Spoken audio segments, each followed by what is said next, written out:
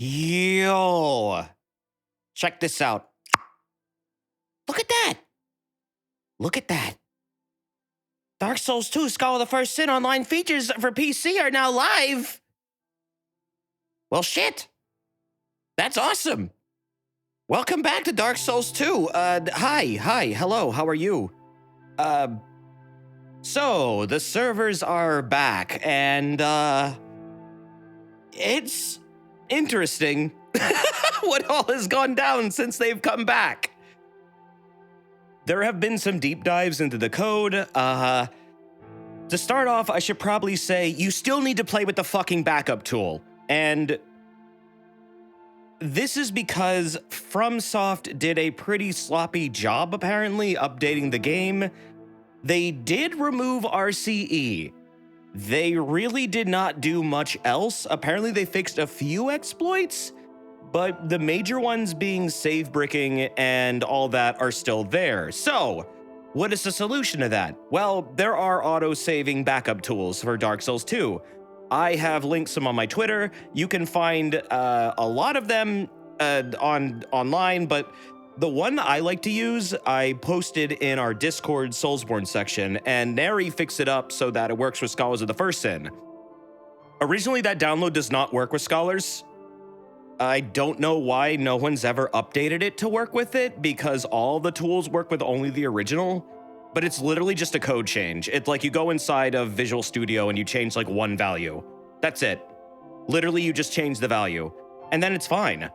But Neri did the work for us, so I posted the EXE in the Discord. Feel free to scan it. Nothing should be wrong. And yeah, if you want to play online, I would highly suggest using that. Yeah, it's just a program that copy-pastes your save into another file so you could reference it. I have mine set to make a backup every 10 minutes, and it makes like 6, and it rotates 6 out. So basically, every hour, I have 6 incremental saves based on 10 minutes. That way, if I encounter anyone online who is a fucking penis, and they do wind up corrupting my save, which this has been a long-standing issue with Dark Souls in general, going back to like 1, I can load that save, swap it in, and it's like it never fucking happened. You can even get like unbanned via this method, if they wind up like corrupting your save to the point where it fucking bans you. Yes, this can happen. It's fucking stupid. I don't know why FromSoft doesn't fix this like outright. I think they've literally forgot how to code these old games. I would not be shocked. A lot of their developers have either moved on to other studios or they're now working entirely on Elden Ring. Dark Souls 3 apparently has it better because the devs still actively know how to use that game's engine, like the code for it and the way they constructed it. DS2 is apparently a bit unique, and I am not shocked they did not do as good of a job. However, Luke Yui, I never know how to say his last name. I'm so sorry, Luke. He has generously offered to fix up Blue Acolyte, which is the Blue Sentinel of DS2, in time. He will have that done. He also said he wants to fix up DS3, so soon we will have the community anti-cheats back, and it'll be just like it was before, where this wasn't a factor. The only reason why these exploits are back is because the game is updated, and now the anti-cheat community anti-cheats don't work. So, if you're going to play online, just be aware that, 1, do not pick up candy from fucking strangers. Just don't. Don't do this in any game, unless you know the player. I am dead serious. I have come across players in every fucking Soulsborne that has just dropped endless amounts of stupid items. That's all they do. They summon you in, they drop shit, expecting you to pick it up so they can fuck with you. Sometimes it's generous people just being nice, but you never know. So if you don't want to get banned, just don't pick up random shit from random people. Even if they like leave it after like a duel or something, just don't do it. Don't do it. Seriously, save yourself a world of trouble and just don't. It looks cool like to pick up something from an invader or something after they're done fighting you, but seriously, it's not worth it. That's honestly how you can get banned really quick. Beyond that, run backup save tools, and I guess patiently wait for Blue Acolyte to get updated and Blue Sentinel. Currently, only Scholar of the First Sin has its online servers restored, but hopefully we will soon get the original game done, which is the one that my offline character is in. However, I did make... It's 7 fucking hours, got to level 62, wow. I made an alternate character for this version just to test out the online, since this is my stream character, and yeah, I mean, the online's decent. It's about as good as it was in DS3. I like it. It's pretty fucking fun. I see why people like this game. It just needs the blue acolyte to get fixed up. However, yeah, just be wary when you PvP with people, or even co-op, what you're doing with them. And if you see anything weird, I would definitely have a backup save on hand just in case things get fucky. Yeah, DS2 has a very unique magic system. It has a very unique combat system. It's really fun. It's definitely different from DS3, and I'm enjoying it. Just, you gotta be careful. You gotta be careful who you're playing with. That's really it for now. It'll be easier later on when these anti-cheats are finished. You got 2 of the illusory rings in the same run 2 days ago. It was a huge pain in the ass, but it's over. That's fucking awesome. I have no idea how I'm ever gonna get those. What they're talking about, Global Trance, is there are 2 rings in this game that you get for doing 2 different runs. One is a deathless run, and another is a bonfireless run. You cannot die, and you cannot use a bonfire. I don't know if these can be combined in any way that's reasonable, but yeah, those are runs in this game that you get rewarded for. Only in this game. Only DS2 has that. And I think that's really cool, and I kind of wish the other games had it, but I have no idea how the fuck I do that. No idea. It's because DS2 is best game. I have learned to really like this game. I've really gotten to understand it, and I know why people enjoy it so much. You know what, honestly? I kind of have been thinking about what I've been saying about Skulls of the First Sins intro. Having replayed the intro now with another character, although it is my second character in the game. Oh wow, look at that. It's lively again. I don't really find the intro as hard as I did when I was first starting, and I think that's just because I was nervous. Or maybe it's just because I was playing offline and I'm not so distracted. But I'm not finding this version as bad as I did when I first started it, when I restarted the game as another character, as like a fucking deprived too. I didn't pick like a good starting class. I picked the worst one. And it wasn't bad at all. I've got reasonably far really quick. And even with like the co-op stuff, it's super easy. This is not a really hard Dark Souls at all, I think. At least at the start. At the end, it gets a little fucky. But that's just Dark Souls in general. You're gonna find that across the board for every Soulsborne game. That's just how the end games work. Yeah, you start to love this game despite the roughness of it. I can definitely see the passion for it in the game and like just what the devs wanted to do and all the ambitions they had. At any rate, online is back, as you can see. Ghosts are here, blood is here, messages are here, PvP is here, PvE is here. It's all really fun, and this is a very good game to co-op through because of its just, I don't know, straightforwardness, especially the beginning. There's a lot of build versatility. There's a lot of interesting ways you can play. There's a lot of dynamics, and the Covenants are really fun too. I think I really like this game's online so far. It's pretty fucking nice.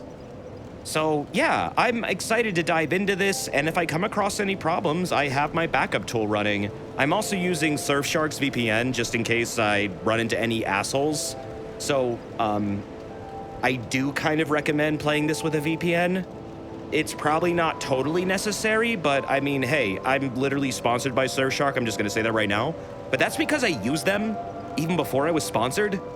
So, I mean, hey, if you wanted me to get a bone, code DesertP at surfshark.com. You get like 83% off and 3 months free and like 30-day money-back guarantee, and I think like an antivirus for free. It's pretty fucking nice. It's pretty nice. They're a really good deal, I think. And honestly, I think they might have some deals coming up soon with maybe Black Friday or something as well, so maybe keep an eye out for that too. But yeah, I recommend it just because people can do all kinds of weird shit in this game. It's pretty sloppily coded. Sadly, FromSoft is not the best at security, clearly. Just protect yourself. It's still a really fun game. In fact, it's one of the best games I've played online, but just be careful about it. Just be careful. If you don't want to give me a bone, that's fine. I'll take a spleen. I'll take a kidney. I'll even take, like, I don't know, your brain if you really don't need it. I don't really need mine. I don't know what I'd do with it, but if you want to give it to me, that's okay. Go ahead. Just be sure to put her on dry ice so that way it doesn't go bad by the time I receive it and I can, you know, eat it and everything will be fine. You know, no fuss, no prions, no nothing. What is a brain? I don't know. Anyways, before I get going here, let's see. Oh my God, that's a lot of subs. Hi, thank you for all the support. Oh, Jesus. Garrison, thank you very much for the 25, man. Over 2 years. Happy birthday to you. Thank you. And happy Soulsborne's back online day. Or, well, the day after. It was actually online yesterday. But thank you, man. Desert Griffin, thank you for the 42 months. Thank you very much. The answer to life is 42. That has always been a very mysterious number to me, and I've never had it properly explained. How is that? What is the meaning behind 42? Wild. I've never had a clear answer. Maybe I should read The Hitchhiker's Guide to the Galaxy. You know, I've never read it. I've only seen the movie. Do they actually go in depth on that one? Like, all they said is like 42, and that's the answer. You just accept it. It's half of 21. Duh. 6 times 7. Yeah, I know. I was just wondering, like, did they ever, like, that's the joke. That's the joke. It's explained. That's the joke. Yeah, I should read it. I should read it. I want to read more books lately. I don't know. I've been falling out of, like, reading. I used to read so much, and then my brain got lazy. Now I don't read at all, and you clearly can see how it's affected me. I stream on Twitch now. Koivap, thank you for the gift subs. That is incredibly nice of you. Thank you very much. That is very, very kind. I really appreciate that. Why is my encoder saying it's overloaded? Oh, God damn it. What is going on? Okay, cool. Well, that brings up a topic. Let me, switch over to this really quick. So my computer has been acting the fuck up lately, and I don't know why. I can't seem to stream anything properly without my encoder overloading, and I really don't understand. So here's the thing. I have bought a significant upgrade to my computer, and that's through the support of you guys. It will be here soon, probably within the week. Hopefully I will never have to worry about these problems again very, very soon. You got a secondhand 3090? No. What is happening is I believe my computer, my CPU is getting overloaded. So what I've done is I have bought a new CPU. It will be here soon. I don't know why my GPU encoder is getting overloaded, but it seems like it's partially related to my CPU honestly getting throttled. It's really weird. Because I'm not encoding with my CPU at all. But yet it still says it. Not sure what's going on there. It's very confusing.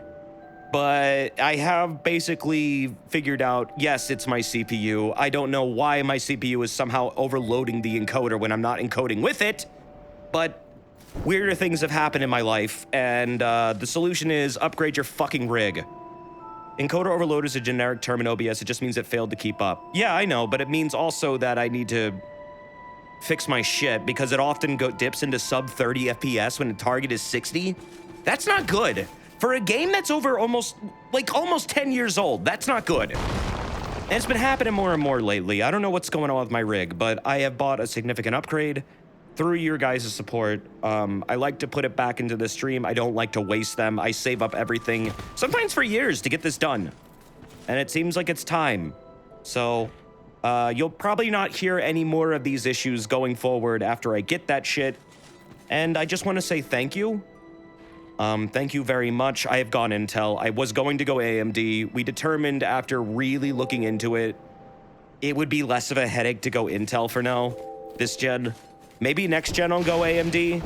I really don't care for either or. This is purely down to what was better for my purposes. I am not a brand loyalist. I fucking don't care. Brands are not your friends. But yeah, basically, both brands are fine. You won't really go wrong with either. It really highly depends on what you're doing. I decided to go Intel because it fit my needs better. That's purely why. That's it. Not because of power, not because of anything else, just the specific tasks I do work better for Intel. That's all. That said, some streamers work better with AMD. It really comes down to what they're doing. So, yeah, thank you for that. Hopefully this stream goes okay and we can not have to worry about it anymore. Hopefully I don't see that stupid pop-up again. And we can just stop worrying about it for a little bit and have some fun. Running around Drango Lake and dying left and right. I love your double tridents. I love them too, thank you. I'm glad you admire them. I like them a lot, actually. One does poison and the other does bleed. And they both fuck shit up, left and right. They're great. What will you do with the old CPU? I was considering making a second rig for something, or probably selling it or having it in reserve in case something goes wrong. I've learned not to get rid of my old hardware. You never know.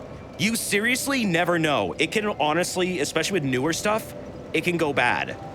So, you gotta be careful with that one. You really gotta be careful. I remember one time Vin gave away his old graphics card and then his new one gave out within a month.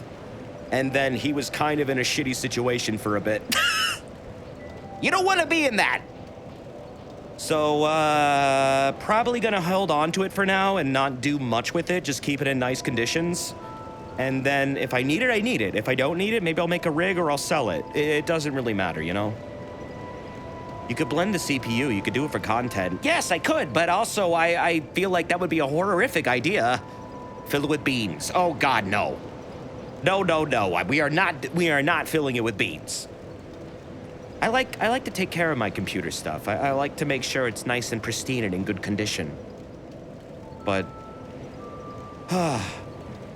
I just want to say again, thank you for your support. It does really matter. When I say that, I mean it. I do mean it. It helps me continue doing what I'm doing, and this is one of those situations where I really genuinely mean that. It was getting to the point I couldn't really even play games and watch a video at the same time. OBS was flipping the fuck out, and I don't know why. And I think it just might be. I pushed my rig really fucking hard for the last 5 years. I've encoded so many things with it that it's ridiculous. This thing is a fucking tank. It's probably about to start showing signs of serious age soon, and it's probably been accelerated massively because almost every night for the past 5 years, I've been pushing its encoder to its absolute limits, trying to squeeze out the most quality for compression. So it's probably time to move on to a better thing, and again, I'm so grateful that people want to support the stream. Thank you very much. It really does mean a lot. Desert, play the fucking video game. Okay. Where the hell were we? Also, Toaster Jump Scare, thank you for the 41 months. Thank you. Amethyst Stargazer, thank you for the bits. Thank you. Thank you very, very much. Nary, thank you for the gift sub. I'm in the mood for some lizard facts. Is it true that reptiles take longer to heal from cuts and scrapes than mammals of the same size? Yes, they do. They do take longer. That is because their system is a lot slower in general due to their cold-blooded nature, as well as their ability to reserve energy. That said, they are little bundles of energy that can explode in surprising amounts of strength due to this. However, yeah, they're really good at reserving their stuff, but they do take a bit longer to heal than normal. That said, so long as you take care of an injured reptile and properly, monitor it and just make sure it's doing okay every day, you should be fine. If you're in a situation where maybe your little buddy got injured, Leonard has been recovering for quite a while from his last condition, which was pretty debilitating, but he's doing really good now. It's taken a while. It's taken about a year, but he's back to moving around freely. He can run, he can hop, he can even, he can do a lot of stuff that he couldn't do before, like about a year ago. It's nice to see him regaining functionality, but yeah, it did take a while. And yes, it's a very concerning amount of time, and it does, honestly, it does feel like nothing is happening for a while. That said, although it doesn't look like they're recovering, they are. So just know that if you ever wind up getting a sick animal or an injured one, that although it does look like it takes longer, or maybe nothing is happening, they are recovering. Just be sure to check with a vet that everything is okay. I like to take Leonard to get a checkup like every couple months, get his blood looked at just to make sure nothing weird is going on, nothing fucky is happening. And he's been doing great. His new meds are doing great. He's been healing up fantastically. Check out these orange little squares over every little area. These are the hot spots for activity right now. Man, I love seeing this game alive. It's really, really neat. And honestly, the higher your level, these kind of keep up with you. Like in the lower levels, these are the active places. And then as you're, well, it's more like soul memory, really. And as like you progress through the game, like Drangolite Castle and Shrine of Amana are now the ones that are lit up for activity. This is where I am suggested to go if I want to seek out online play. I love that. DS3 also has this feature, and I think it's really useful for finding people to play with. That said, let's see. Last time... Oh, wait, hold on. Before I have more notifications to read. I'm sorry. Beth, please, thank you very much for the 31 months. Thank you very, very much. I'm going to rocket through these. I really want to get to the game because it's been almost a half hour and I haven't done shit. But I really appreciate it. Thank you very much. It really does help. Amethyst Stargazer, thank you for the bits as well. You can actually get invaded now, Desert. Yes, I can. I can invade too. And I'm going to fucking ruin some people's days. While they also probably ruin mine more. I'm still getting used to the combat in this game, especially for online play, but it's really fun. Nary, thank you for that 1 bit again. Thank you so much. Mouseman, tier 2, 53 months, thank you. In the spooky month, I offer you my thanks for these years of streams and memes. Well, thank you, man. Thank you for the tier 2. I really do appreciate it. I really value everything you do for the stream, dude. You're such a really helpful friend and just a really good dude in general. Thank you, man. Thank you for the gift sub, Neri, as well. Mouseman also tier 2. That is very kind of you, man. Thank you. Aqueous, thank you for the bits. Thank you as well. You just came out to your parents as trans. Congratulations! I'm glad they were supportive. That's fucking awesome. And you're starting HRT soon. Well, hey, that's really fucking cool. That is really fucking cool. I'm happy for you. Really, that is a huge deal and a big step in your life, and I just hope that you find a lot of support along your journey, because that's a big step, and I just hope it's a good journey for you. I really do. Congratulations. Seriously. Seriously, congratulations. You know, trans rights, human rights, and you're an amazing person. Thank you. And DLC, thank you for the bits as well. Just... Please read with the filter. I can't read with the filter right now. This is the crucible of the profane Sabbath, the source of the demonic activity. God damn it. The seal of the unholy trinity prevents us from going any further. It appears we missed something in our search to something that could have broken the seal. There must be another way to stop the demons. God damn it. How many times did we read that night? It's a dialogue from Faith 3 that I was reading over and over again, because I kept dying in this one boss fight, and it's Father Garcia basically telling you about the Crucible, the Profane Sabbath. Faith 3 was fucking awesome. I really want to look at the other endings. I was watching Vin play through it the other night. He came across things that I had never seen before, so there's still a lot to do in that game.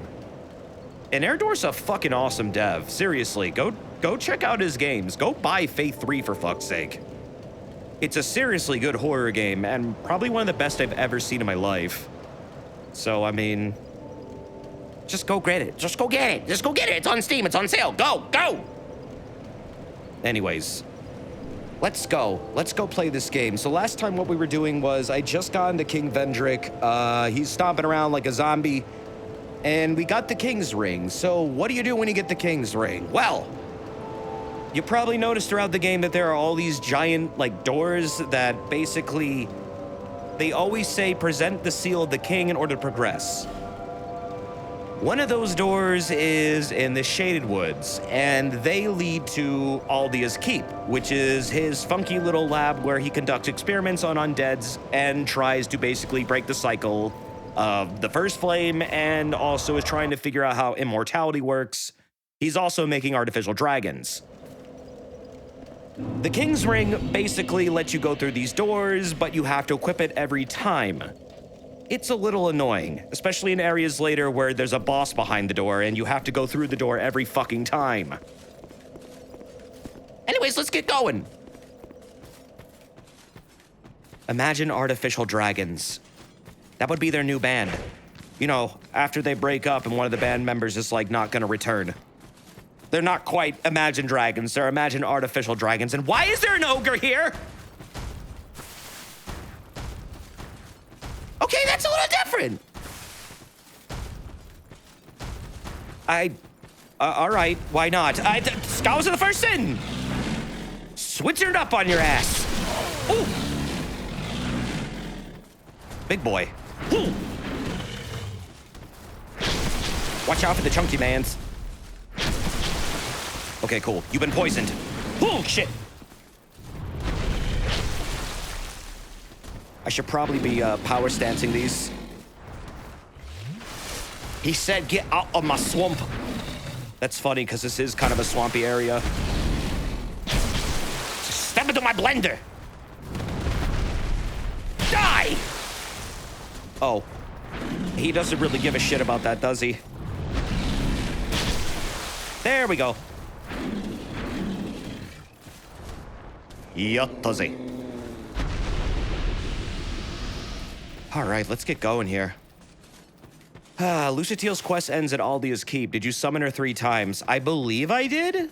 I think I did. I'm pretty sure I summoned her 3 times. We made a pretty, good effort towards that. I'm aware where she is in Aldia's Keep. She's in the little shack by the bonfire, yeah? Oh, nice. Red Tearstone ring. You shouldn't need the King's Ring more than once to open the King's Doors in Scholars of the First Sin. Oh, really? Did they change it? Oh, thank God.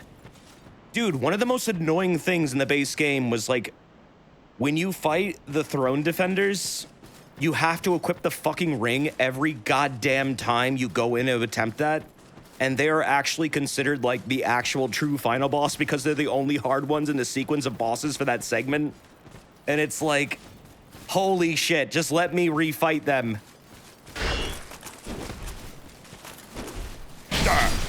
I believe you did. Let's recap. Flexile, Sentry, Rodden, and Smelter. Yep, okay, we did it right. So, Lucatiel's quest should be done. The only other quest I need to do is Baron Hearts. Baron Hearts is a lot more forgiving from what I understand. With Lucatiel's quest, if you get to this point and you haven't done all 3 boss fights, she will go hollow, forget who she is, and then disappear from your game completely, and you will not get a chance to get the rewards from her quest line. With Baronheart, you basically get the reward no matter what. All you have to do is just keep summoning him for, like, Giant Lord or something, and he just stays in the spot where you find him in his last location. He doesn't disappear from your game. I don't know why they made Lucatiel so punishing. But yeah, as far as I'm aware, this is like the only real missable NPC side quest sequence. Everything else is kind of forgivable. Does it, if I buy the game, find you online and drop an item, will you pick it up? No, I don't trust you, Neri. I don't think that'd be a good idea at all. Considering you can modify EXEs, Neri, I think you would honestly be trying to trick me. I trust you less than any other, like, person that I would encounter online, in fact. He just wants to mess with me. He just wants to mess with me. There's a lot of stinky rats here. What are these things? They're not even rats. They're like lemurs. They're like bush babies. Weird fucking dogs. Whoa. I kind of love that the binoculars are like an equipable item in this one. You can probably upgrade them. What is the point of getting binoculars to +10? And is there a binoculars run? Is there a binoculars build? They're called kobolds. Oh. Don't tell Zito I just stabbed a bunch of kobolds to death. Yeah, they're like bush babies. You know, little lemur fellers, little monkeys with big eyes. Hi, Lucatiel. Hello. Who are you? Oh. No. Forgive me. I know you. Yes, of course. How goes your journey? It's going okay. I know not what you seek in this faraway land, but I pray for your safety. She's been going hollow. She gave me her fucking effigy and then started immediately flipping out. Why didn't my character just give it back? I think that's actually why she starts going hollow. She seems all put together and then she gives you an effigy and immediately she starts showing signs of like losing memory. I think she literally did this to herself without realizing she did it. Yeah, she doesn't know what effigies were, so she just gives away her only source of staying sane, saying she doesn't know what it does. The implication is she doesn't want to use it. Right, but she also didn't realize what it did, so it's like, why can't I just give it back? Also, Mesa Moon, thank you for the 41 months. Where does the time go? It goes into the time squid, where they devour it and then poop out a new timeline every time they do it. Literally every waking moment is another timeline being born. Every decision, every movement. Did you wiggle your pinky? Well, guess what? You're the creator of a new timeline. Congratulations. You're responsible now. I am feeling a little bit better today. Thank you. Also, thank you for the 41 months, Mesa Moon. That's very nice of you. Please take these. If you give it back, she doesn't mean she'll learn to use the effigy. But what if my character explained to her? What if I used an effigy in front of her and she said, oh, that's what it does? Anyways, this is a reward for her quest. Consider You get this all of her thanks stuff. for keeping me sane.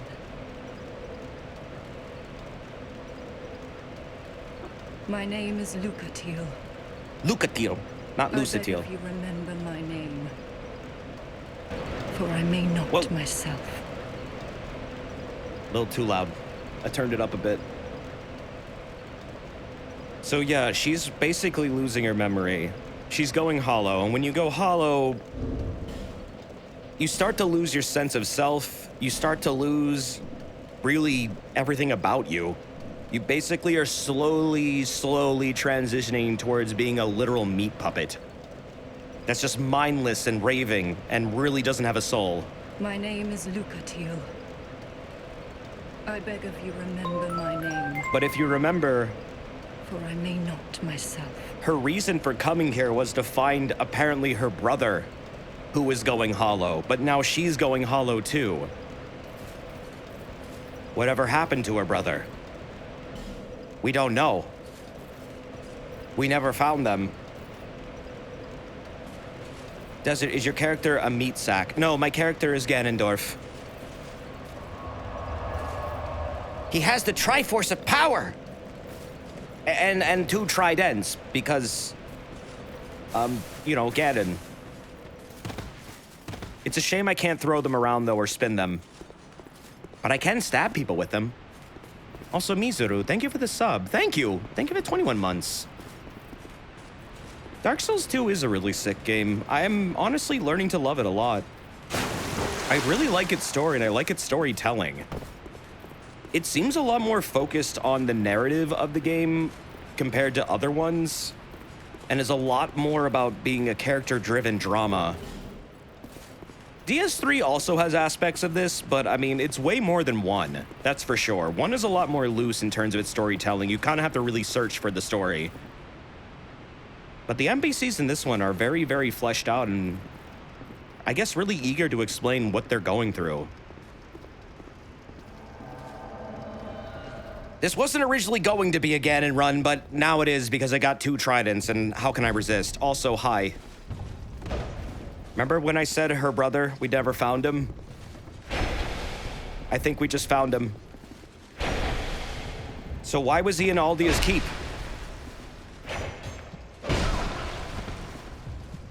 I'm wondering if Aldia, like, kidnapped him. Because this is him, right? She wasn't even that far away. Just lure him to her. I can't, there's a fog gate. See? I would take him to her if I could.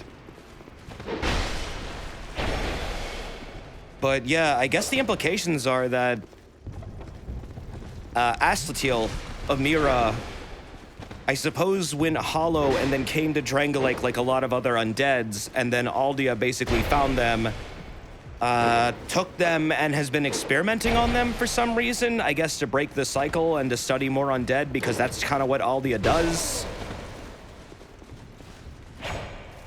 And there he goes. The Hollow has been vanquished. He doesn't seem like he's in a mood to chat with his sister Desert. Well, he's not really him anymore. The reason why you're fighting him at all is because he's not him. He's basically Hollow now. He has totally lost his soul. Old Mira, great sword never. Isn't that sword, like, really easy to break? I did just get the Mira greatsword though, right? Lucatiel's sword. Let me see. It was... yeah, this one. This is a really good sword. This is actually Hollow Slayer in DS3. Check this out. I actually really like this thing. I don't know why they renamed this to Hollow Slayer in DS3, but it's literally the exact same sword and the exact same moveset, and it's fucking awesome. Aslatiel drops a rare version of it, but it's rare as fuck. Oh yeah, that's right, he does drop it. I like its moveset though. It's a very, spinny sword. But versatile. It's fun. I actually wound up using it a lot in DS3 because of its moveset. The R2 is really good. But I need to upgrade it a bit more before I make it part of my kit, if I want to. It's currently kind of poo-poo for damage since it's non-upgraded. Read some messages. Be wary of head. You can see all these ghosts, you can see how things died. What? Wait, really? Huh?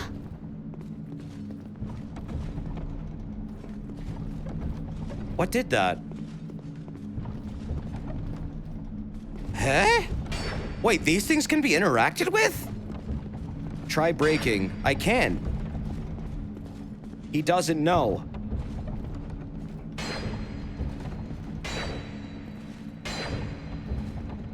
How did he do that?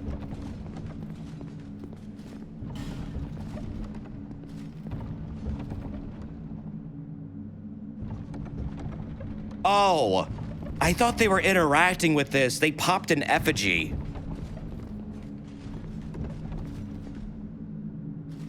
Well, something killed them. He is lacking the critical information.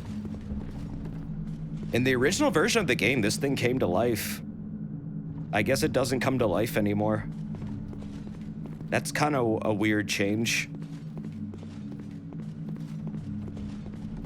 So when you would walk into this area in the original, the second you like stepped right here, this thing would rear up. It would like roar at you. It was fucking huge, and then it would skull bash like this wall. And apparently if you got hit by it, you would die. I didn't get hit by it, but now it's doing nothing. So I guess it's just asleep now forever. I wonder if that's a dragon the ancient dragon's pretending to be. Yeah, I don't know what's up with this thing. It's clearly an ancient dragon, but at the same time, it's nothing but bones. But ancient dragons are implied to be immortal, so why is it nothing but bones? Hello. Well, you're nicely hollowed, aren't you? Are you tormented by memories? Burdened by guilt? Now the question, are you ready for more? If you are, then we ought to talk.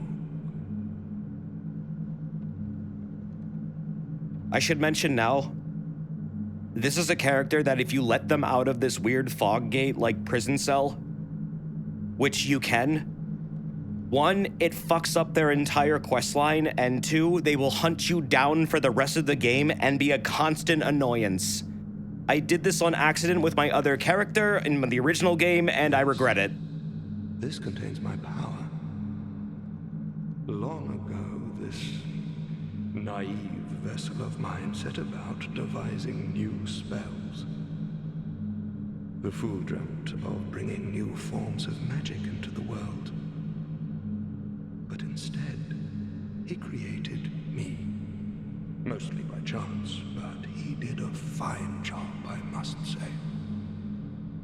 What he sought was strength, and so I decided to demonstrate. While my vessel slept, I'd find my mark and hunt him down. But my vessel did not approve. And so while I slept, he sealed the both of us away. So basically what is going on here is this dude has like 2 personalities. He has his original one, and then he has a created one, which may or may not be some kind of fucked up demon, and I don't really know how that works because demons are kind of weird in DS2. They're like able to possess you or something? And also they don't apparently need the Chaos Flame to exist. It doesn't really behave the same as it does throughout the rest of the series. I'm not sure why that is. It's not really explained. But basically what this guy has going on is he is a court sorcerer. He somehow has manifested 2 personalities for himself. One of them really fucking hates hollows, and the other one really only wants to talk to you if you're a hollow. However, if you let him out of here, which there is a way to, his alternate personality will instead hunt you down throughout the rest of the game, the one that hunts hollows. So it's like, he doesn't want to be left out because of this. He doesn't want to be let out at all. He's afraid of hurting people. No, I don't have anything against humans. But how is it that you go about defining good and evil? I'm only using what the gods gave me. How can that be so wrong? It's like Jekyll and Mr. Hyde. What say you to a spot of murder on my behalf? If you don't, I'll leave this place and take more lives. Many more. I couldn't give a fig either way, so... Is that saying I couldn't give a fuck? What is your choice? Sure! I don't know, what, he wants me to kill people? Yes, I see how very kind of you. To placate his inner demons? I want you to kill a merchant named Gilligan. Oh no! Foul man. He won't be missed, I assure you. Yes. Bring me a ladder miniature as proof. Oh, you don't have The to! only person who'd have such an odd name. I was about to say, wait, that's a continuity error. Gilligan didn't die in Drangleic. Well, technically, not this Drangleic. He died in the Profane Capital, which may or may not be Drangleic that's been fused with Lothric. That's confirmed. That happens in DS3. You find his corpse as like a charred remains in the Profane Capital. I guess you can lie to him and tell him you did the job by buying the ladder miniature. That's what it's I for. want you to kill a merchant named Gilligan. Okay, don't do it, please. I'm not gonna kill Gilligan. Don't forget I like that ladder Gilligan. miniature. I don't care how much people talk shit about him. He's running an honest business. He makes ladders. Someone's gotta do it. You don't have to kill any of the dudes for the assassin quest. Oh, that's actually really nice.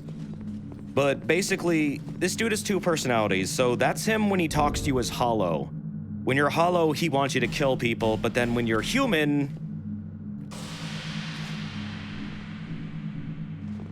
it's a different conversation. I haven't said anything strange, have I? I have absolutely no intention of leaving here. Do not attempt to help me. Just let me sit here and wither quietly away. Also, Mud Dog, thank you for the 31 months earlier. I really appreciate that, dude. Thank you. And Precisely M, thank you also for the 29 months. Why is it always experiment in short, likely pitiable sort ahead? Yep, this dude is pitiable. He's basically locked himself away because he possessed himself with a demon that wants to just kill other things. But now, like, that I'm human, his inner demon doesn't want to talk to me, and I'm talking to the real him. He's saying, don't fucking help me. Please, just stay away. No, please, don't come near me. Nothing good will come of it. Just leave me alone, please. Leave this place and leave me be, as I'd not see any harm befall you. He's not actually a bad person, but his inner demon is. Please. Navlan is a normal human being, just like you or me. Oh yeah, I mean, Aldia's Keep is full of fucked up experiments. The lore here is fucking fascinating and has really big implications for the rest of the series. Anyways, this is the funny switch. So this is how you let him out. Take a look at this. Pull back. Pull back. Pull back. Pull back. These are dev messages. Pull back. Pull back. Pull back. Pull back. Don't you dare. So, my dumbass in the original game saw "Don't you dare," and I thought, no, I do dare. I had no idea what this fucking did. No, I didn't like spoil this for myself at all. I hit the switch, and immediately that gate goes down, and he goes, what the fuck did you just do? And then he's super angry at you for the rest of the game. He'll still, I guess, talk to you, but then, like, he will start invading you everywhere. Like, everywhere. He just shows up at the worst times, too. It's awful. He also uses hexes, and they're really fucking hard to deal with. He's gotta be one of the most, like, worst NPCs to fight. Just for, like, his tenacity. The dude never leaves you the fuck alone. So, literally, the game warns you, and then if you do it anyways, well, you were warned. Like, you can't really complain too much. It tried. Anyways, yeah, now I can, like, summon people and stuff, and, oh, I guess I can't... Okay, I can get through this. You've never seen that summon? Oh, that's a player. Desert, this mechanic was literally in Demon Souls. How did you fall for it again? Well, it wasn't really like that in Demon Souls. In Demon Souls, what winds up happening is Yurt is literally blockading you from progressing the game. This is entirely optional. I didn't realize that was the Yurt switch. Like, it's not really made clear what it does. That's the twist. You don't know what that switch does. The switch is quite literally labeled as just "don't you dare." It's not really made clear that it's going to actually release that dude. What I thought it did was, I don't know, unlock a door somewhere else or activate a elevator or something, but no, it gets rid of that fog gate and then it lets him out. There's like 20 warnings. Yes, and I've learned throughout this series that you should never listen to anything except for this one time. People like to fool you a lot. For example, you should never listen to most messages because last night I put a message in front of a bottomless pit that said, do it, and then bravery. I then proceeded to watch at least 20 different phantoms jump into said pit after stopping to read said message. They all died. I was laughing my ass off. Messages in this game are both helpful and they are trolling. Desert, those people did that on purpose. They knew. I know they knew. I realize now. But not all of them knew. It's worked on me before. Oh, hi. Don't spread misinformation, please. It's all in good fun. It's the joy of the message system. You never know what you're gonna get. But basically what I'm trying to say is not every message in this game has been truthful. Even some dev messages are actually intentionally misleading. There are also secret messages you can get with the guidance spell that even add like more messages to the game from the developers. One of the funnier ones from the original game was using the guidance spell in front of Guinevere. Did you know in front of Guinevere is a developer message that literally tells you how to kill Guinevere and to like straight up do it? A lot of people don't know about that one because no one uses that fucking spell. But no, it's there.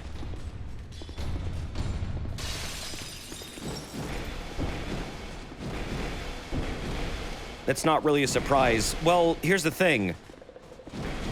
How many people who don't spoil themselves think to shoot Guinevere in the face? Not many. I have guided people through Dark Souls 1 when they've been like not using guides and totally blind, and I've been like just kind of giving them slight hints, and they never think to hurt Guinevere. They think she's good. Coffee, is that you? You're serious? Yeah. People never think to shoot Guinevere in the face. It's very common. Oh, okay, this is a player. Ooh! Oh shit! No!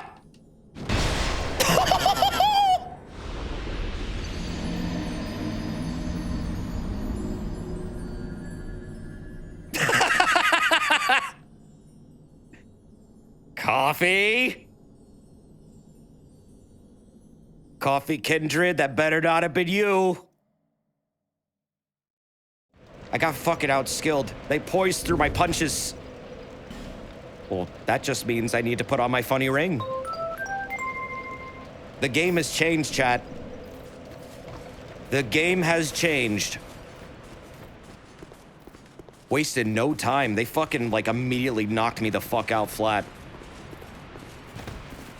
Wait, what? Oh, there you are, Coffee. Did you enjoy killing me just now? Desert, can I join and give you an item to fight Coffee? Neri, the thing is, with this game, you can't just join me. Here's the thing about connecting to other players in this game, and Coffee, I know that probably wasn't you. You see that top right number in this screen? You need to match that number. You have to be within that rank. That is my actual ranking for online play. If you don't meet that, you can't join my game. However, if you use a certain ring, yes, you could. But I don't have that ring, so it doesn't really matter. There's a ring that lets you connect to other players based on their chosen deity. I'm not quite sure how it works. I've never used it, but apparently this overrides the online play limitations. That said, for most normal forms of co-op and PvP, it's all based on that number. That number is called soul memory, and it's the bane of a lot of Dark Souls 2 players' existences. A lot of players have gone around the soul memory system by just kind of agreeing to not utilize certain things, or I guess to not level beyond a certain point and to stick to like 150 to 155 to 200. But not everyone does that, so it's not a perfect system. This game's online PvP is very weird. That said, it's still a very passionate, fun community. And, oh, what is that? Huh. Yeah, there's also the agape ring, which makes it so you don't gain any souls at all. I don't really like that solution. I feel like that's still not really solving the core issue behind why soul memory is bad. I don't like soul memory. I think all it does is enable like people to just really grief at early levels. There's a lot of research into why it actually helps. It doesn't help more than it harms. It's just not very well thought out. And it's kind of why they never use it again. I kind of wish that Skulls of the First Sin had just gotten rid of it. I don't really know why they decided to keep it, considering it's probably the weakest aspect of this game. It does allow for smurfing, it's fucked up. But also, Coffee, thank you for that 45 months earlier. Thank you, man, and Crunkerton, thank you for the 28 months. Happy birthday-ween. It do be almost birthday-ween.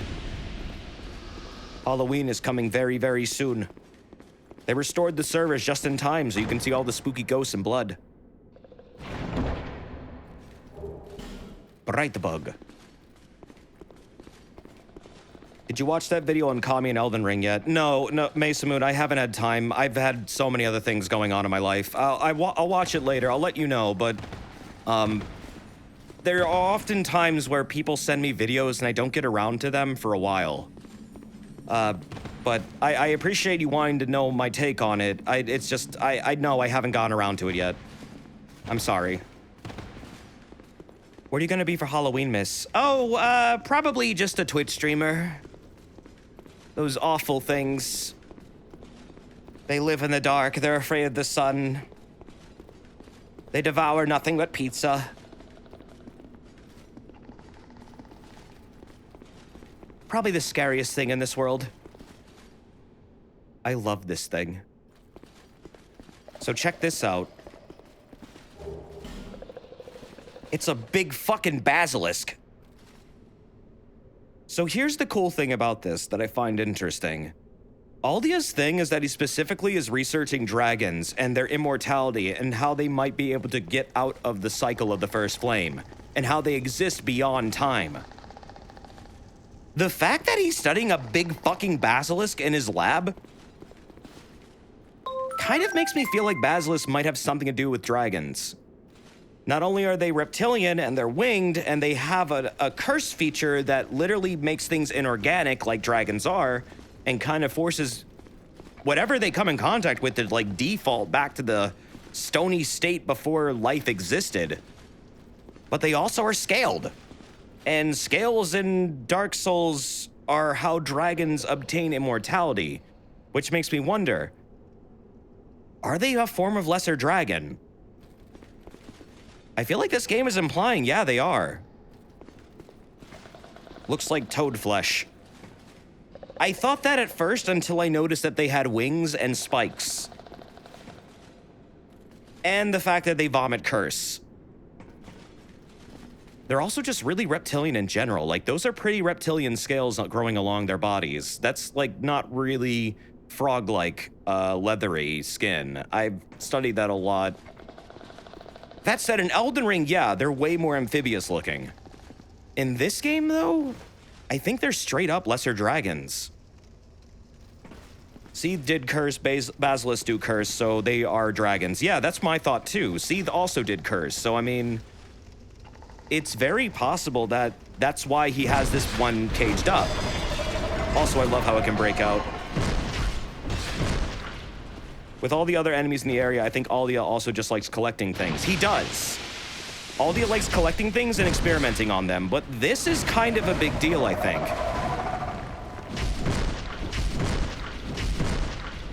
Aldia also is in the business of making artificial dragons, and you'll see one later. It's possible that he was combining undead with, like, giant souls and basilisks in order to create his own artificial homegrown dragons in his attempt to basically get out of the first cycle. Because if you're a dragon, you're immortal. If you're immortal, you're not tied to the cycle of the first flame, and you can escape it, and therefore not be affected by the undead curse. I'm just saying, there's definitely a link there.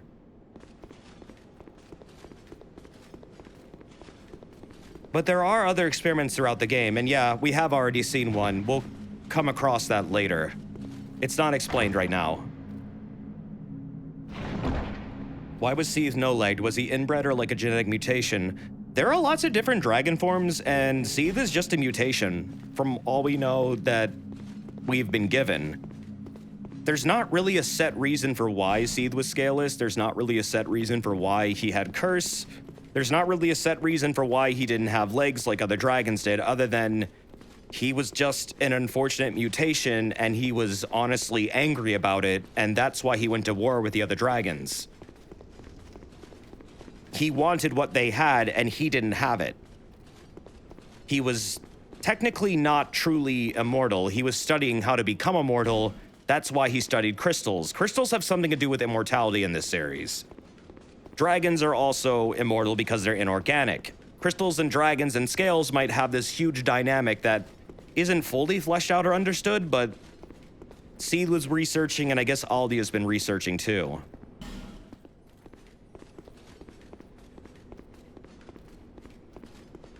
It's not really known why Seath was the way he was, other than just purely happenstance, I guess.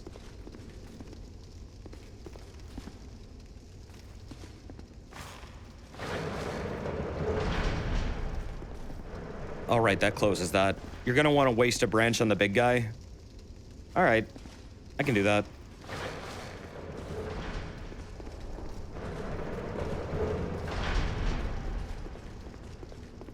Ganon is going well. I am enjoying this run. This has been a really good one. The Wizard Fist and Trident has been a great build.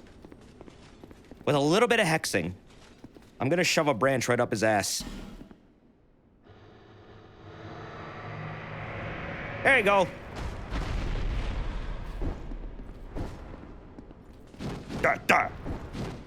Big ol' hippable.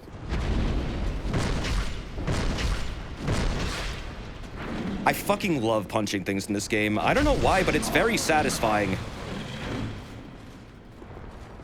Just the moveset is really reliable. And does excellent poise damage compared to like other incarnations of Fist weapons. It's actually fucking great. They also do a ton of damage. It adds up fast. It doesn't seem like a lot at first when you look at the numbers, but then like it adds up and it's like, holy fuck, I'm doing truckloads. Really fast, and the stamina regen is also like top tier, really good.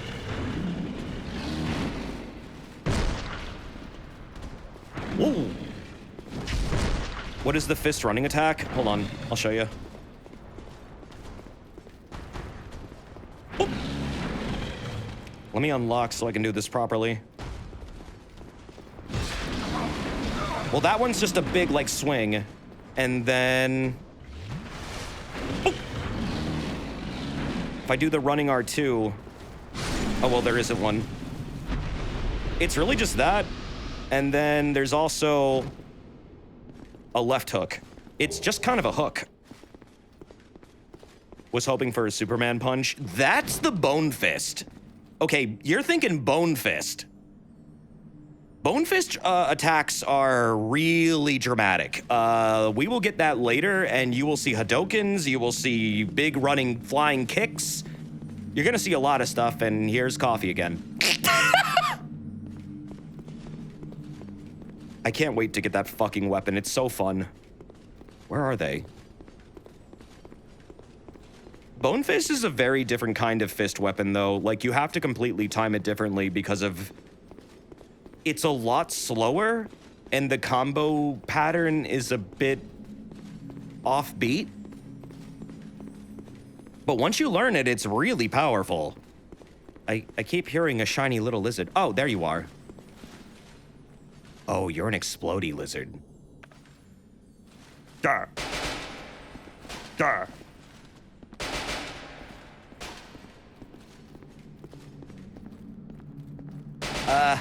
Oh, it's gonna disappear. Never mind.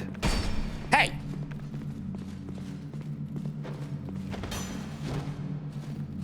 Let's go. Oh. I know what you're doing.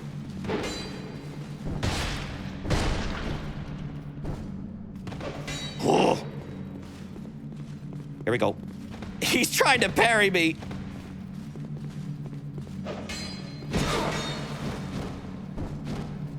This guy's got a bit of a weird connection. Oh god, that's a very weird connection.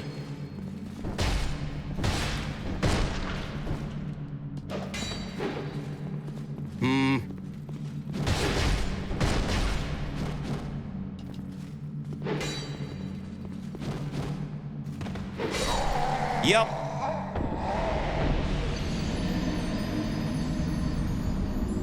So this dude has a bit of a latency thing going on here. Desert heal. I don't heal in duels, dude. That's just bad form. For me. I don't like to. Even if the connection's kind of spotty, I can still basically figure out what's going on. That was about a half-second delay. Which isn't the worst. But it's still kind of annoying to deal with. However, I honestly, it works better than Elden Ring. It really does. It's fucked up. Yeah, I only heal if they do. If they heal, I'll heal. But if they don't heal, then I'm going to treat them like a fair duel. I don't really care if it's an invasion. I don't know. It's just funner that way for me. Unless I don't feel like dealing with it, but I mean, that's just how I am. That's just how I like to play.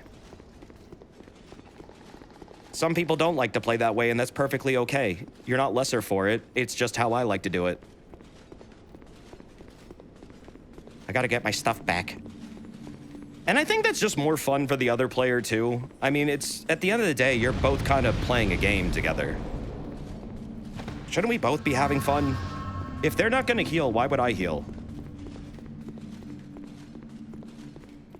Yeah, invaders that don't cheat and aren't being cheap-shotting like little assholes, I respect that.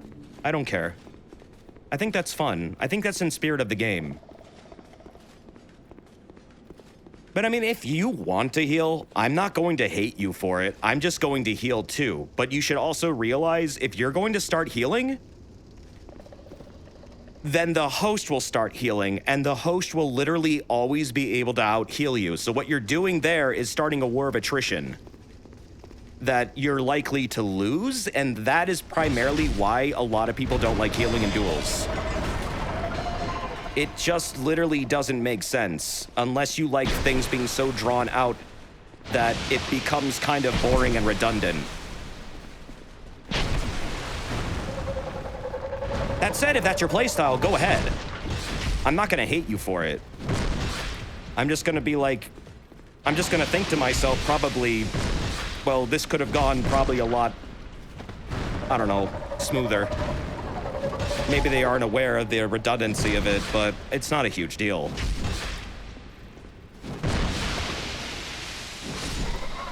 Is there a reason the stone statues appeared? Yeah, those are other players. This is another player that just got cursed by this thing. If you die to that thing getting cursed, this is what happens. You appear in another player's world like this. This was in DS1 as well. Partly why I really love the online of this game. You can see what happens to other players a lot. It's kind of like an honest-to-God warning system, and I love it.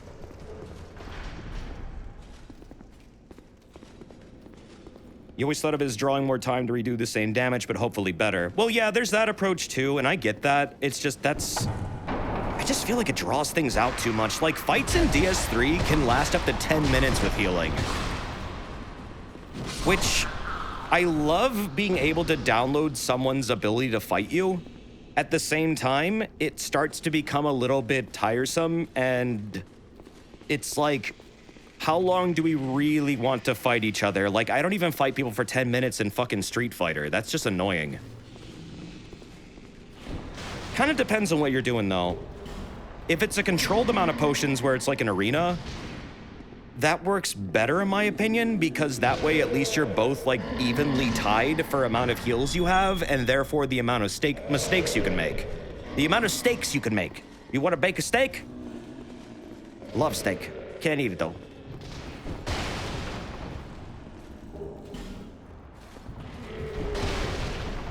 But yeah, dude, like, dueling is kind of a give and take from both the invader and the host. This is a secret bonfire.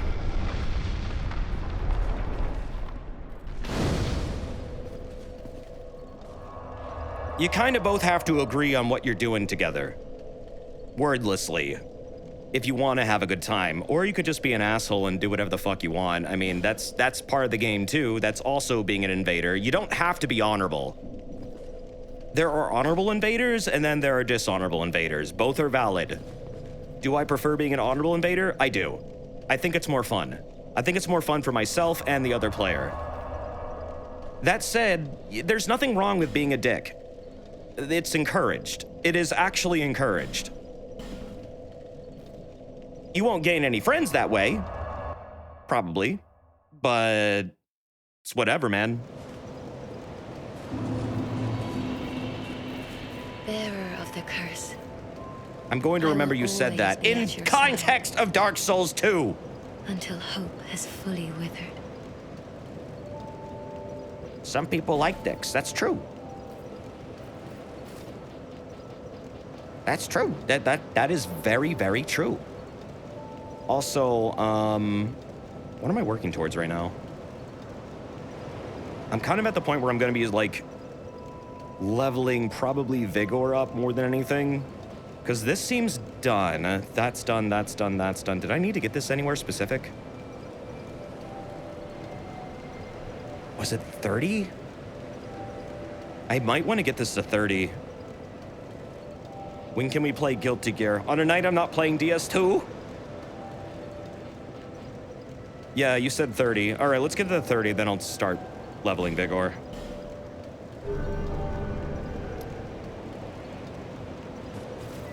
This game's pretty nice about not one-shotting you, to be totally honest. For all the bullshit it throws at you, I've never really gotten consistently one-shot, even like during the end game. Even in the DLCs, which are notoriously difficult, I still don't get one-shot in them, even with really low Vigor. It's pretty fair. I never thought I'd say that, but yeah, it's pretty fucking fair. I never really had a moment where I felt like something was totally unfair, like, objectively. I'll get frustrated sometimes and say that's bullshit, but honest to God, this game is not really as bad as people make it out to be. Maybe I'm just like a really hardened veteran in the series, and maybe I am, but like, my tolerance for bullshit is pretty high. The DLC scales with your soul memory. It kind of does, a little bit. I feel like that's true. I have noticed that if I'm level 150, the enemies do not feel significantly underleveled or overleveled. They feel literally just right. But if it's not true, okay. If it is true, that's interesting, and it kind of makes sense. But the DLCs are meant to be post-game. From all I've understood, they are not really meant to be done before you beat the game. Although you can do them, they will make the final boss fight feel fucking pathetic. This is the cage where all the, like, you know, this is the septic tank. This is where he pees. I don't know why the dogs are down here, though.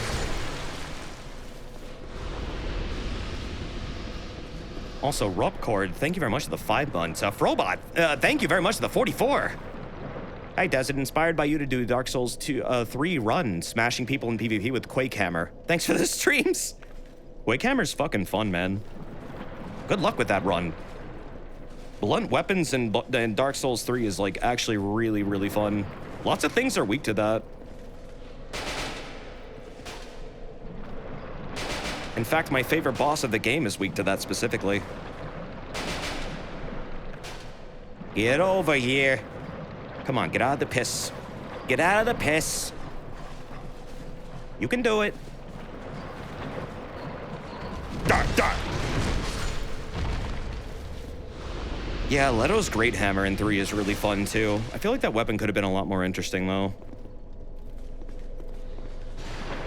There's apparently a lot of cut shit revolving around Leto for the DLC. Like, an entire armor set. Damn it! Alright, well, I guess I better just go get this then and go back and repair everything. Yup. This is happening. Yup. The good news is I never have to go in there again. Bad news is almost everything is fucking broken. Your armor degrades when you're in the piss. Oh, god damn it, that is a lot. Ugh. Thank God I have these. Did you notice something missing from the cage? I'm trying to think of what was in there before. No. How do you feel about armor having stat requirements in this game? It makes sense, but I don't really like it. I'm glad they don't do it again. Ever. Huh. I'd given you up for dead. Almost had me worried, really. I feel like it really limits your ability to, like, clown suit. I feel like it kind of really changes the dynamics of the meta in general to be a lot more strict. And the free-formness of armor setup, I feel like, is a really big part of Soulsborne games. So limiting players on it based on their stats is a little strange. I mean, they're not really limited, but they scale with it, kind of. It makes Fashion Souls a bit harder to do and more punishing. Like, see how some of these have, like, strength requirements? They're not terribly high, but if you're running a certain way, you might find yourself locked out or not nearly benefiting as much as you could be, which doesn't feel great. I don't hate it. I just kind of wish it was a little more forgiving. It's funny because DS2 is the best of the fashion in these games. Even with that armor system? Am I just totally wrong on this? Because I've always felt like that was actually more of a hindrance than it was like a benefit. I haven't really been looking up opinions of this game to make my own.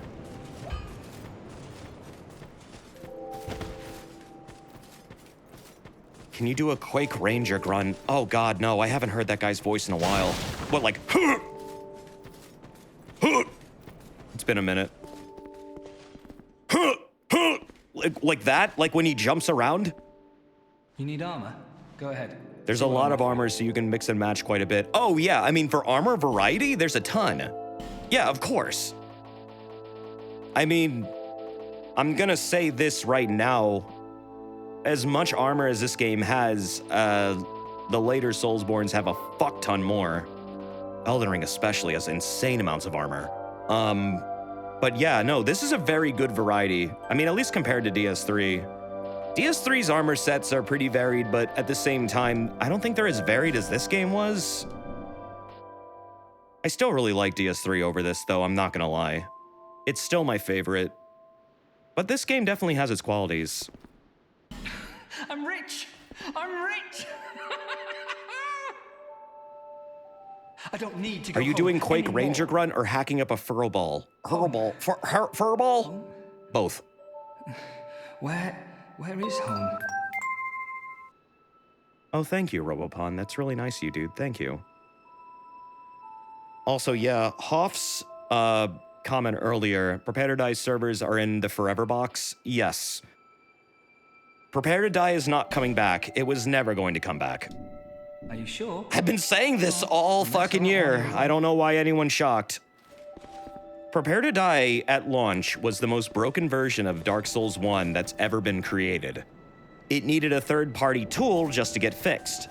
It was so bad, it ran on Windows. It ran on games for Windows Live, and when that went down, they really didn't make an honest-to-God attempt to integrate it into Steam. The connectivity for that game has always been dog shit. Connecting to other players has always been awful in that version.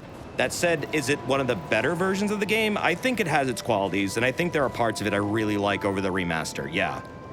That said, I like the remaster too. I don't think it's that big of a difference, and I don't think it's that huge of a deal.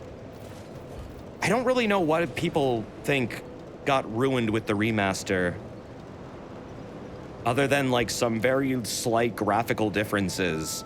It's honestly pretty much the same game, and I played them both back to back, and I played DS1 more than any other Dark Souls in the series. Prepare to Die was never coming back. It just wasn't. It's not even sold anymore. Why would they bring it back if they can't even benefit off of it? Also, the code for it didn't really ever work. Gravelord Covenant, for example, never really fucking worked. There are so many broken aspects, it would take an immense amount of manpower just to fix up one version of the game when they have a perfectly functional version now that's still sold. The reason why they're restoring both versions of DS2 is because they both work off of pretty much the same fundamentals. They can make both work at the same time, but the remaster is such a drastic overhaul of one that it's kind of unreasonable to expect them to fix both. Yeah, I wish Remaster didn't fuck up some graphics too. I agree. I think it's weird that they did that. You can always try and mod it. I don't know how safe that is, but it's an option. You can do it. I mean, I modded it a little bit myself, but I was playing offline. I don't think it really breaks the PvP. The graphics, honestly, I'm not here for the graphics. You can't mod the console versions. Well, that's true, but the console versions were never taken offline. So that's not really the argument I'm expecting here. You can't... I don't think that's the same deal. No, you're saying that... What are you saying? You're saying that the remaster is a good version, but you can't mod the console version to fix the graphics. Okay, yeah. I get your point there. Especially, yeah, you can mod it. That's true. But I do believe the old versions of Dark Souls on console, I think they still work.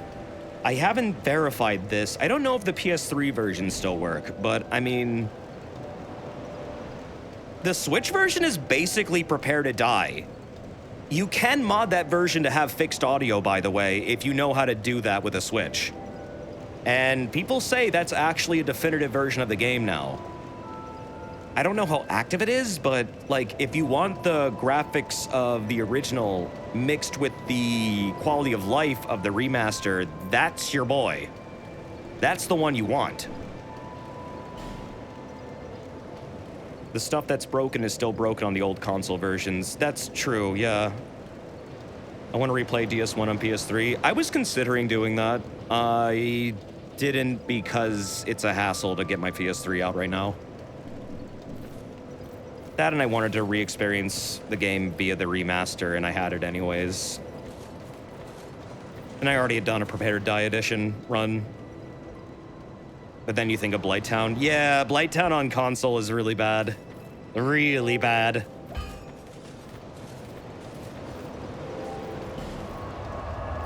I definitely see that one.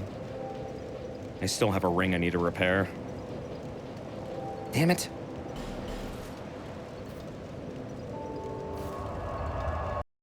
Is the Death Road update out already? Oh, is Death Road getting an update?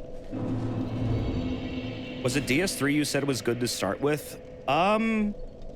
You can start with DS3 if you want, but I really suggest just going through them in release order. Seriously, I highly suggest going through these games in release order. It's very hard to go back to the older games if you start with the later ones. They play very differently, and as the series went forward, they got more quality of life, they got more functionalities, more mechanics, they became faster, they became a lot more fluid in movement. When you play DS1, you're probably gonna feel it's a really slow game. It is. It's a game designed primarily for 1v1 encounters, and to take your time as you go through every dungeon area and just observe your surroundings. And I guess plan your encounters out as you encounter them.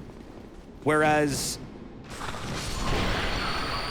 in DS2, you start to get introduced to a lot more segments where you get jumped by multiple enemies. You start to encounter more pretty difficult to handle situations early on compared to the original game. And they basically tried to make the experience harder for the sake of being harder, in kind of a way that I feel like wasn't the best direction, but still, it's still not bad, it's just different. DS3 kind of is a bit of both. It does both 1v1 encounters and still keeps a lot of the gank fights, but I feel like their movement options make it a lot more easier to navigate. But some people don't like the movement options in DS3. However, it's hard for me to go back to DS1 after I've done a DS3 run because of how different they play. And why do I hear a mimic? Oh, there is one. That wasn't up there in the original. This area is kind of different. Like, very different. Yeah, DS3 is more of like a Bloodborne fused with Dark Souls 1, and that's why I love it. Some people fucking hate that. I love that, and I really, really like it. I love it and really like it. I like fast dodgy. Oh yeah, I forgot about you. I think there's a lot of good qualities to DS3 that make it really replayable, make it really fun, make me enjoy the boss fights a ton. However, DS2 and DS3 are fundamentally very different games, so going between both is kind of hard, especially going backwards.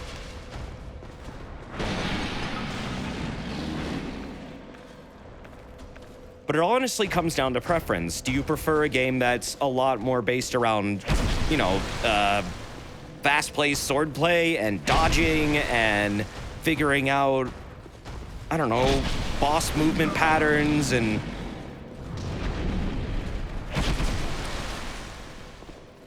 just a lot of mechanics like that? Or do you like the more slow, methodical stuff? Or do you prefer a lot of enemies at once and feeling like a fucking god of battle? All the games have their own unique qualities to their combat. Sometimes DS2 feels a little bit more technical than DS3. DS3 doesn't have power stancing. Power stancing is when you're dual-wielding weapons and you obtain an entirely new moveset as a result.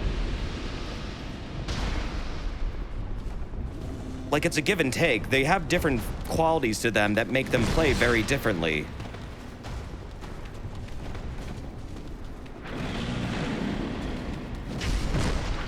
But it's also due to the fact that these games were done by very different teams.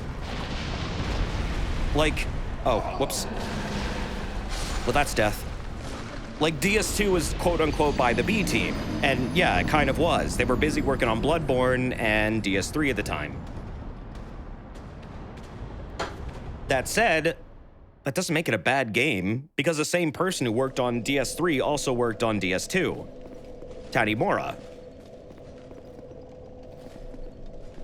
And I do believe that Miyazaki oversaw some of DS2's development, actually. It's not completely true that he wasn't totally, like, not involved. Especially when it comes to DLC, it's believed that, yeah, he did oversee those. So, I mean, although a lot of the base game can be attributed towards Tanimura and Shibuya, and a lot of the faults of the base game can be blamed on them, it's not entirely like Miyazaki wasn't completely present and didn't sign off on a lot of things. Because, I mean, after all, Shibuya got kicked off as main director because Miyazaki clearly wasn't happy with what he was doing. There's a lot to be said about, like, every game in this series and its design philosophies and really what all happened during their development. And just, I guess, the gameplay fundamentals in general. I feel like you could write, like, a college thesis on, like just this series alone. And just, like, a deep dive into the process of development. And, I mean, yeah, there are literally YouTube channels that outright do that. So, you can. Every game has aspects of it I like. Every game of the series has aspects of it I hate. I don't think I've ever outright wound up feeling like I disliked an entire Soulsborne game for a few mechanics that I just didn't agree with. This game has a lot of mechanics I don't agree with. I've complained about them several times throughout this run, but I don't hate it. I actually like it. I like it a lot.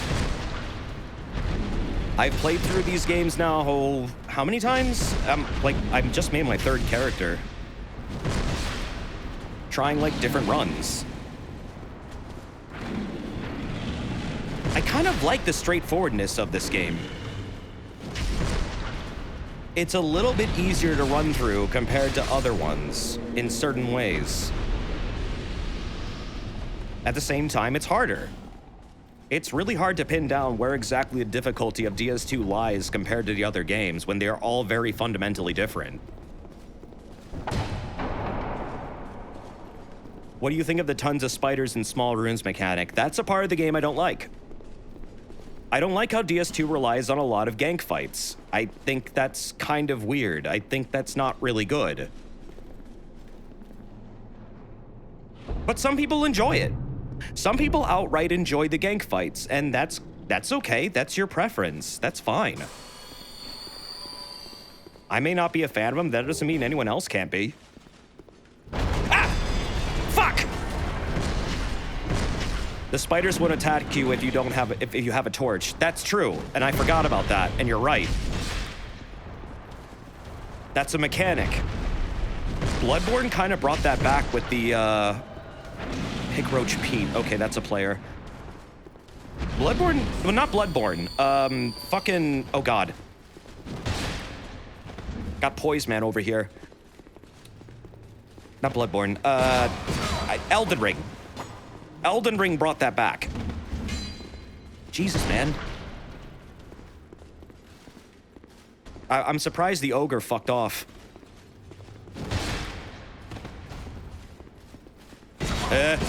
Whoa. Jesus. This dude is huge!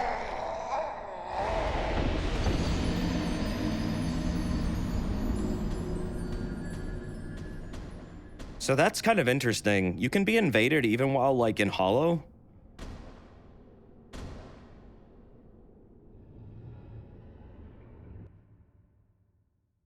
Huh. I don't like how you can't reliably stagger enemies in DS3 like you can in DS1. What do you mean? DS3 has amazing staggers. DS3 has execution staggers.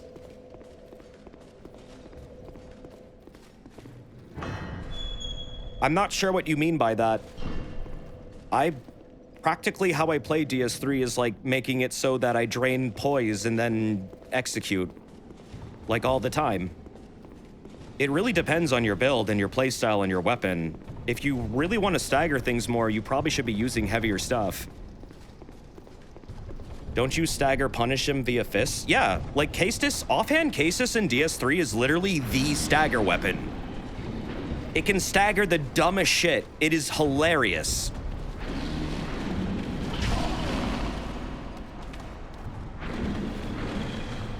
If you get it disconnected from an invasion too much, this game will soft ban you. That's kind of a thing in every game.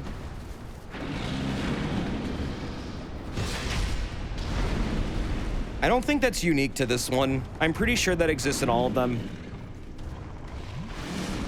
Yeah, fists are also a really good parry weapon in DS3. They're just good in general.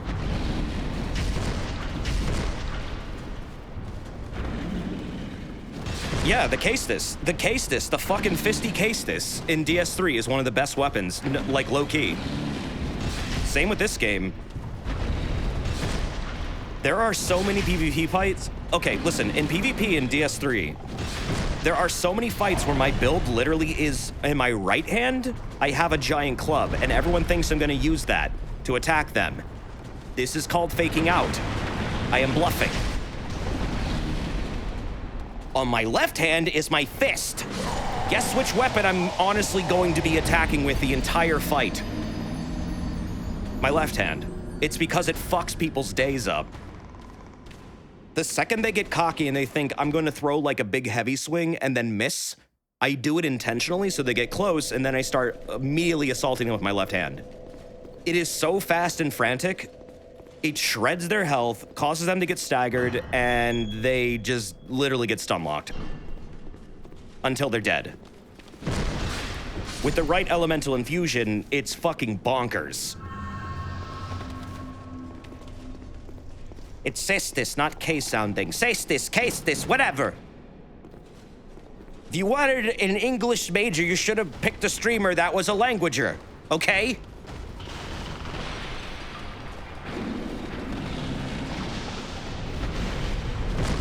Now give me a coin. An iron coin. Ow, not that.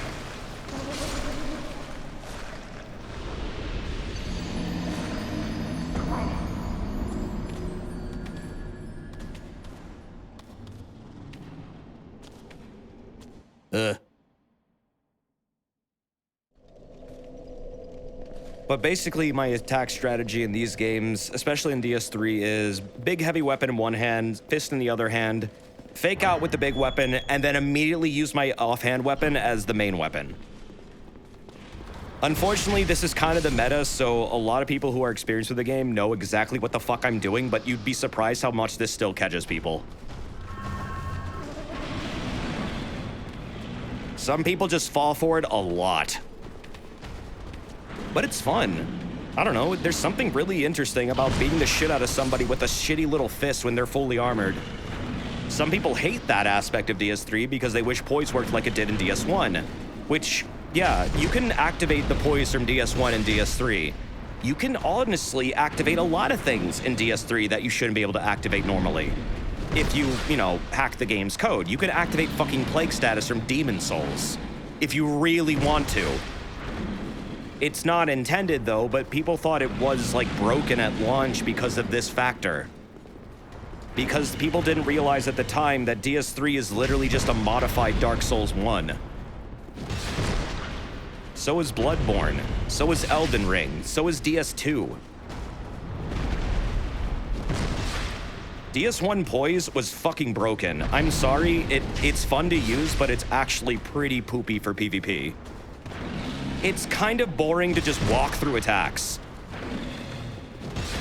Because then, literally, what are you doing? You're just walking into people and swinging a fuck huge weapon and winning. I kind of like how in DS3 your attacks can get interrupted. It makes me feel like I can outplay somebody for fucking once. That's just my preference, though. That's why I like it. I don't really give a shit about, like, getting stunned in Havel's armor. That's not the point of the armor, in my opinion. The armor, in my opinion, is for, like, damage mitigation. If you're going to just attack unintelligently, you shouldn't be surprised that someone's able to counterattack you immediately and then stun lock you. That's just you being, like, way too aggressive.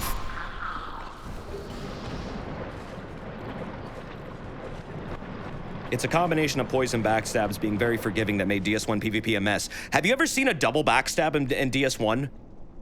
DS1 PvP is a fucking weird-ass game. There's backstab canceling, where, like, you backstab someone at the same time they backstab you, and then you can cancel out of the said backstab, take no damage, then appear behind them and backstab them again. And they're the one that gets backstabbed, not you, while they're stuck in the backstab animation. If this doesn't make fucking sense to you, it's because it's nonsense. But yeah, that's a literal meta strat.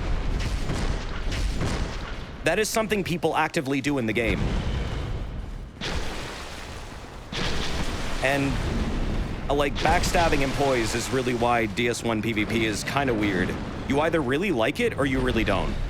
I don't mind it, but it's not my favorite.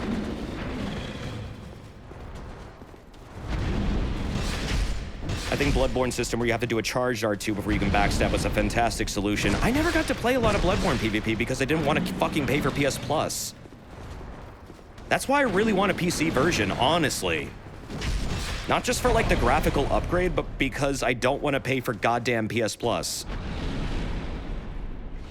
That's like a huge hindrance to the entire online scene. And honestly, I'm gonna say this now, that fucking tweet that the Sony PlayStation Twitter did, where it, like, tried to say, hey, guess the cover, with the Bloodborne cover. I'm aware that they tweeted a bunch of other games before that were all PC ports. I don't think they're doing some kind of ARG where they're hinting at what their next PC port is going to be. I think, honestly, an intern fucked up. They didn't realize the kind of response that would get, or the tinfoil hat bullshit that would just, like, follow that post. And they deleted it because they didn't want to get bad fucking PR. I'm really sorry to be so pessimistic about this, but Sony has burned us so many times that I just don't think they fucking care. Also, I've heard pretty reliable info from people that, like, actually work with FromSoft, being that you shouldn't expect one because they're currently very busy with Elden Ring. Like, yeah, they could get Bluepoint to work on it, but considering the backlash that people had towards Bluepoint's changes to Demon Souls, I would imagine Sony being very wary about doing that with Bloodborne, and they'd probably want FromSoft on board. And FromSoft is currently super busy. People that work with FromSoft have reported this. Like, you shouldn't expect it. They're super fucking busy with Elden Ring. There's not really a sign of them wanting to work on Bloodborne right now. Maybe they will in the future, but to think they're gonna do a huge-ass DLC for Bloodborne, or not Bloodborne, Elden Ring, when the amount of effort required to make a DLC for such a huge-ass game is probably exponentially more than anything they've ever done before. To think that they would honestly have another project going on, but Miyazaki said he's been working on one already that is likely not Soulsborne related, that's a lot to manage for one studio. I wanted Bloodborne port too, but I just don't see it being I don't see it being a thing right now. Unless Sony funded it with a different studio that we're not aware of.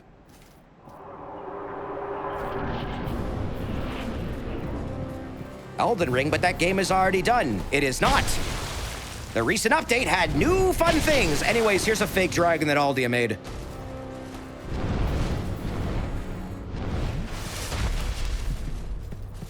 The Guardian Dragon.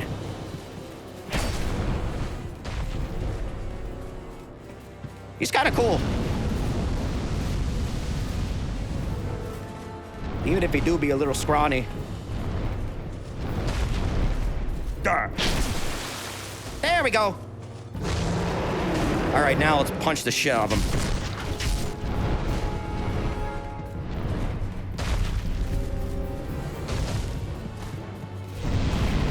So basically, this is a fake dragon that Aldi has been making. We don't really know what exactly he's been making them with, but it's believed to be something to do with giants and undead. So it's kind of more like a bastardization of what a dragon truly is. That's not a dragon, it's a drake. The name says Guardian Dragon. Also, dragons in Dark Souls are not really defined like traditional dragons are in D&D and Monster Hunter. Hellkites, dragons, drakes are all the same kind of species.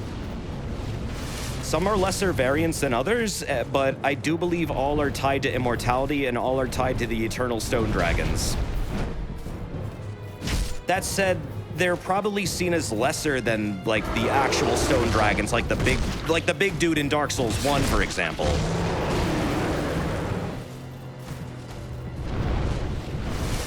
But they're still dragons at the end of the day, and they're still technically kind of immortal. But immortality in Dark Souls is interesting because it doesn't mean you can't be killed. It means you exist outside of time. Which means maybe that honestly makes it so they can't be killed in a specific way, like being removed from timelines or something. Which is a whole nother thing about how souls work in this series and how timelines work.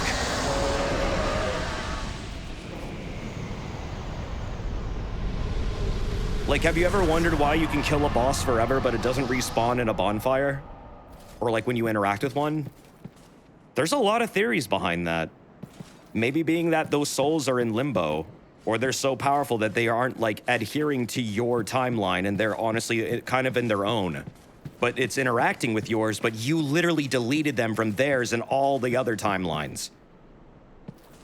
But then there's the whole thing about, well, what about bosses that exist in other timelines that you've already defeated in yours? Such as Aldrich in DS3 in Henri's timeline. That's a whole nother can of worms. It gets fucking weird. Basically, what Solaire said in the first game is true. Time and space is fucking-voluted.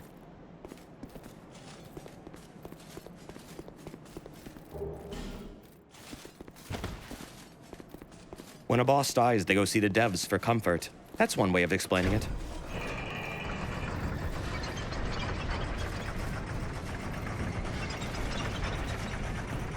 Does it have you gained 99 insight from all this lore? Yep. Immortal does not equal invincible. Correct.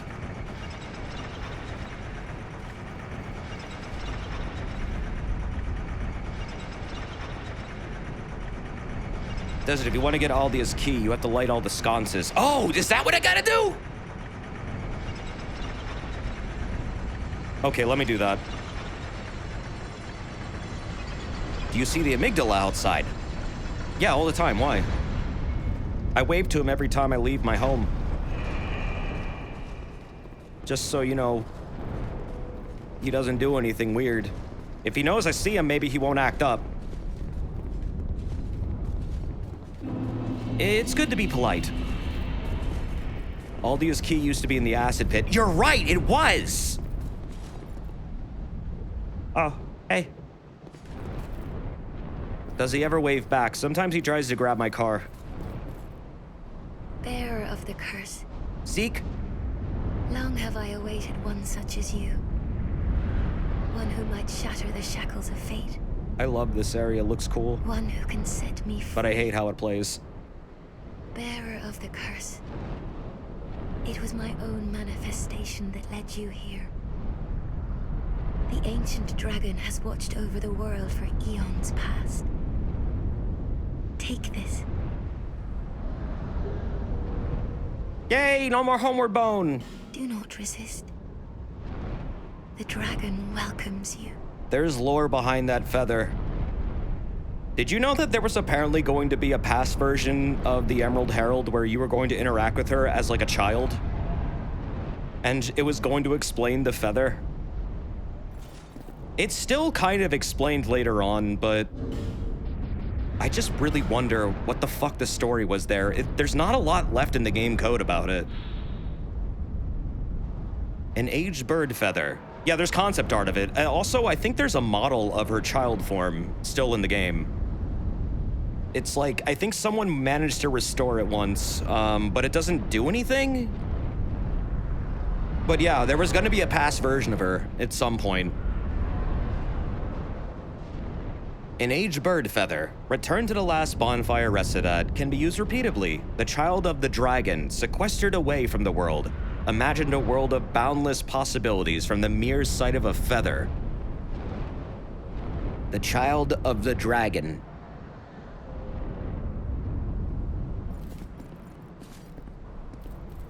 The child of the dragon. Chat, she's a dragon.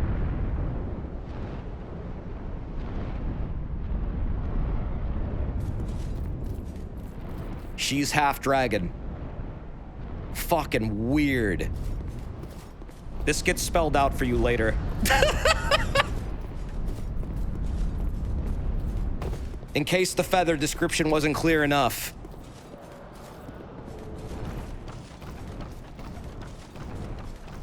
Yeah, human-dragon hybridization has been a thing in the series for a minute. Like, it begins in DS1, and then in DS2, they actually make a dragon hybrid person, which is her. And then in DS3, fucking Osiris goes completely bonkers with it. Like, Priscilla was the original, and then there was a whole Dragon Covenant, and then came Aldea, and then came King Osiris. People just want to become dragons in this series. It's fucking okay. It's whatever. It's weird, but it's okay, I guess. I don't know. I guess to escape the eternal cycle. Well, yeah, it's not that weird. It'd be pretty bitchin' to be a dragon. Bearer of the curse, I will always be at your side. Is there art to understand how that works? Yes, it requires giving your soul to an eternal dragon and then letting it mutate you completely into a half-dragon abomination. Usually involving lots of death.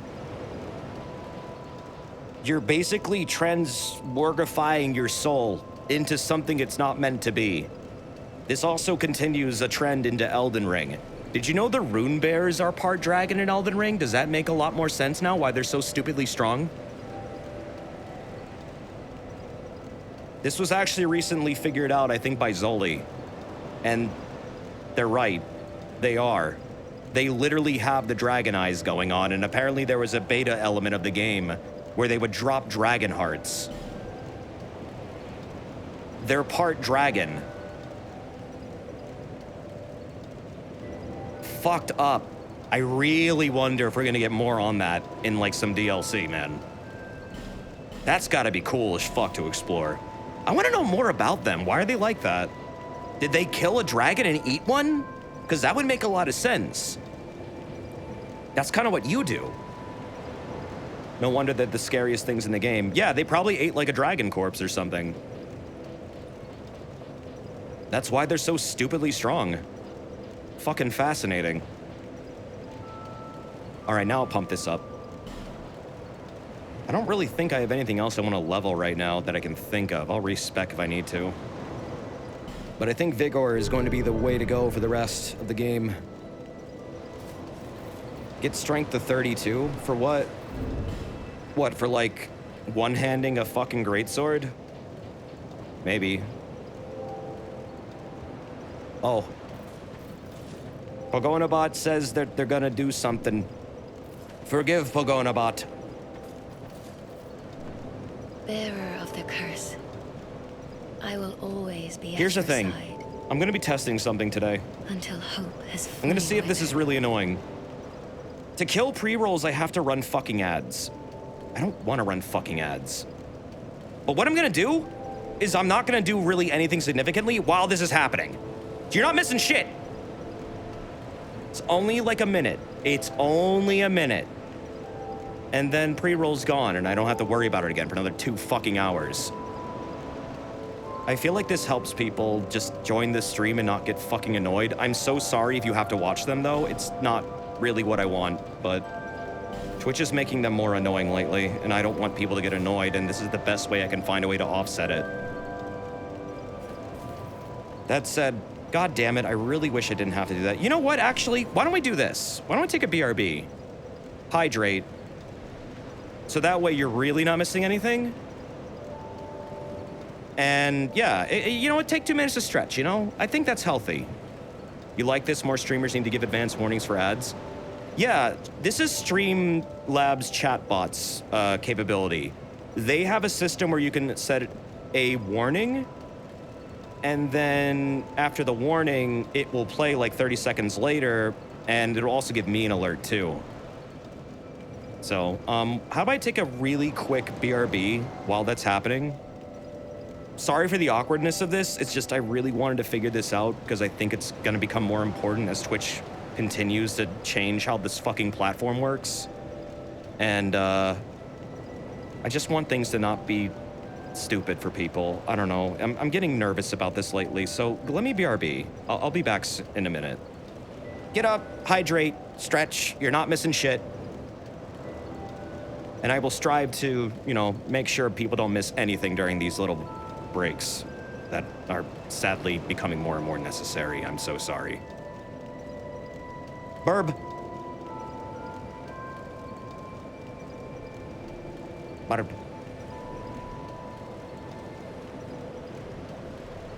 Burb.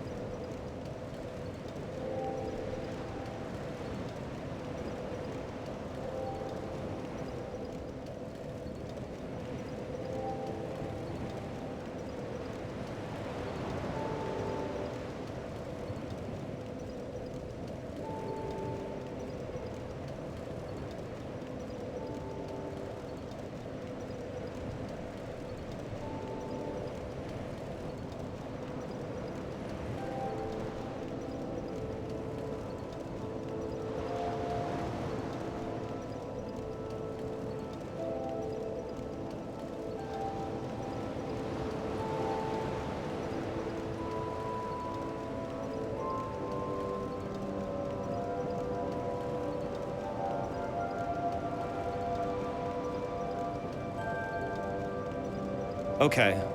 I think we're good now. I think we're good now. I think most people are back, yeah? No, wait, bring it back. Oh, was it about the corner? God damn it. I'm sorry. So, yeah, I know it's awkward. I'm sorry about that. I'm really trying to balance things around it. It's just, things are changing on this platform, sadly. There's a lot of talk about, I don't want to get too into it because I just get fucking mad. I appreciate people understanding. What am I talking about? I just had to play ads to kill pre-roll. Because they're getting fucking obnoxious. People get up to 9 ads during a pre-roll. If I can kill that by playing like 3 or something, I don't know, that's just way fucking more reasonable every 2 hours. Twitch wants me to do it every hour. I can't do that every hour. That's insane. I'm sorry, Twitch. That's too fucking much. I can do 2 hours, and that's about it. But I'm also going to warn my chat ahead of time with a bot. Because I don't know how else to do this and not feel like an asshole.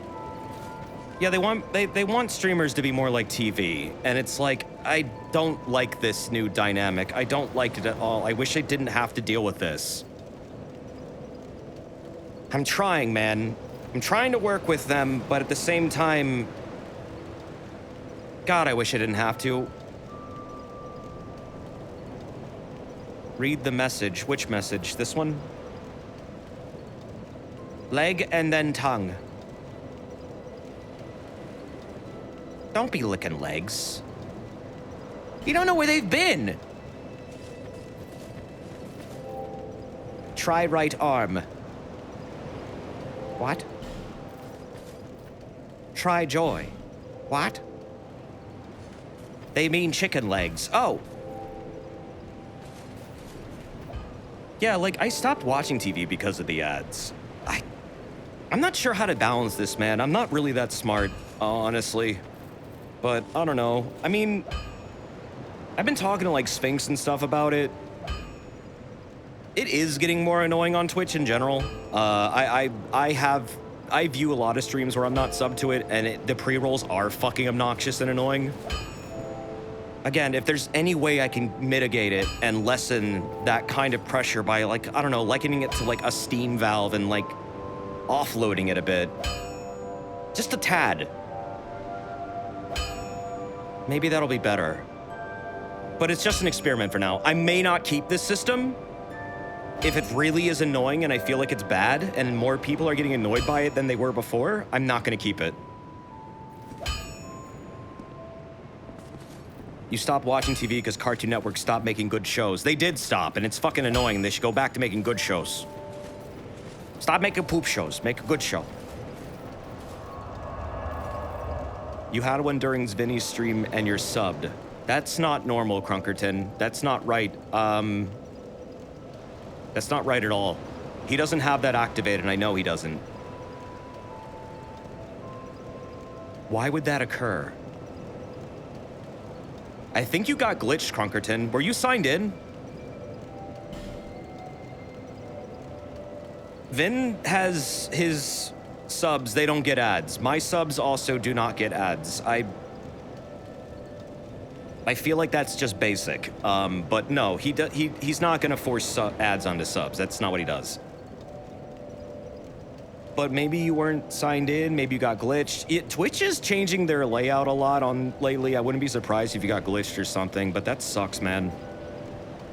However, this warning system helps me because that way, when the warning happens in chat and I hear a little duck quack on my end, what will happen is I'll try and slow down what the fuck I'm doing and even try and BRB. That way no one misses anything and I don't feel like I'm going to cut into shit while an ad is happening. That said, I can also deactivate the system if I want to. I'm not using Twitch's system. I'm not using the ad incentive program. I'm not a part of that. I never accepted it. They haven't really offered me anything good. I know some people get like 4 fucking figures for that shit. I don't get 4 figures. I get... They don't really offer me much at all, to be totally honest. It's okay, the pay I get offered is fucking pathetic, I'll just say it. So no, I'm not using that stupid system. It's like one figure, pretty much. They send me a stick figure. This is more just about making my streams less annoying than it is about getting fucking paid. I don't make shit off ads. I don't know. I know people, when they see the pre-roll, they go like, oh, I don't want to watch that stream. Believe it or not, yeah, this is pretty common. And I totally get it. It is annoying and aggravating to come into a stream when there's like a massive pre-roll. And yeah, you'll probably want to go watch someone else. It's a natural response. It's annoying. So whatever I can do to get rid of that, I'll try. That's extremely common. Yep. So this is my way of trying to get around that. I guess figuring out a regular scheduled BRB, which every 2 hours, that's not bad. It only kills the ads for about 30 minutes, but hey, it's better than nothing, right? You left Max Dude's stream because they expected you to sit through 11 ads. See, this is why I'm playing that shit. I don't know. You shouldn't be getting up to that many ads when I'm running one of those. If you are, that's fucking weird, and I need to know about it now. The goal is to not have that happen. My goal is to kill that part of this system as much as I can within reason.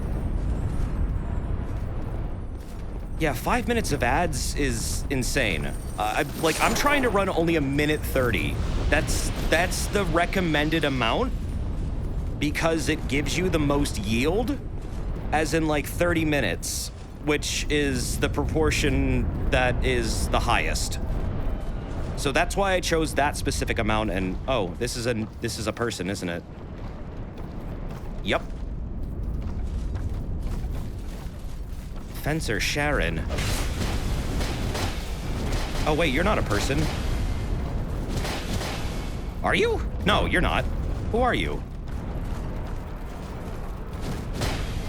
No, this is an NPC. They have to be. Or are they? No, they are.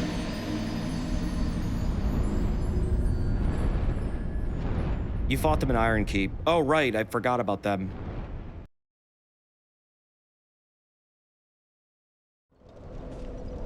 That is Ozzy Osbourne's wife.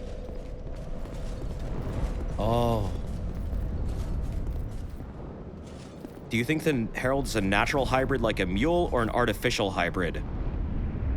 They're artificial. Aldia created them. They literally created them. They're a lab experiment. To put it in really basic terms, they're a literal lab experiment. No, not like a mule. I don't think they're naturally born. Wasn't she made to be an artificial firekeeper? Yes, she was, but also part dragon. The part dragon stuff was mostly, I believe, tied to his attempts to break the cycle. But yeah, she's a big experiment character, basically.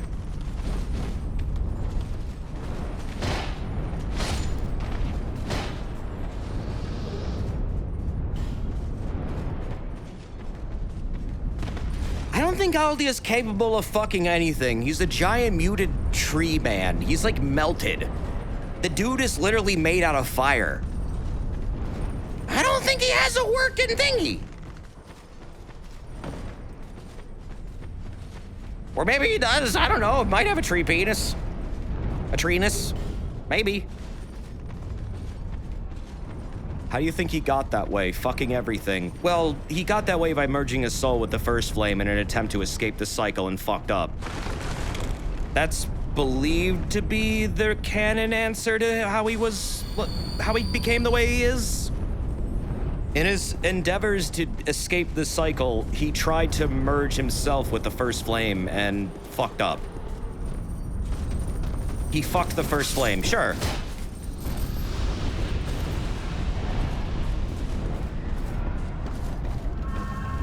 I don't know exactly how he fucked up. That's not really explained, but yeah. I mean, it's believed that the first flame devours humanity because Gwyn tied it to humanity because he's an asshole.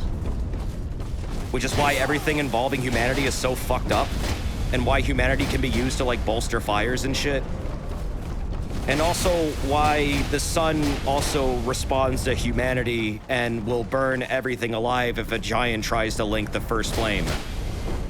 This is what happened to Yorm. The fire from the sky that fell down upon the profane capital, that was the sun exploding. The first flame is in the sun.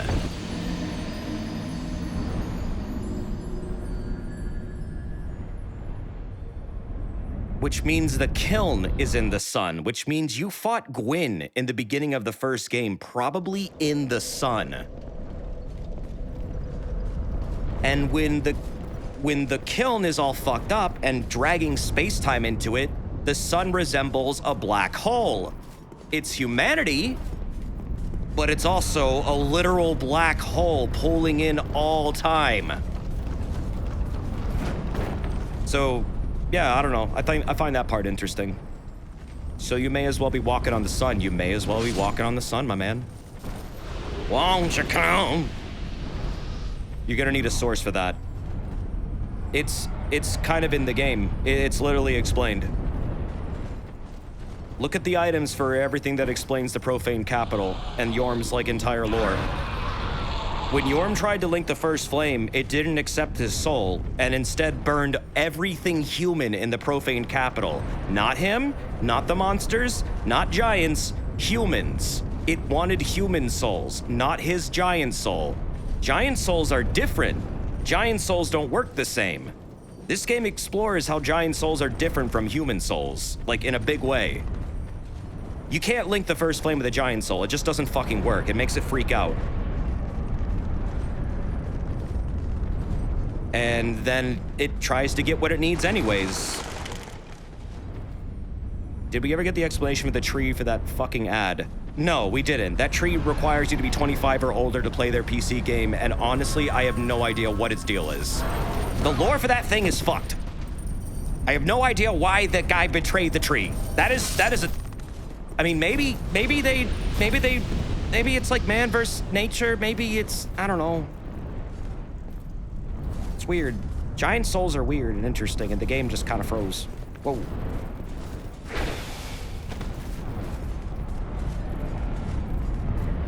Y'all have this brain space for anything? I only have it for video games, unfortunately. I'm not a very smart man. My priorities are completely fucked. You should not envy me. You should pity me. Huh, shit! What? From where?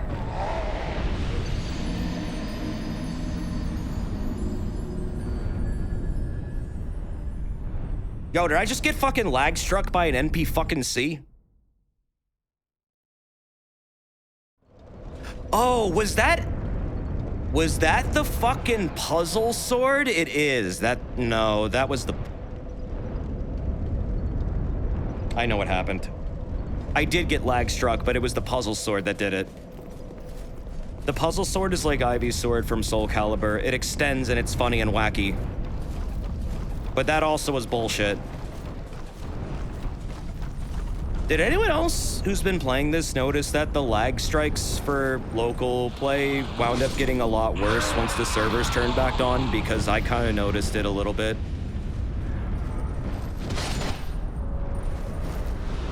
You have it too? Yep. Okay, cool. I'm not alone then. I've noticed it a lot more since the servers came back. It's like the game is running weird checks. The Avalon works well here. Yeah, I need bolts for it though.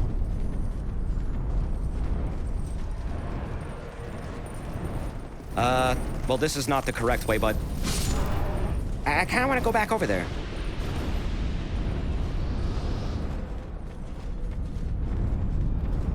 Ugh.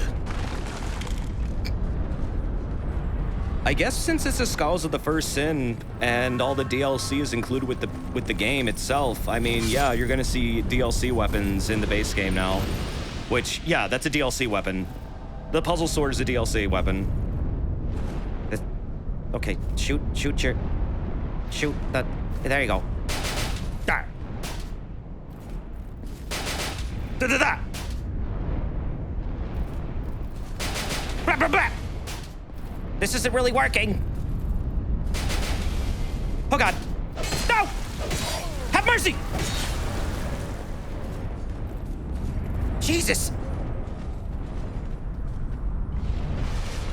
That thing is a hell of a reach. Don't break the eggs, please.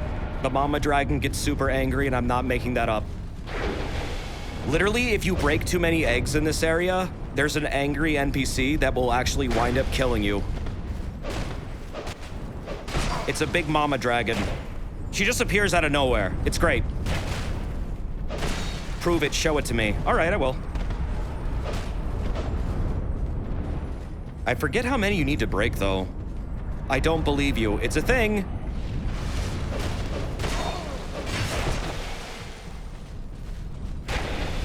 There you go.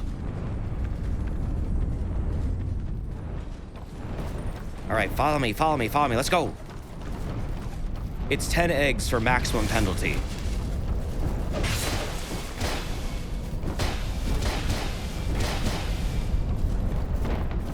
Oh. Go! Really? You done? Ah. Okay. Yeah, if you break all the eggs, if you go to the bridge that links between this area and the dragon shrine place, dragon sanctuary, whatever the fuck, an angry mama dragon will appear on the bridge and immediately kill you. It's fucking hilarious, but it takes a lot of egg breaking, I think. One of the more funny interactions of the game. Dar, dar, dar, dar. Here's a repeat boss.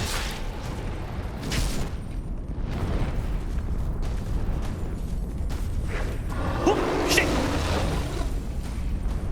Time for egg quest. Ow. Move over, that ass too fat. Oh. Whoop, whoop. Da, da, da.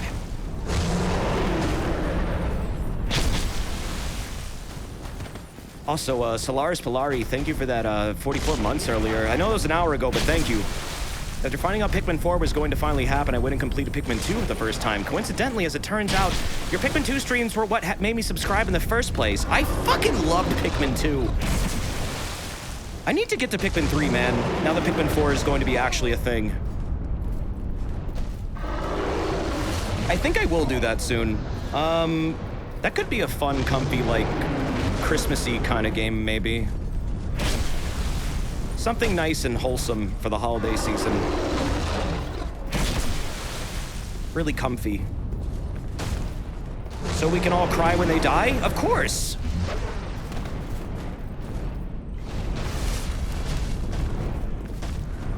Absolutely. Wow! Ah! Oh, Jesus!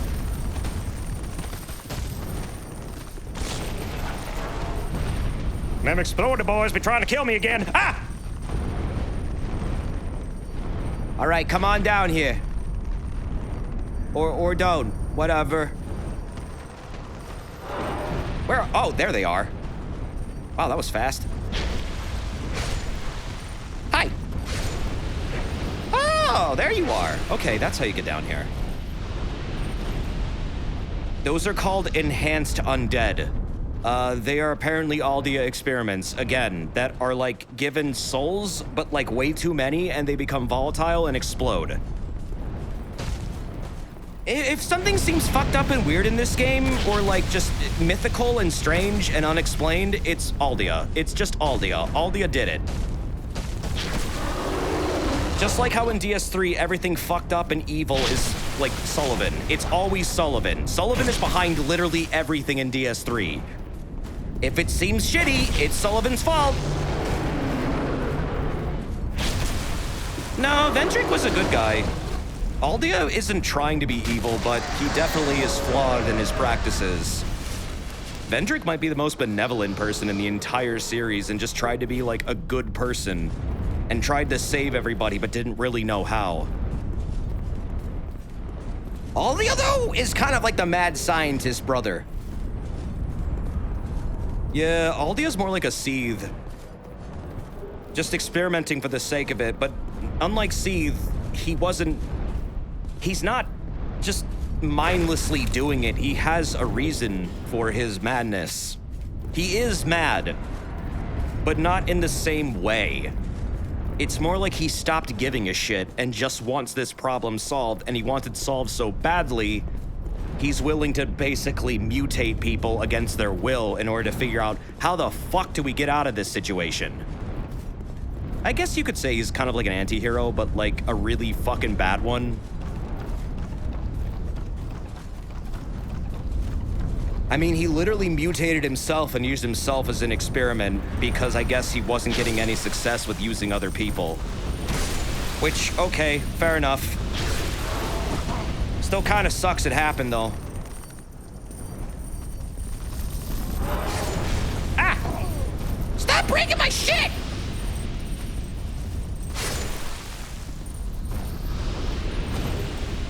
This entire area is skippable because there's a zip line from where the Emerald Herald is straight to the Dragon Sanctuary. Oh yeah, that's right. But then you miss out on all the fun stuff and a lot of upgrade materials. I don't know why you'd want to skip like this area. It's not bad. That's the bad area. Why the hell are you trying to get there so fast? Like seriously. Why? The ladder's already kicked down Skull of the First Sin. Oh, well, they probably just wanted to give you an option. Some of the progression paths are a bit different in this version, which is fine. Doing it backwards sounds kind of fun. But there's so much cool shit here, like I just got the Dragon Tooth. Got a Flame Quartz ring. A lot of these enhanced undead, though. That's a bit new.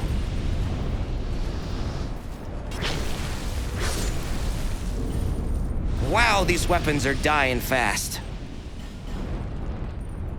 Okay, cool, I have repair powder.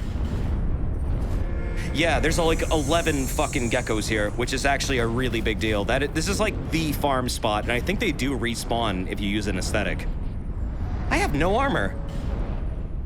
That's not good. Oh, that's really not good. Oh, fuck. Shit.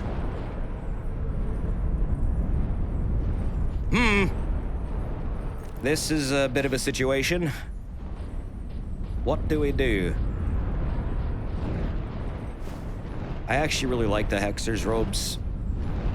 I'm gonna break my fashion souls for a second because I literally have no defense at the moment. What's a good, like, hat for Ganon? That's Soren. That doesn't really work. You're Agnahim now. No, this is Agnahim. Oh wait, no, it's not. This is Agnahim. But it would have to be like this.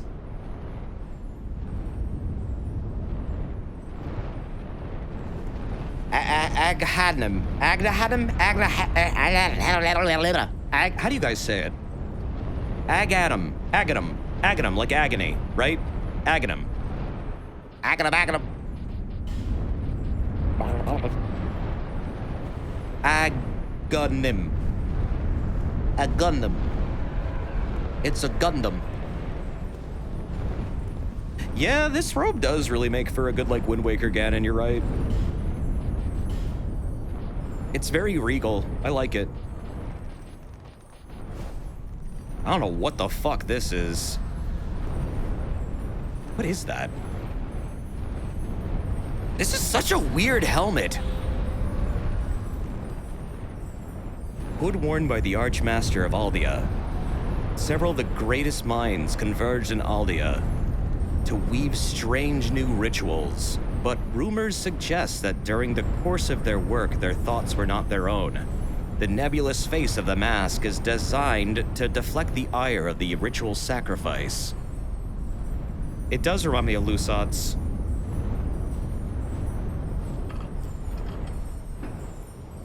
I think that is a full-size middle dragon eye. The evil eye, quote-unquote. If that's what they're actually called.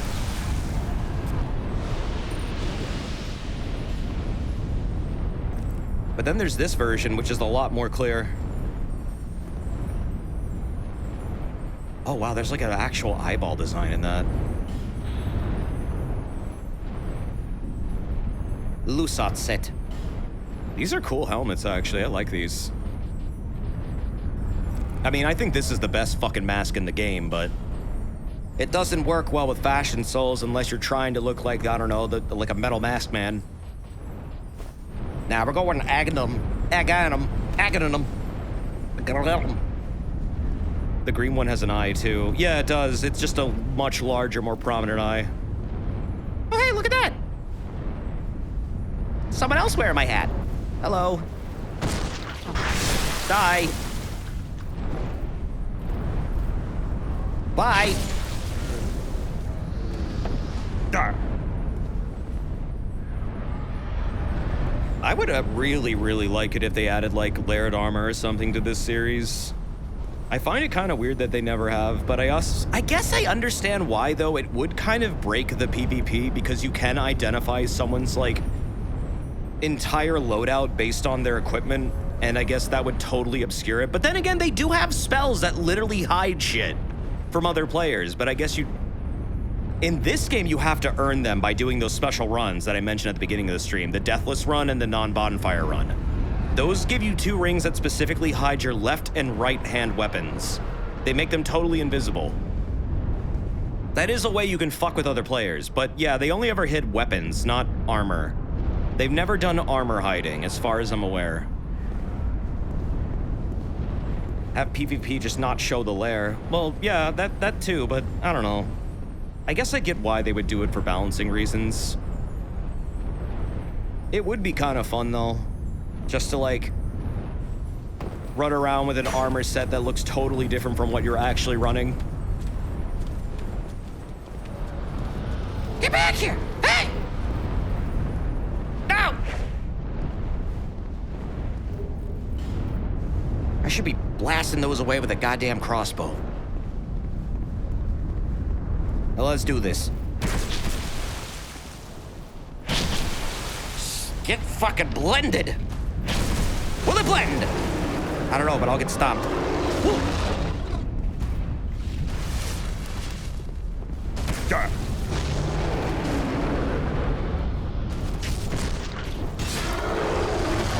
Wanna punch some dragons, bro? Ganon is known for power in Smash, not speed. This is true. He does have some pretty fast attacks, though. Oh. Get used to seeing that with dragon-type enemies. Nice wiggly tail. What build are you gonna go for in DS3? I always go for the biggest of bunkus. Great Club, Saestis. Saestis, Caestis. Caestis, Saestis. Saestis, Caestis. I like the punch, and I like the flatten in DS3 a lot. Luck build is also really fun, too, in DS3. Like, actually, legit, it's a really fun build. It doesn't really shine until you get Hollow Infusion, though. Like, literally, it doesn't do anything at all until then. So, I mean, I would respec into it. But the second you get Hollow Infusions, or Henri Straight Sword, try going full luck. Replace your strength values with luck values. Like, get the strength values you need for a weapon, and then Hollow Infuse it, or just rock Henri Straight Sword, and have a fucking ball, my dude. It's literally one of the funniest builds in the game, because it's so stupidly strong, and the weapons can be so goddamn puny. Like, you're doing ultra great sword damage with, like, a tiny little sword. It's insane. Oh yeah, Bleed at launch of DS3 was really good too, that's true.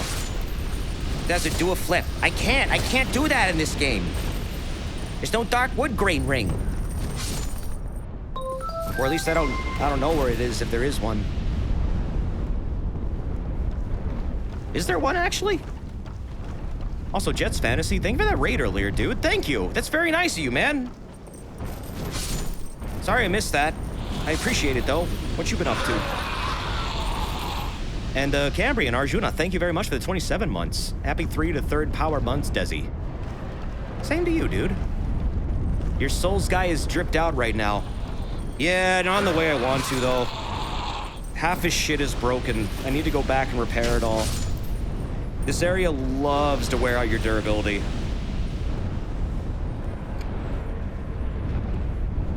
I kind of wish they would bring back the alternate, like, dodge styles. I think they were really fun and interesting. And I mean, I know Bloodhound Step is something that is absolutely hated by a lot of the community, but it was kind of neat to see a different style of play. It did honestly take up a weapon art slot for a better dodge, and now that it's more balanced, I really like it, I think, more. I know I wasn't a big fan of the change, but I think it is a step in the right direction for Elden Ring PvP when I really objectively think about it. Caestus, if you're going for proper Latin pronunciation of Caestus, but in English it technically is Cestus. But the standard English spelling is Cestus, so it makes more sense. How about I just call them Rumpadump, Fisty Pump, 1 2 1 2, bada bing bada boom, eat a dick, fuck you.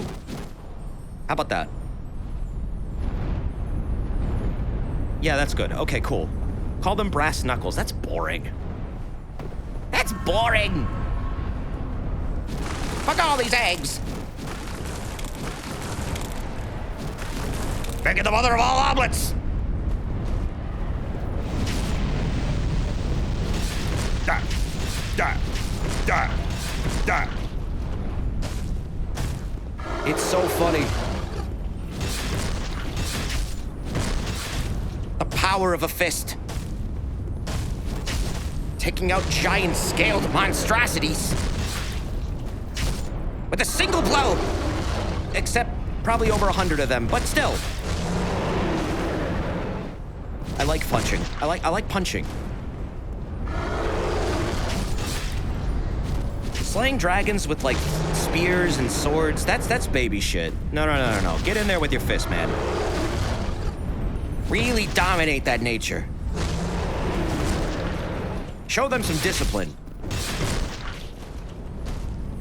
You know what I mean? The P in my name, it stands for punch. Desert punch. You drink that, you'll be punching for days. It's mixed with monster energy. Ooh.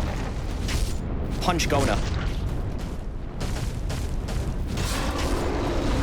You guys ever played Punch Quest? It's by the Death Road to Canada dev. It's a shitty... did I just say shitty? No, not shitty. It's a little free phone game, but it's actually really fucking fun. It's how I discovered them, and I love it. I always call phone games shitty when I like them. It's weird. That's just a bad mentality. That's just instinct. No, Punch Quest is really cool. I really love it. I played that for so fucking long before I discovered Death Road. It made me really hyped actually for their later games. I never played Fight Night. Yeah, I never played that one at all. I heard of it, but totally missed out on that one. Mobile games are getting better and better, honestly. They are. It's like a really old mentality that I have where phone games used to be really shitty. That said, some kind of are, but that was a good one. I remember that one being a really good one, and I played it a lot in between classes. Just a really arcadey beat 'em up that's like kind of an auto scroller, but at the same time it has like roguelike elements where you just like are beating the living fuck out of everything in front of you. To like a really fucking good OST. What game? Punch Quest.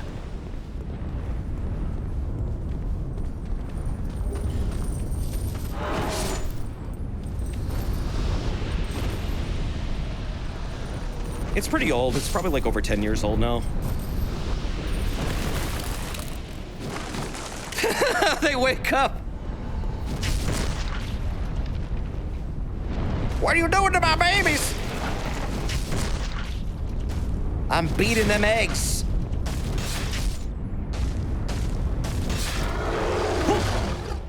Ow.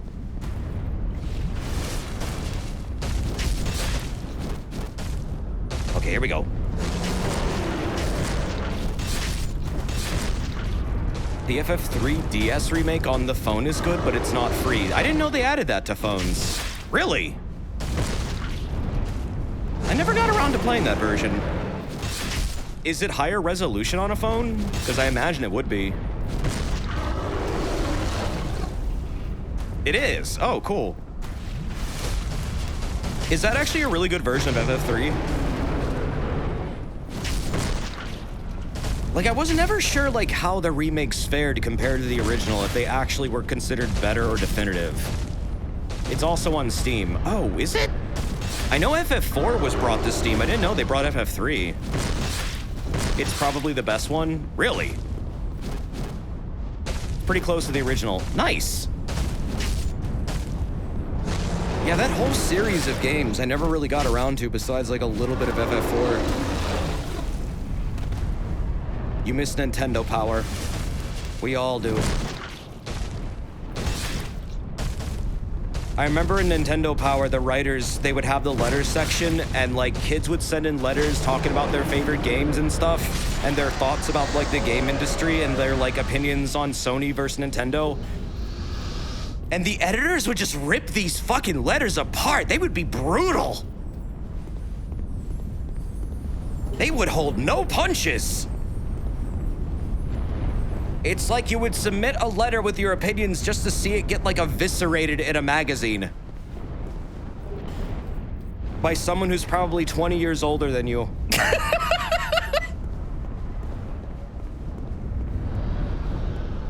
I loved reading that section. It was just so fucking funny every time. And then they had, like, the art, which was always really cool, though. I remember someone kept submitting, like, art of Yoshi, like super jacked up and like killing all these Sony mascot characters. This happened a lot. I don't know if it was the same guy every time, but I do remember a swole Yoshi like murdering things. A lot. Like it was really common.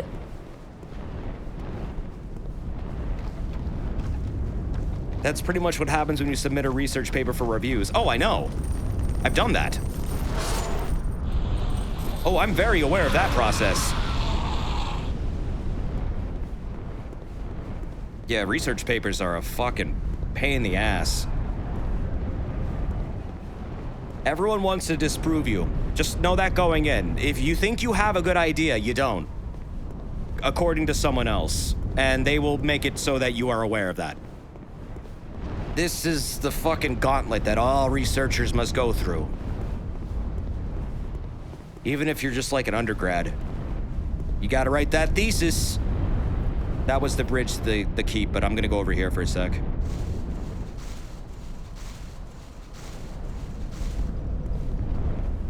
And like, once you submit a paper, that paper is always open to be like scrutinized. It is never going to be in a state where it's like, oh, okay, well, we'll just leave this alone for now. No, no, no, no, no. If your paper exists, literally probably someone at that very moment is trying to disprove you. It's like a fucking given. So Twitter, yeah. Basically, if you submit a research paper, you're engaging science Twitter. Desert, my shoulders are sore. Well, take a fucking Advil then, Nary. I appreciate you. Bearer of the curse, I will always be at Neri, your thank side. you for fixing the DS2 save Until backup hope tool. has I fully appreciate you. I can fudge the P number. Stop it. Don't do that.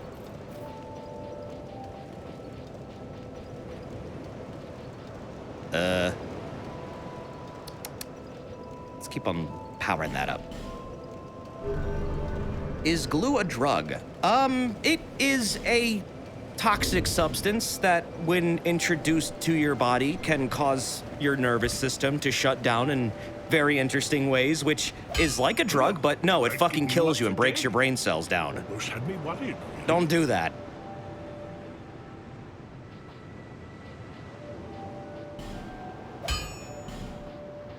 What you should do instead is watch my stream. It'll do the same thing, but it won't kill you. At least I hope it doesn't. My God.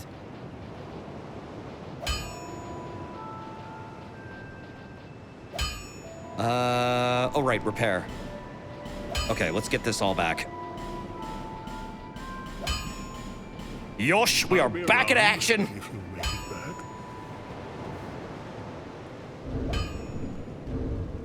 But should we eat bugs? Yeah, you should actually. You should eat bugs. And honestly, I'm surprised that like a lot of Americans don't understand the fact that like most other cultures in the world have already embraced eating bugs. And we are actually behind in terms of that. And bugs are honestly some of the most nutritious things on this planet. Lots of animals that you wouldn't expect actually do have a habit of eating bugs. This includes cats.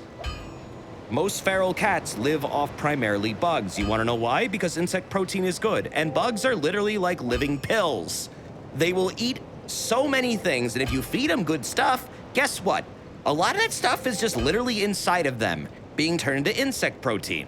Insect protein is some of the best protein around. Basically, if you're not eating bugs, you're cheating yourself.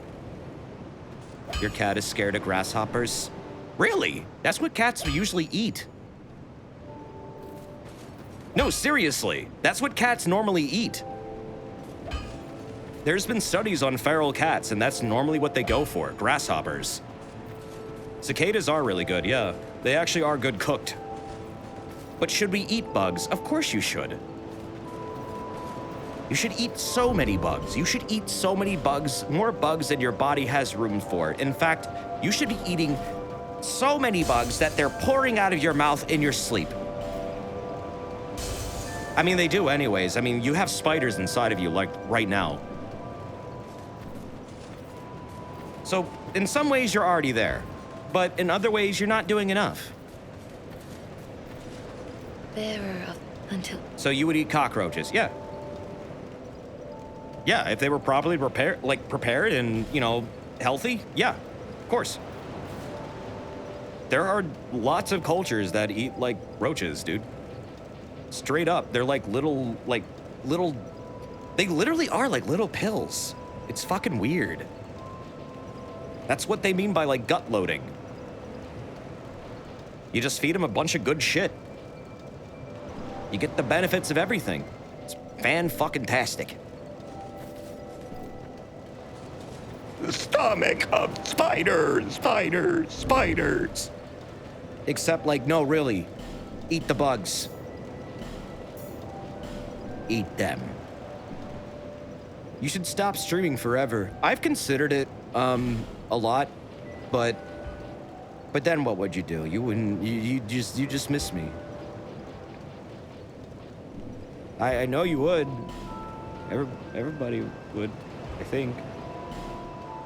Right? Right? I would lose my purpose, chat member. Yeah, think about Kurai. What would happen to Kurai? They would lose their purpose. I would miss you. I'd miss everybody, actually. I think I would. In fact, I know I would. I'm not playing that up either. I literally would. Do you remember so many bug candies? Yeah, Scorpions are fucking tasty. I've had scorpion candy before. I've had it several times. It's actually decent. Crickets are a really good source of protein and are often flavored. You can even buy them on fucking Amazon. And they're like good. They're like not bad. They're not shit. They're like good. I am definitely not bought out by Big Bug.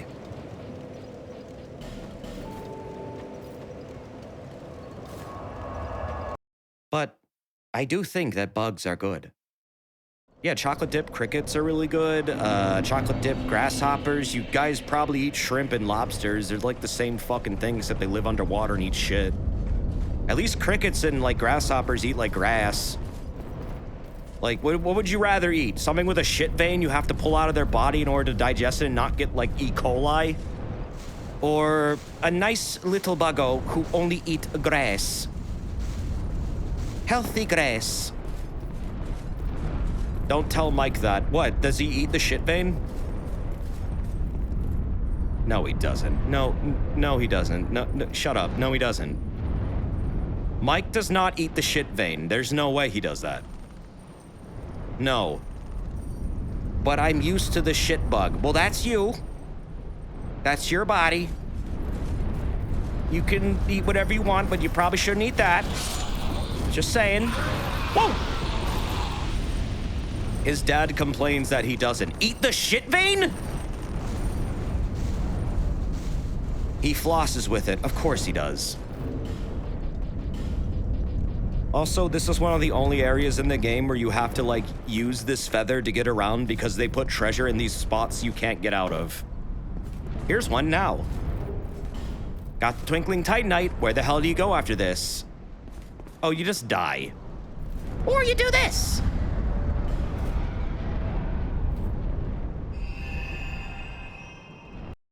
So wait, you're saying that Mike's dad takes the shrimp, removes the poop vein, makes a little pile of poop veins, discards the shrimps, gives them to Mike, and then has spaghetti dinner with the poop veins. This is what you're telling me.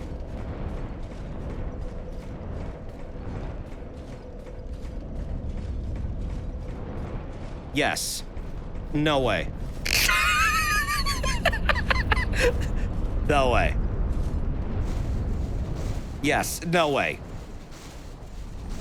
The most cursed squid ink. He brushes his teeth with hemorrhoid cream. I think Mike is telling tall tales. Fuck off! No, he doesn't.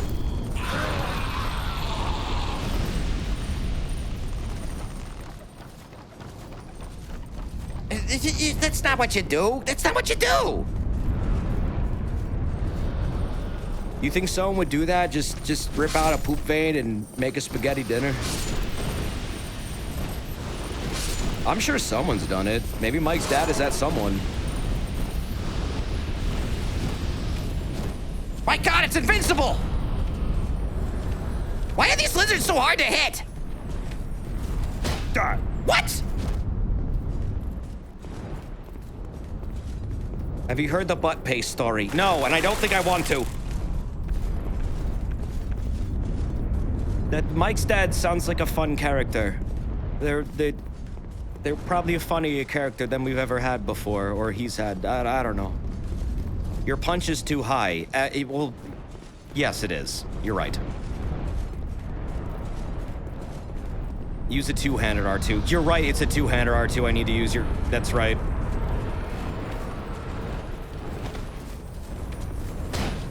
Oh. Damn it! That's not it! Ah. I was power stancing. Ah. Yeah, there you go. Yeah, it's that one. That's the one.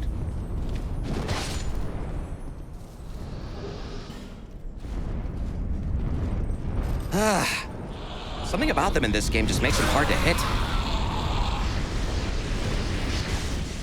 I am looking for eggs. I wish to break all the eggs.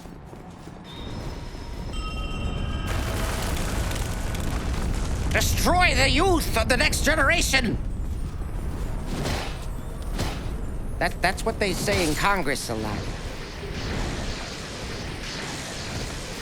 They chant it. They do. They have little rituals. They want to bring us all down before they go down 6 feet under.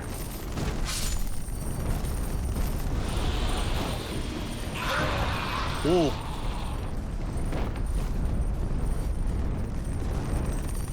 And a quarterly blood sacrifice. Oh yeah. Always, that's a given.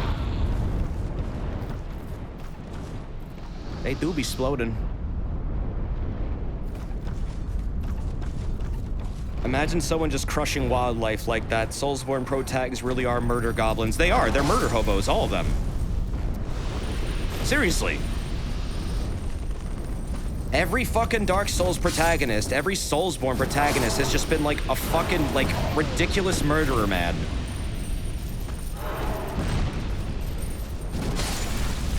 They don't give a shit. They see it, they'll bop it with their fucking sword or whatever.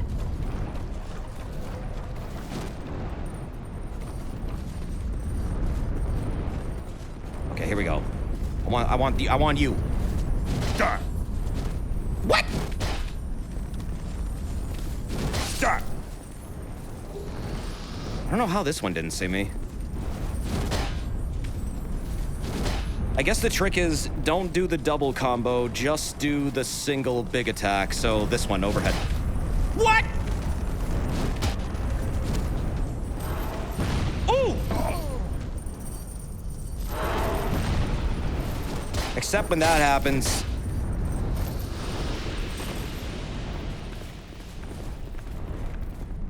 I just need a reliable lizard smasher. The fist is just not good enough.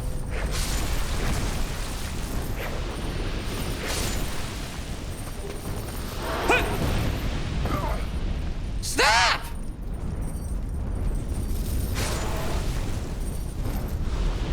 Some people even killed Dusk of Ulasil and Quillag's sister. Why are you saying that like in an accusatory way? Who would do that? I wouldn't do that. I would never do that. That's false. That's a fabrication. You made that up. Never fucking happened.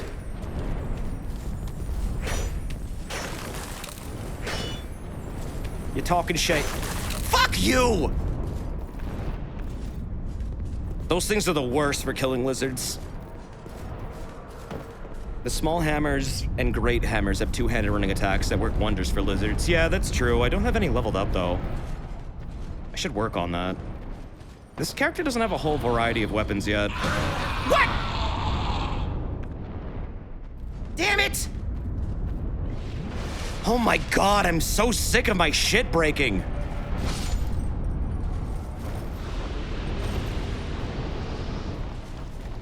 Why is this area just constantly your shit's broken? Go back to fucking Majula. See you later. The solution is to run around naked. It kind of is. Damn it. I'll go back to Majula in a second. Did I break all the eggs? Let's see. When you run out of durability, your equipment kills you? No. What winds up happening is when you run out of durability, your equipment just breaks forever. Until you wind up getting it repaired by a blacksmith. But until you do that, it is unusable. You can't repair with repair powder or anything. Okay, here we go. Just gonna make my way across this old rickety bridge. So far, so good.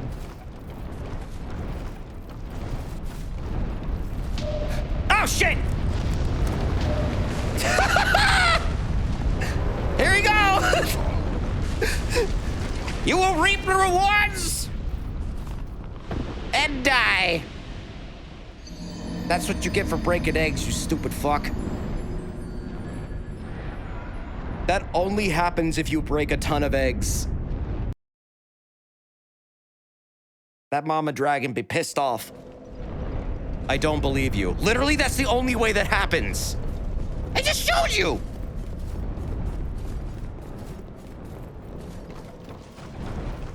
That's never happened to you.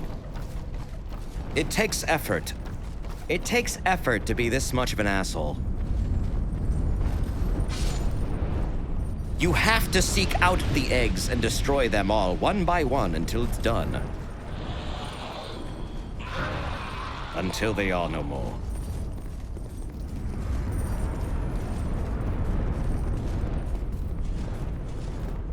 Prove the dragon mathematically. What do you want? I don't know dragon math. How do you get that again? Is there a way to drop onto there? From that thing? Is that what you do? I forget how to get that.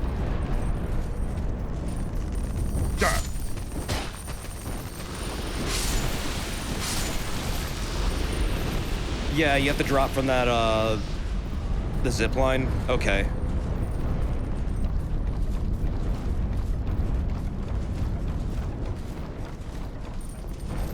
I think I have everything I need from here now.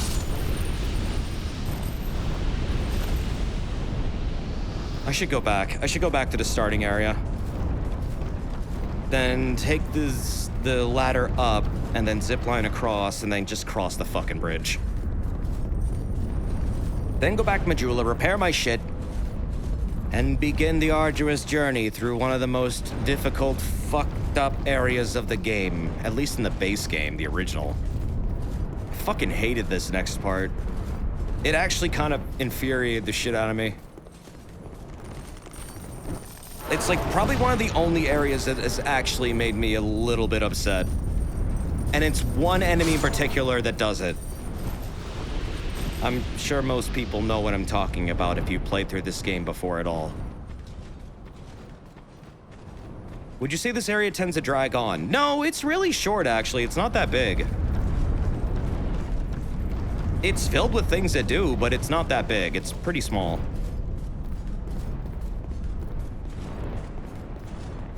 I do not appreciate, however, them including one of the most annoying enemy types in the entire game in the next area. Which literally is like, fuck huge, never stops attacking, and that's a cool sword. So you remember those like giant mace dudes that were from like the beginning of the game around like, I don't know, Hades Tower of Flame? I couldn't drop. They're in the next area, but they're tuned the fuck up to just like be non-stop aggressive. I have not broken any eggs, therefore I will not be attacked. I don't think Desert noticed. Huh? Notice what?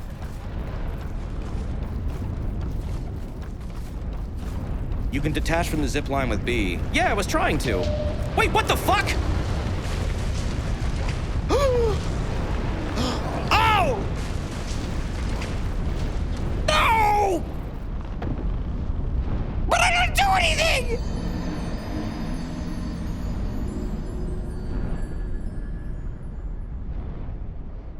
But I didn't do anything. Oh, the area needed to be fucking reloaded. No, I just realized what happens. When you don't reload an area in this game, the breakable objects also don't regenerate, like when you bonfire. This doesn't fix them. So it was still behaving as if I had broke everything. Oh God. I have to teleport out and then back in.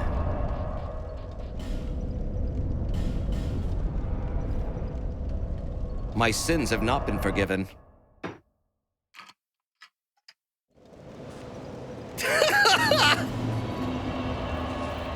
Well, some people never have that happen. I've been graced with the same event twice.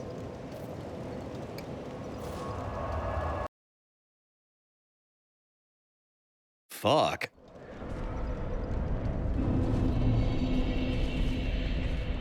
Airy. Should you make tomato soup? Yeah, you should. Tomato soup is pretty fucking bomb. Make it with some grilled cheese. That's like a godlike combo, man.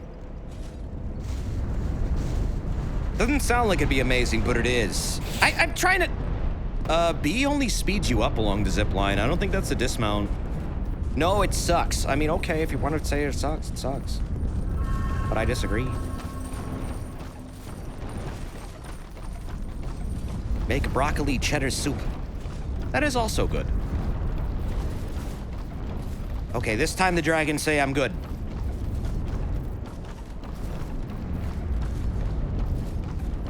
Good. Welcome to the worst part of the game. It's visually really cool looking, but I hate how it plays. All right, let's go. Fuck! Aldia! Why are you so small?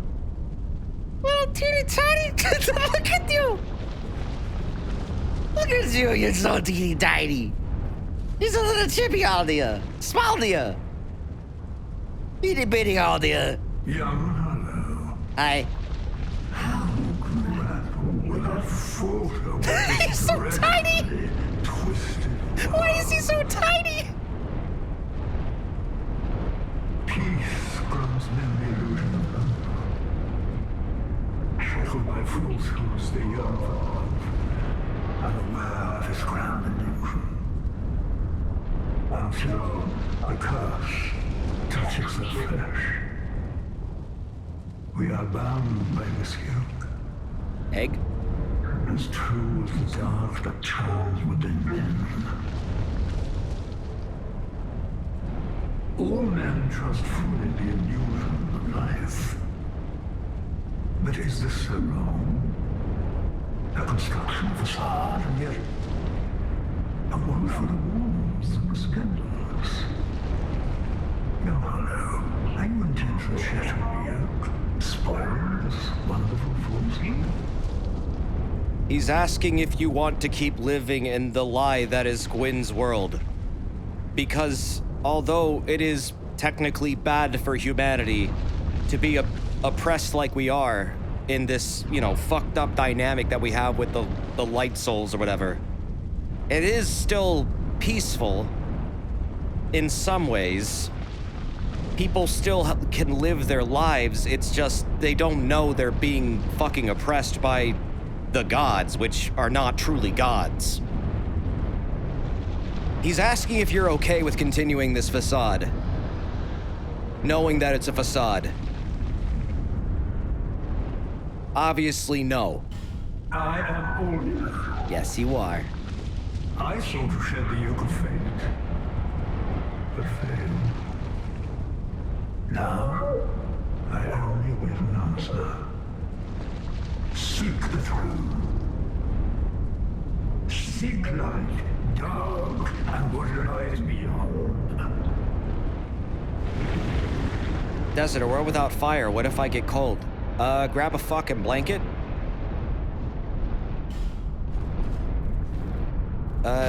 Pump up a heater. I mean, we got like lots of ways to offset, you know, cold without fire, man. We don't live in caves anymore. We got modern appliances, and microwaves, actually. Just grab microwaves. Just heat up things with a microwave. It's easy. You don't need fire. Fire is for like cavemen and like little babies that don't know any better.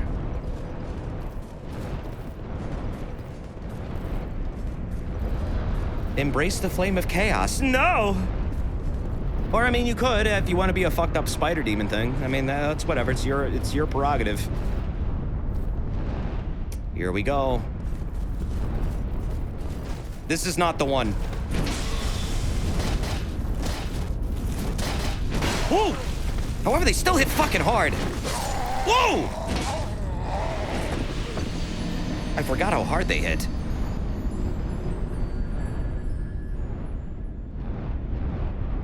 So I've heard this version is a lot different than it was in the original.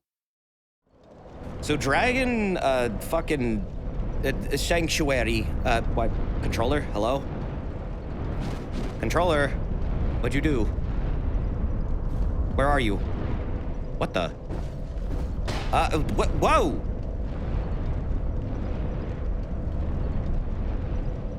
Oh, did I just lose the controller battery? I think I did. My controller is not connecting now. Why the fuck did that death just ruin my connection? Hold on. Are you gonna work now? No? Did my Bluetooth just disconnect? It did. What the hell?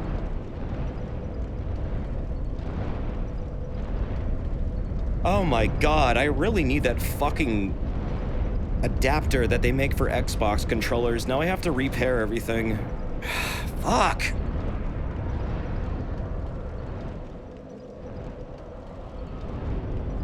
Why did that kill my Bluetooth connection? What the fuck?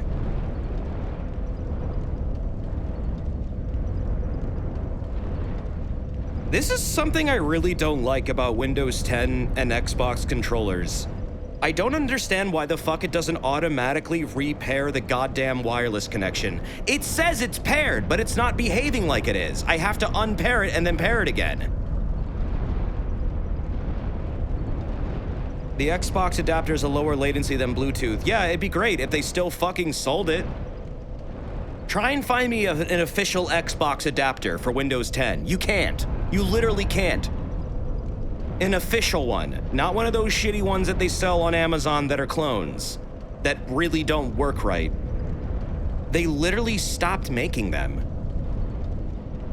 I don't fucking get it. I've been looking for one for like forever. And then the official ones you do find, they're over fucking priced. Now it works again. You have a controller hooked up with a big USB-C cable that came with it. Oh, you have the new controller though. This isn't USB-C, this is USB micro whatever. This is like an Xbox One controller. The new ones use USB-C. I don't know why the fuck they make these so stupid with PC integration. I really don't understand it. This should have a functionality where if Windows sees that it's paired, it should fucking pair the controller. Why do I need to unpair it to pair it again? That makes no fucking sense. And yet I've read online many times, yeah, no, I'm not like doing this wrong. This is how it's designed. Because they wanted to sell adapters or something and they never wound up retroactively fixing it. Or something to do with how it connects to a console, but I don't fucking own an Xbox, so it's not like it's a factor.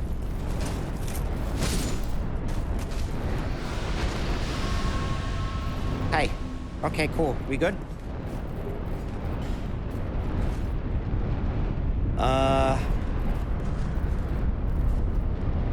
Use a PS4 controller adapter?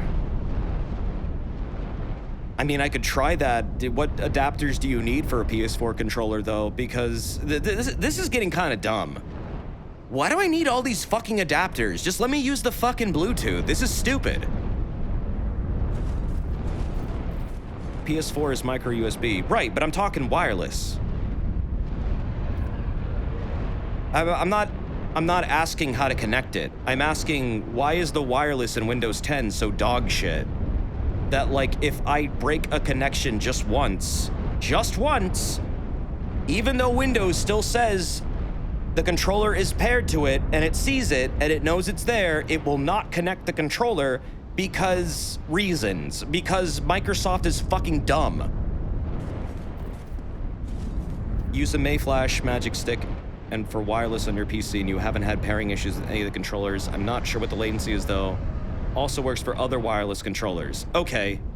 I've heard of the Mayflash fix. I think I have one for my Switch. I don't know if it works on PC, but I could definitely try that. Yeah, Bluetooth on Windows 10 is fucking awful. I don't get it. I don't get why it doesn't retain what you want.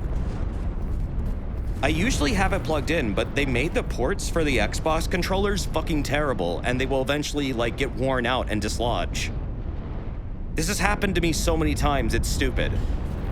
It's why I'm now using Bluetooth, even though I don't want to. I don't want to use Bluetooth, but it's making me. I'm sick of my controller getting unplugged and then all the inputs getting fucked up. Remember how this game would suddenly, like, in some streams, my character would suddenly start moving on their own and then, like, attacking on their own without me hitting anything? It's because my controller was getting dislodged. It was fucking up the inputs and sending false signals, and then that would make it so I'd have to restart the game because these games are made in such a weird way that, like, half the buttons, once it gets stabilized, don't come back until you completely relaunch the game. It's fucking stupid. Controllers on Windows 10 are awful, is what I'm trying to say.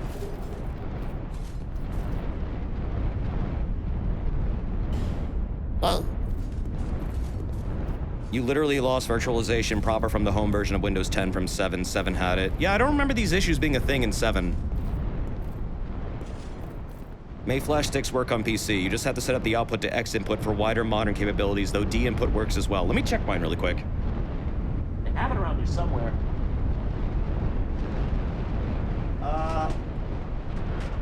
One moment. Ah!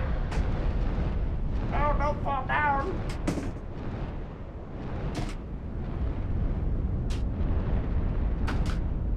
My controller bit. Where is it? Oh, there it is. So I have the May Flash Magic NS for Switch. I don't know if this works on PC, but it says it does. It says it has X input. It has Switch Pro.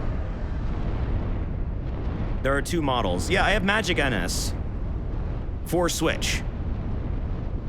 I am aware there are other models of this, but I bought this one specifically for my arcade stick for the Switch, but I mean, it might work on PC. Magic NS is the one you have. Okay, it's the gray one. I will keep this in mind. I'm plugging in my controller from here on out, and I'm hoping it doesn't break again, but we'll see. I'll test this out off stream. Oh, are we cool? Okay, so this is how this area is different. Every encounter now in Skulls of the First Sin for this section of the game, these dudes are going to be around all the big guys, right? If you try and go past the big guy without fighting them, they will jump you. If you fight them proper, they'll leave you alone. They want you to duel everything, basically, and take things on one by one. But I could be a fucking penis and do this.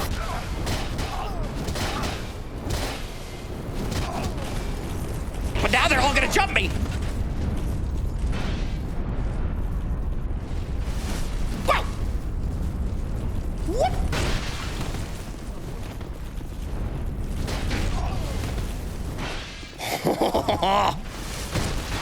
Oh! Oh, from full health! So yeah, basically, if you don't want to deal with both of those assholes, you have to fight everything they ordain you to fight as you progress through the area. Oh no, I deserve that. Yeah. I just got a hiccup. Right, and these characters have the dragon transformation. So what you're looking at with these dudes, their armor set. He's bowing because he's polite. That's the dragon form of DS2. I kind of like it. It looks better than DS3's, I will say. In DS3, the dragon form looks like a fucking, like, anorexic goat. It's really weird. Oh. This change is a lot better than the original Dragon Shrine, because in the original Dragon Shrine, it's not duels. It's just constantly getting jumped by these big guys. Yeah, DS3's dragon form is aesthetically awful. I mean, it's fun to use, but it's also fucking terrible looking. DS1, I think, has the best look, and I kind of like the armored look of this one. I think the thing that's neat about this dragon form, though, is that it's kind of like playing into how dragon form is part of your flesh, but also a form of armor. Because you're covering your flesh in now inorganic material. So that armor isn't just like an armor, it's like part of your body. That's your flesh.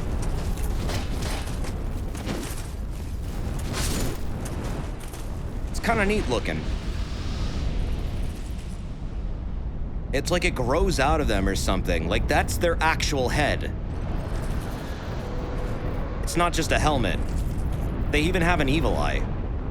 Stop, please let me look at you.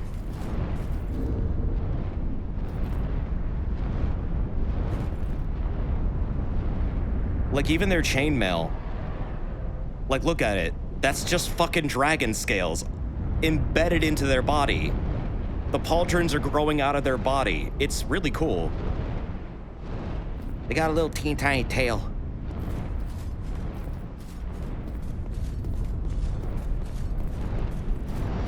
I think this is probably the most like dragony looking dragon form. But I still really like the DS1 version. I don't know. It was a little bit more clear cut on what it was. That people often thought this was just an armor set.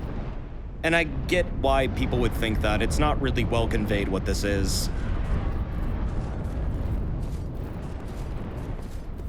That's what you look like when you're powered up? Yeah, dude. I hate this enemy. This is the worst enemy in the game. I have learned how to fight them, so this probably won't be that bad, but... Yeah, that attack! Fuck you!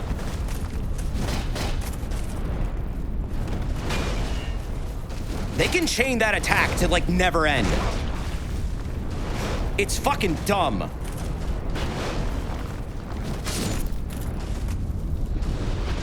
That said, I'm very experienced in dealing with them. I probably fought them over 50 times, so I better be.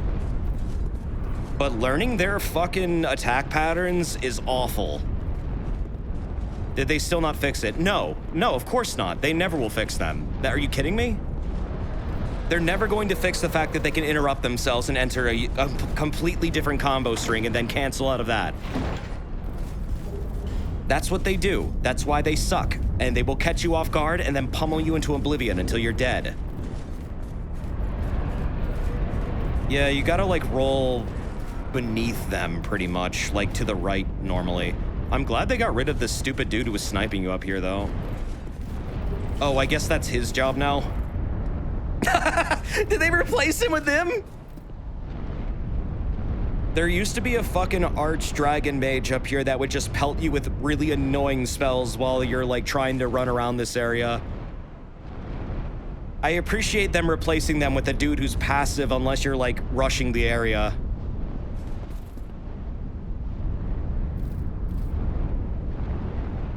He's like, no. No, no, no. No, no, no, no, no, no, no, no, no. Mm-mm. Mm-mm. Mm-mm. No, no. Me when I'm telling somebody no. That's almost like an emote. Mm-mm. Dragon said no. But no, they look cool, man. I like them. That middle eye is what they rip out to make the evil eye rings. Yeah, that they have the Calamite eye. Exactly. That's the evil eye. Or the eye of calamity or whatever. Why are they so honor-bound with dueling? Oh, well, that comes back to what the Dragon Covenant is all about, which is about honorable duels for some reason. I guess those who wish to become dragons wind up developing this sense of honor about them, where even in the first game, you would duel for the right to become an ascended dragon with other dragon, faction members to prove who was the strongest so you could, ascend to being the proper fully fledged dragon form. I guess the same concept holds up into this game. And then continued into Dark Souls 3, where at the end of the game, you will duel with Hawkwood to gain the right to become a dragon. So, I mean, it's just really part of their culture. Oh, God damn it. Mana, can you just wait for a second? Can I deal with him first? Thank you. They're not gonna let me do it.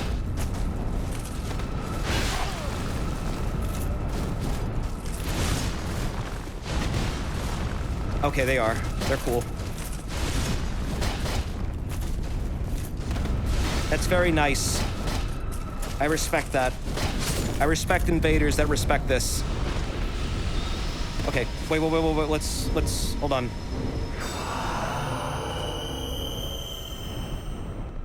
Oh, were you trying to heal? Okay, hold on, let me, okay, well, that's not working. All right.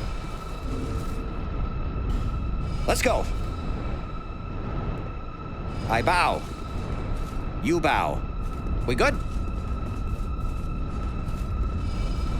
We good? Yeah. I'm ready. Whenever you're ready. No, I did heal. Oh, you want them gone too? All right. I mean...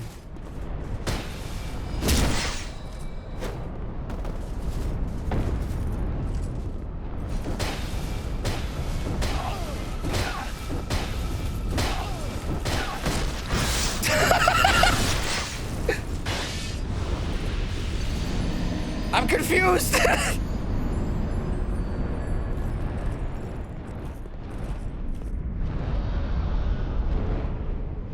They just pointed to the door and bounced. They weren't gonna attack. You could have just dueled me there and... I guess I'll just hang out for a little bit.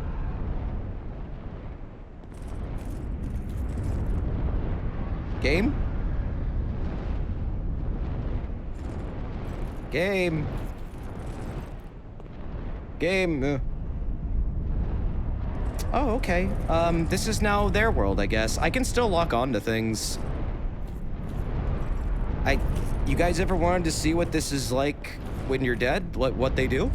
Well, okay, now it all fades to nothing. What the fuck was that?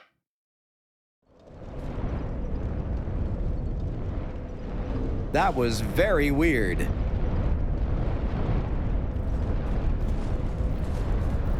With this character's death, a thread of prophecy is severed.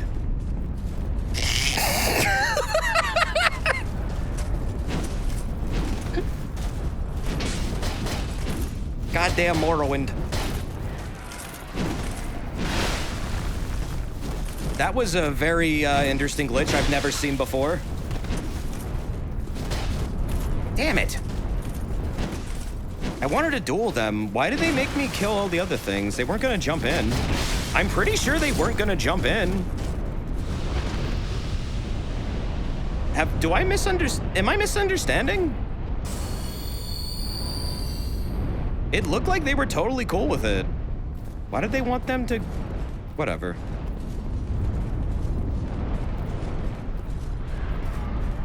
I'm pretty sure they wouldn't have attacked me.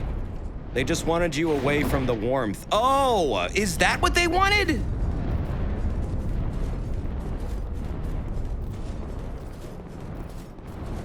You know what? That's probably what they were trying to do, but I just didn't understand because I'm a dummy. Nah, I didn't get baited. They were trying to tell me, like, hey, this thing's here. Maybe go over here, but I misunderstood. Warmth would have fucked up the duel, but I don't know. I guess they laid it down to help me, but... Whatever.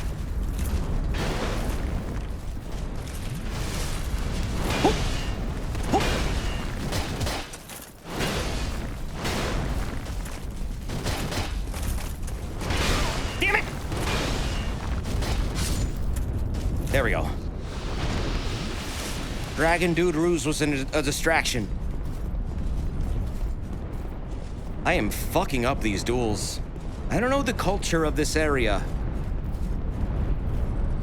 Dark Souls has its own, like, form of language. It's kind of funny.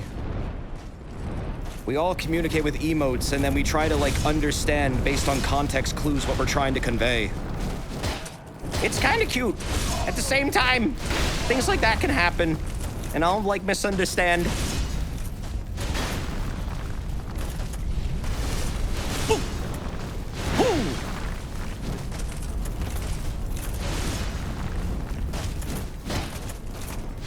But it is kind of a weird area. There's nothing else really like this in any of the other games with these honor duels with NPCs. Desert, I'm hungry. Well, then go to bed. You can eat in the morning.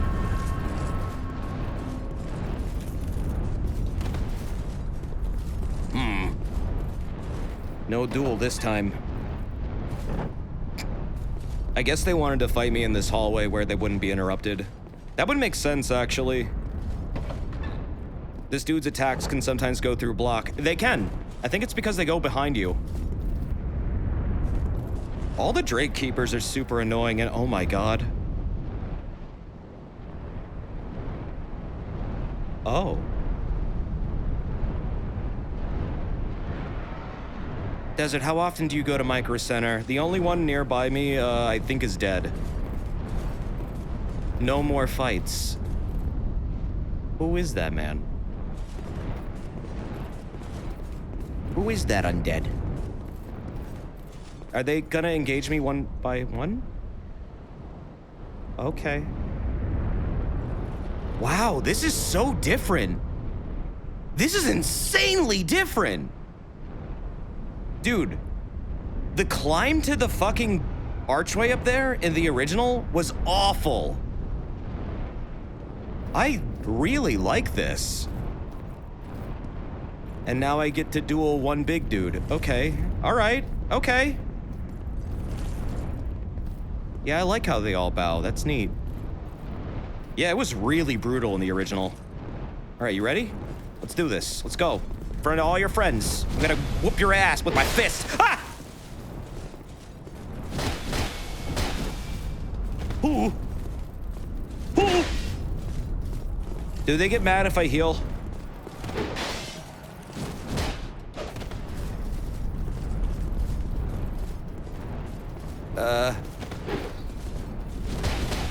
NPC fucking power stancing, and they're tanky as shit. You'll get mad. What? I didn't ask about you.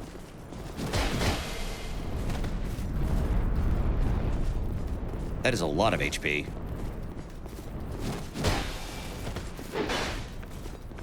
But that's okay. I have ways of erasing that.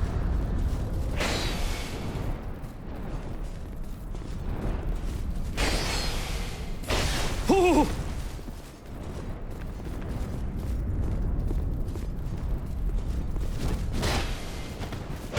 Ow!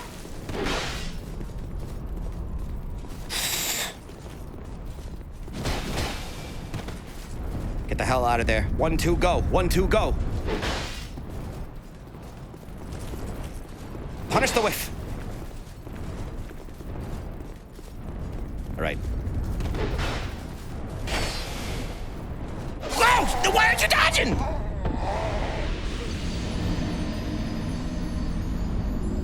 Literally mashing dodge. I saw that stamina. It was there. What the hell? No, there was stamina. I literally saw it. It wasn't no stamina. There was still green in my bar.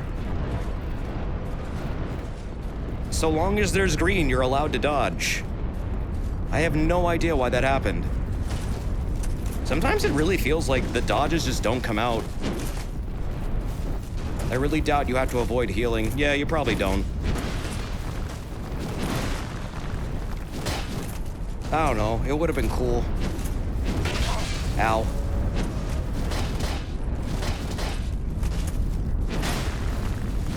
Why didn't my dodge come out? Like, seriously. Yep. Yeah, it was like just about that much at the very end of my that last roll. So why? Maybe it's your controller. Maybe.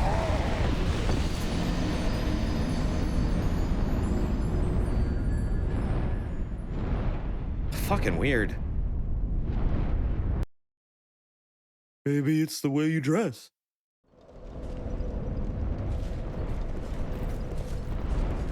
Input lag? I do notice input lag with this game a lot. I don't like to complain about it because I'm kind of used to it, but no, there is. It's definitely there, but it's not as bad as it is in Elden Ring. Elden Ring's input lag is insane. And again, I'm used to it, but like still.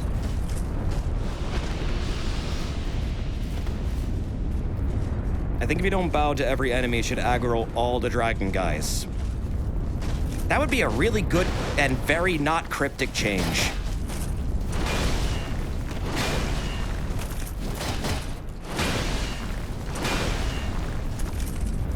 I'd be for that. Yeah, all the Soulsborne games have varying levels of input lag. This one isn't as bad as some of the other ones, but man, some of them are bad. Elden Ring is probably the worst. And again, I like Elden Ring, but it definitely has the worst. I like DS3's like inputs. I don't really ever feel like I'm lagging in that game. You thought you weren't the only one who noticed the lag in ER? Oh, yeah, dude, lots of people noticed it. There was like entire breakdowns of it. It's actually there. It's not just in your head. It is like the worst it's ever been. It's because there's so many effects going on. But also, it feels like they arbitrarily raised it.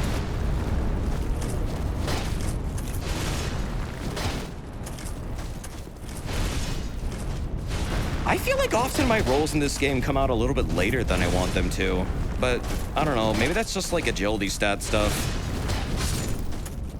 When my agility is lower, I notice my rolls feel more delayed, but I'm not sure if that's all in my head.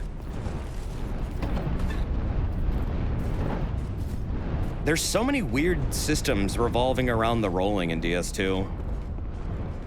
Just like, I don't know, your equipment weight and then the agility, and then like there's various thresholds of equipment weight that change it again.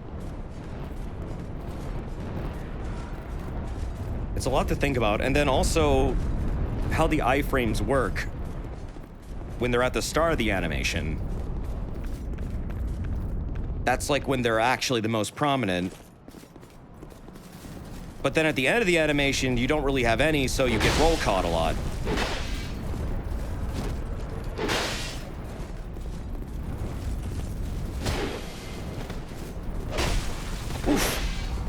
Let's see. Okay, no, they don't give a shit. Are they gonna jump me now? Okay, thank God, no.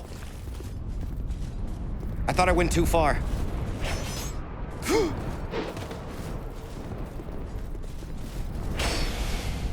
Oh, shit! Yeah, this guy is kind of like a boss, huh? If you didn't want to fight Ancient Dragon or whatever. Jeez.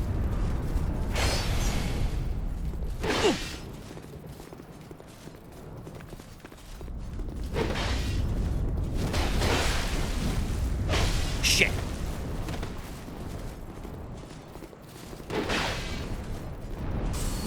Come on.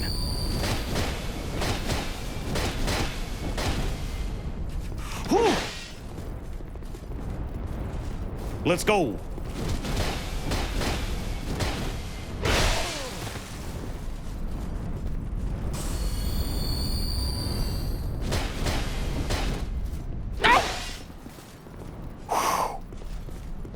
Oh yeah, no, Ancient Dragon sucks as a boss. I totally agree with that statement. I know how to beat it, but like, my God. I really, really question what the fuck they were thinking with that thing.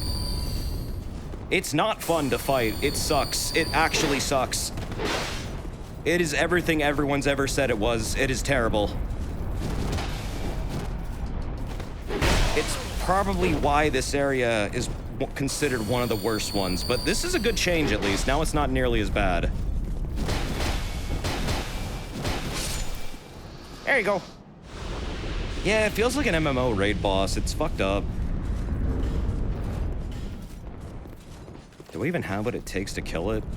This is fully upgraded, right? Yeah. This is how I took it out originally, I think.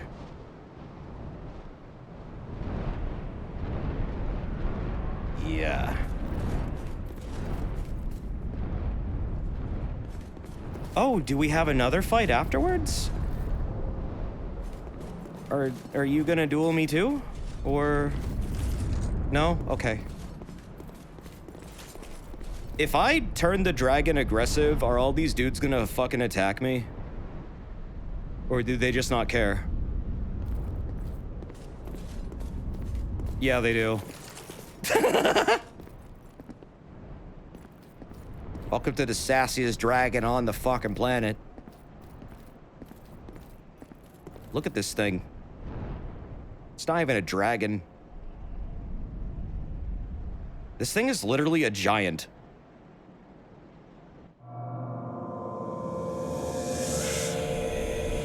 Earth shifts and stirs. Yet another stands before us.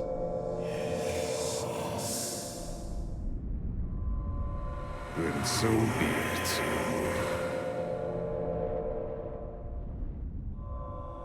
For the curse of life is the curse of want. And so you peer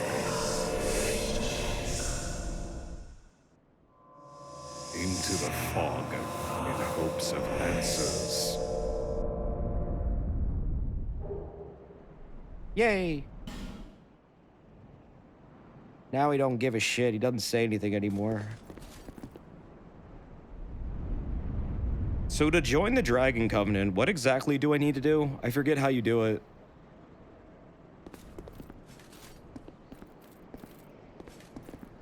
But yeah, no, they're literally a giant. This is just like a mutated giant soul. It's fucking weird. This is an Aldia experiment. This is the results of him trying to create an artificial dragon. You need the dragon egg. Oh, right.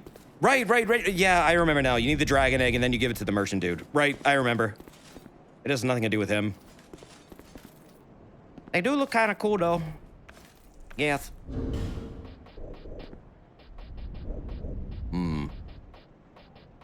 Well, I got what I need. That's broken. Well...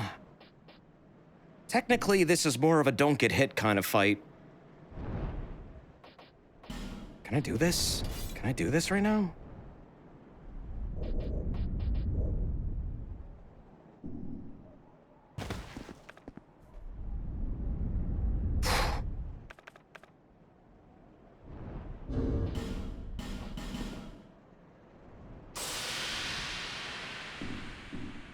What you can do, I think, is if you aggro him, you can get forgiven and then try again without having to fight everything, I suppose. I know you can be forgiven with him. That is a thing. Why do you want to fight the dragon? It's not necessary. 'Cause I said I would fight him, and I've already killed him before. I am not scared. Just nervous. Just a little nervous. Don't even know why I'm healing. It doesn't matter. Let's see. Let's just go for maximum damage here. Oh, never mind. I can't. Fuck. Man, fuck this area for breaking all my shit on the way here. Ugh. Okay, question. Do I have to kill the big dude again in order to get up here? Like, is that guy, like, permanently gone? Can I just race back up here after taking out, like, the other Drake Knights? I want to fight this thing. I'm ready. I'm ready to do this now. Like, now. The stairs duel is gone. Okay. Well, take a good look at, this dude. Because he's not going to be like this much longer. You'll still have to fight the other Drake Keepers, though. They're not a problem. It's the fucking onslaught of other Drake dudes, the Dragon Covenant guys, that are the problem. They're fucking ridiculous. You swore that guy came back? Does he? Do you know the strats? For this thing? Yeah, dude. I'm gonna be clipping the fuck out of his nails. This big stupid lizard didn't want to go to the vet, so we're gonna do his nails clipping at home. But not now. I gotta repair my shit. Then we'll do it. Can you give me more on what the giants are and why they are so special? Well, that's a thing that's very mysterious about this game. Giants are a weird form of life that do not share a common ancestry with humans at all. They have nothing to do with the light soul or the dark soul. They are their own form of soul, which is a giant soul, and they have a homeland, which is like the land of giants, which is what King Vendrick tried to wage war with and obtained a quote-unquote prize, which could have been the Ashen Mistheart. Or could have been potentially the Throne of Wine? But I don't really think that's accurate. I don't see how that one works. They're a very interesting force, and the giants in this game are different from the giants in the first game, too. Not only do they look different, but they have a very different biology. The giants in Drangleic and from the Land of the Giants, when they die, they turn into trees. And they have a weird cycle of, like, rebirth, where instead of, like, returning to soul stuff or whatever, they just become part of the world again. And inanimate. But the giants in Lordran didn't do that. They're, like, totally different, and I don't know why. Giants also seem to have an affinity towards, like, souls and acquiring them that is stronger than a human's desire. I guess giants have the power of want. Because when Vendrick took their power and made golems, they were powered by souls, and the game goes out of its way to show you that despite you being nearby an enemy you killed, if you kill them near a giant golem or something, the souls will never go to you, it'll go to the golem or giant to activate them and give them life, which makes me think their desire for soul hunger is much more powerful than a human's. It's really interesting. But again, there's not a lot of conclusions there. It's just like they are a weird, mysterious race of beings that are very strong and powerful. And they even might be some kind of hive mind. Bearer of the curse. Where they all share the same singular, like, rage towards Vendrick. The curse of life is the curse of want, after all. Right, exactly. So I think they had, like, some ability to manipulate souls or some very powerful soul attraction aspect to their being. Because, I mean, even the golems can, like, suck the souls right out of you if you let them grab you. And I'm assuming giants can do the same thing. But then you have Yorm. Yorm isn't like a giant from... He's not like the kind from Drangleic. Yet he's from the profane capital, which might have been Drangleic. I don't really know what kind of race of giant Yorm was, or if there even is a distinguishment between the two. But there does seem to be two of them. It's kind of unclear.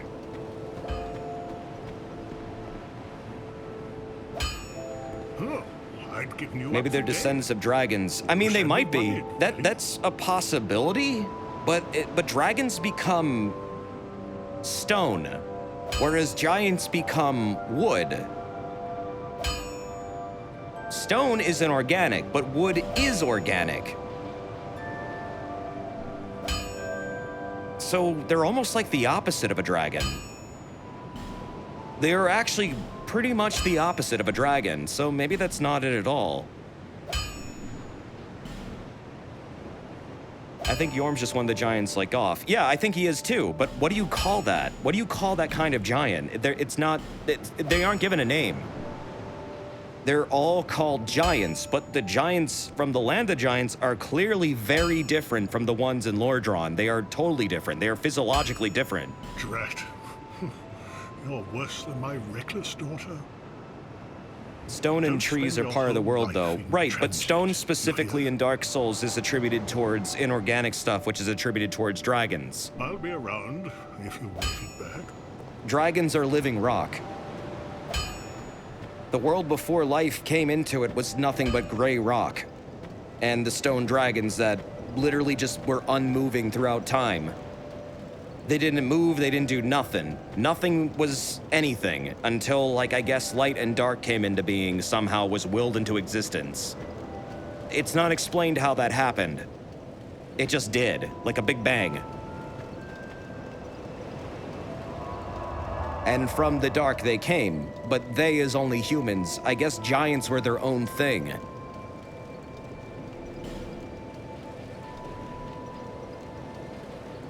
It's one of those elements of the story I feel like they left intentionally vague for the mysteriousness of it all, and it's kind of fun to deep dive into what it could all mean.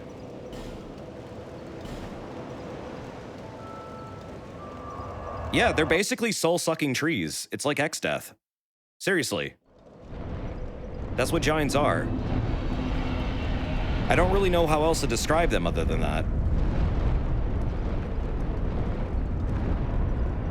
Maybe the giants willed it? If they did, that would be a cool part of the story we've never gotten clarification on. It's not really known what their role was in the world, like, origins and creation of the anything, other than, like, they are not compatible with the First Flame. They're just not.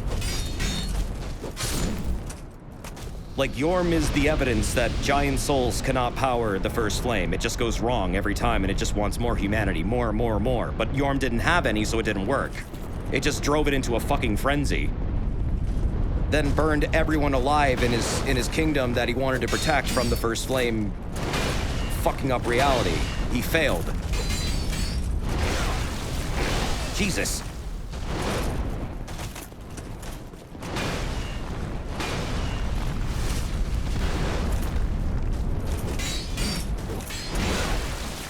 Shit! Your hero looks like Mossman. He's supposed to be Ganondorf, but he's naked right now.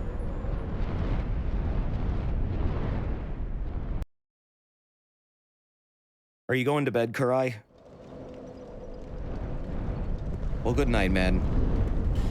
Hope you have a good sleep, dude. I guess I'll armor up until I get to the dragon. I mean, the reason why I'm taking off my armor for the dragon is dodging is more important with him than getting hit. Because if you get hit by that thing, it doesn't matter how much health you have. You're likely just gonna die. There are ways to mitigate the damage to make it so, like, the flame damage is nothing, but that physical damage, bro, that's just gonna fucking ruin your day.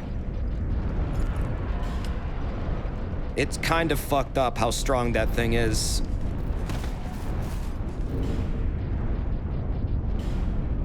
Wait, am I over? Oh, I am.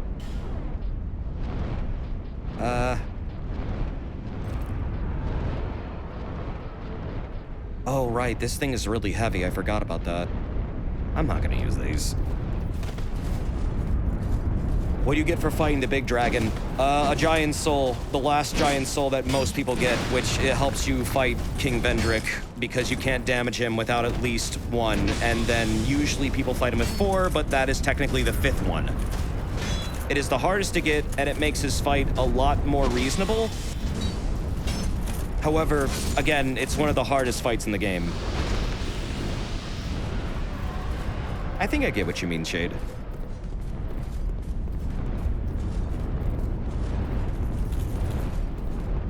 It's not worth it. I mean, it's kind of fun to, like, it feels good when you do it, but it's a hell of a learning process. I'll probably be shutting up throughout the fight so I can actually focus. Because it's a lot of, don't fuck up things. I hate this enemy. That is so fucked up how fast you can do that.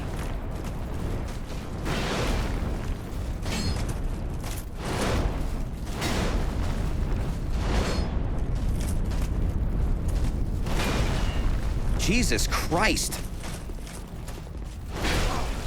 What? What the fuck? Oh, cool ghost swing. I'm sorry, did you hit me with the fucking force?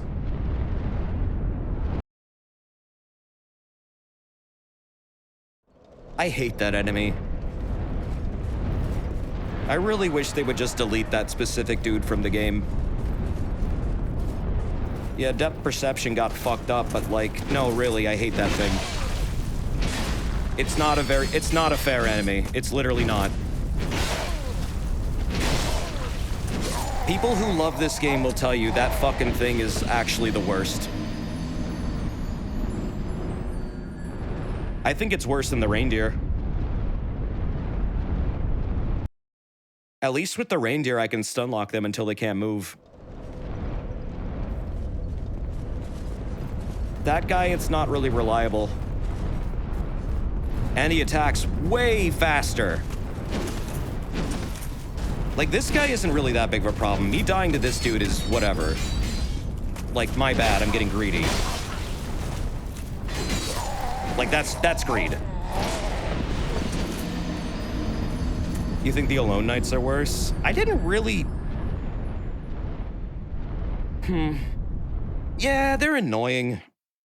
You're right, they're annoying. I don't think I got as mad at them as I did this dude, though.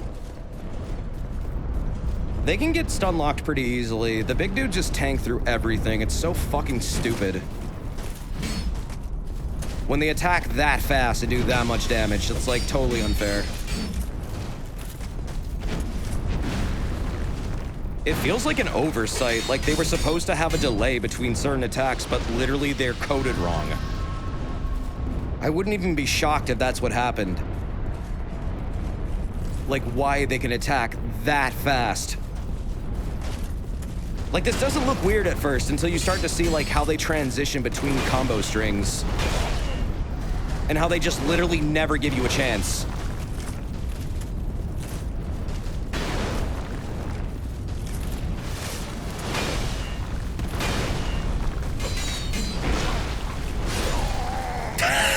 There was no way! The second you get hit, it's over. You can't dodge out of that. You're stun locked. You're fucked.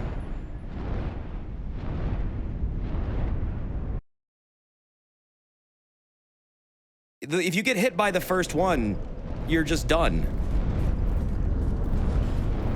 The game doesn't give you enough time to even dodge if you mash or anything, even if you have the stamina. Like, I could try going super poised, but like, Jesus. I don't even know if I can do all the poise right now. I'll try it. What is it, Vengarl shit? That's 71.8 poise. I have no idea if that's gonna work.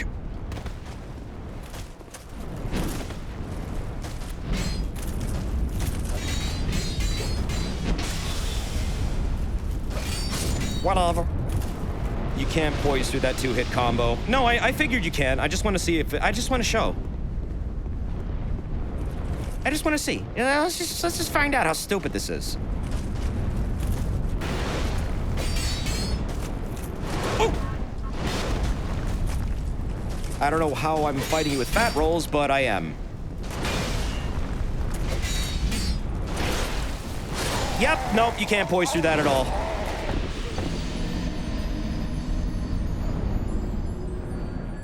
Ooh, this man.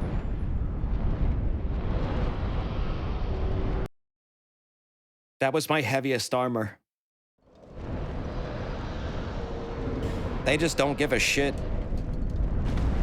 Yeah, those swings are so fucking fast. What the hell? What do you do? Don't get hit, I guess. Nara, you said you're hungry like 50 times. I don't know what you want me to say. Go fucking eat something then, bro. Can't you just pass him? And then I'd have to deal with everyone else. The entire map will, like, converge upon you if you wind up trying to skip anything. This part of the game hates you trying to do that. Okay, hi. I don't know what to eat, tell me. Eat bugs.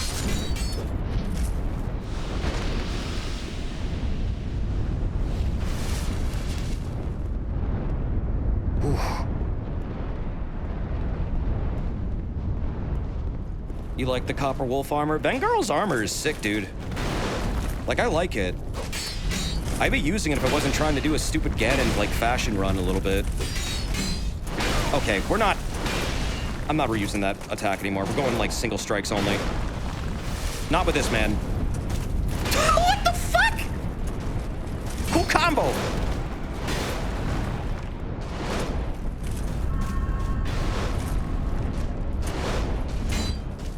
It's like, how many attacks do you want to do, my man? Do you even have stamina? No, you don't. Oh, God!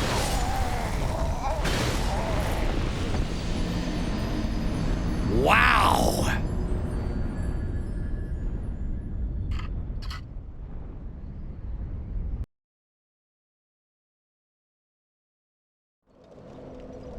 Well, I appreciate you liking the Ganon Run game, James. I normally do that monster house or monster generator bullshit, though. I do that a lot, but no, this is fun. This was a cool idea. I feel like this game's fashion souls lends itself towards looking like Ganondorf, if you want to, like, actually rock it. Right proper. I just don't get it, man. Why would you make it like that? Oh, fuck. All right, ads happening soon.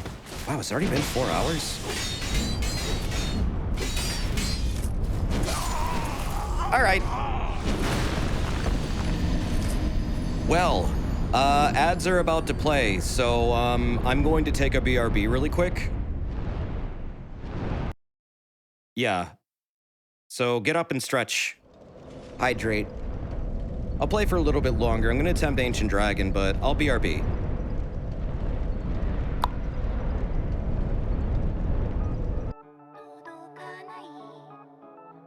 BRB. Listen to some nice music.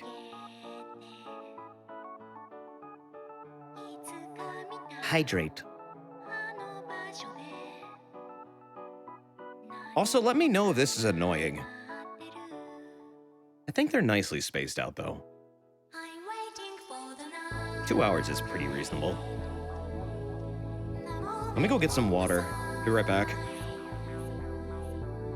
You had more success with the, Cistis. Yeah, I know.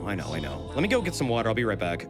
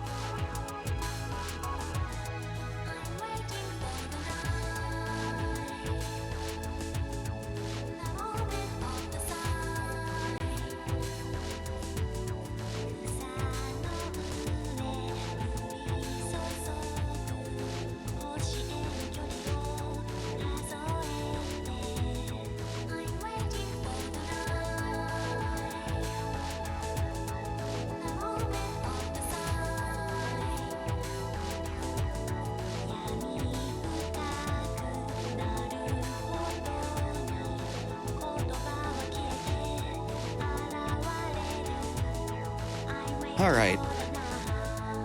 I was doing squats. What'd you do with your hour and 30 minutes, chat? Hope you didn't waste it. Hope you didn't just sit there on your butt doing nothing. Hope you didn't just cry under your desk like I do every night. You didn't do squats. Oh, okay. Well, that's cool though. That's fine. Oh, game music, right? You did 213 squats yesterday. Fuck yeah, man. You're power farting. Well, that you know what? More power to you. You cried. Nary, you are always crying. What is new? It's okay. I am too. Someone asked, if you watch a Let's Play of Moon, are you missing out on anything? I would say you are. I would legitimately say, yeah, you are. You are missing out. Moon is a game that you really should play blind. You should play without spoiling yourself. I know a lot of people like to watch Moon because it's a very interesting, quirky game. But genuinely, if you were curious about playing it, I would say play it yourself first, then watch somebody. Because that's probably the best way to experience the game, in my opinion. The puzzles will be totally ruined for you, and that's 99% of the game if you watch someone else solve them.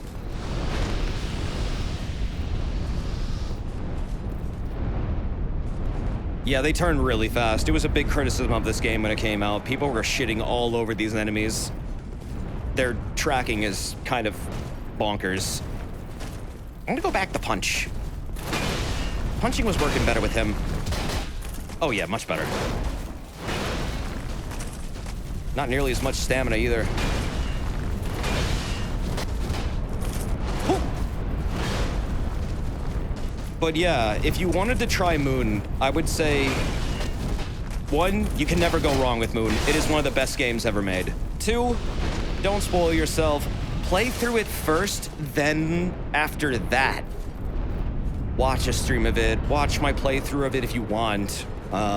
It'll probably be more fun for you that way, because then you can watch how I solved everything and my stupid mental faculties failing. And you can get mad and frustrated that I can't solve something really fast when you already know the answers.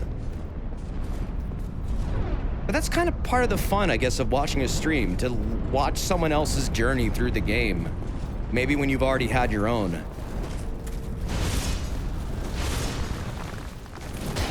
But yes, get Moon. Moon is good. You'll never go wrong with it. I have yet to meet a single person who does not like Moon.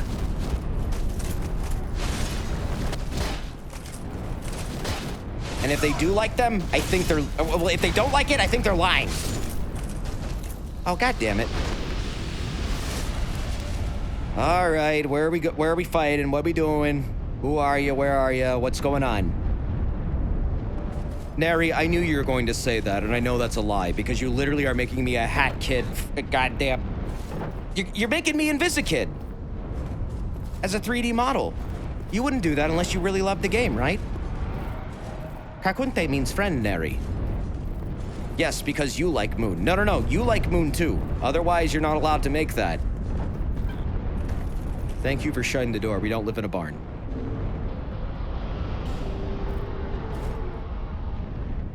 Hello. I like your dragon toes. Whoa! Oh, you got the fucking bone fist! That's Bone Fist. He just threw a Hadoken. We're gonna fisticuff the shit out of this. Great. I'm all for it, man. Let's go.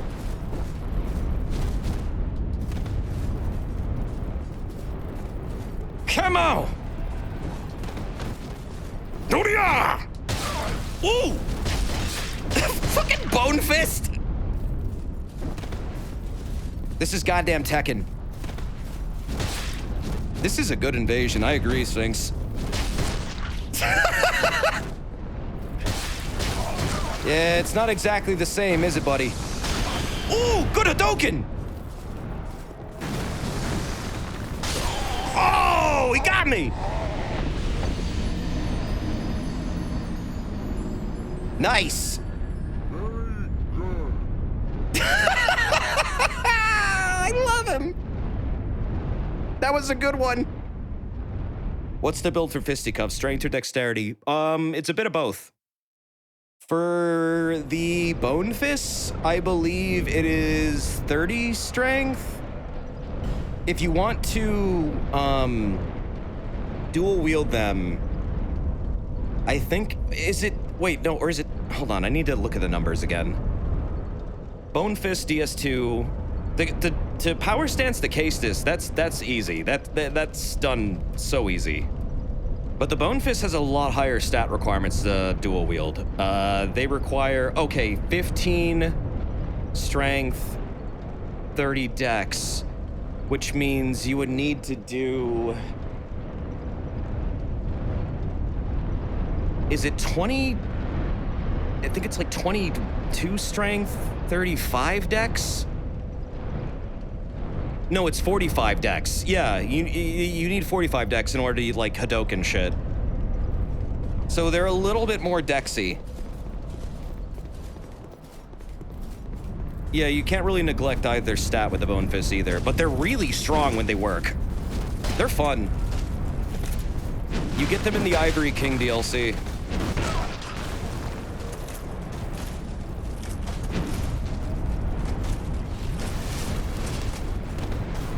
So a lot. Well, yeah, but they're endgame weapons. They're actually, like, considered a legit endgame weapon. They're in the final DLC, like, literally at the end of it. You're not meant to get them early at all. And they're really hard-hitting. Like, when you use them right, they're very fast, and they're very, very strong.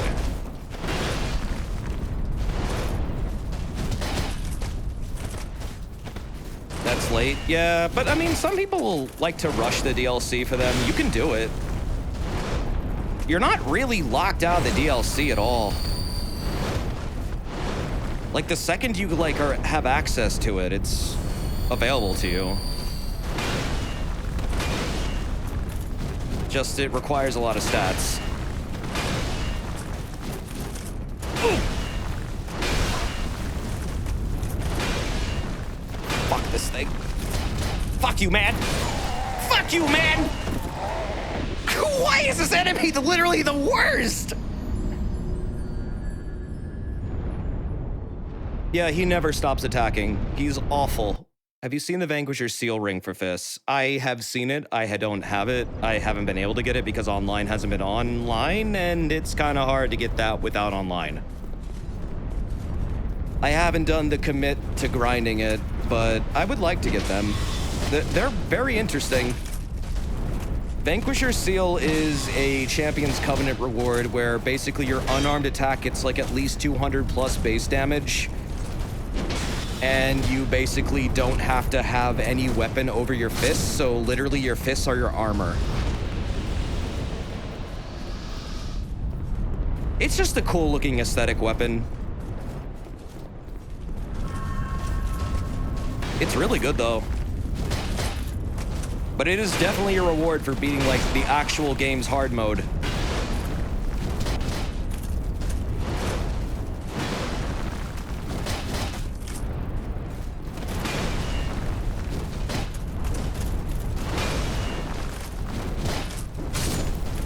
Fuck you.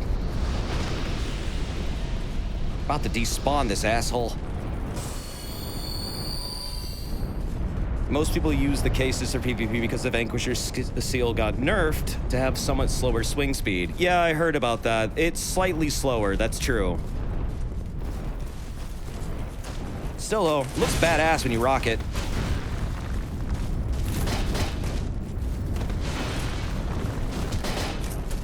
I do sometimes prefer the Caestus, however, for most forms of combat. Like, the Bone Fist is kind of like a for-fun weapon for me. It's really good, but it's also not good in all situations because it is a bit different from the Caestus being... The rhythm to it is totally different. The attacks are very, very wildly different. You kind of have to get used to it. And if you don't get used to it, you're probably not gonna like it much.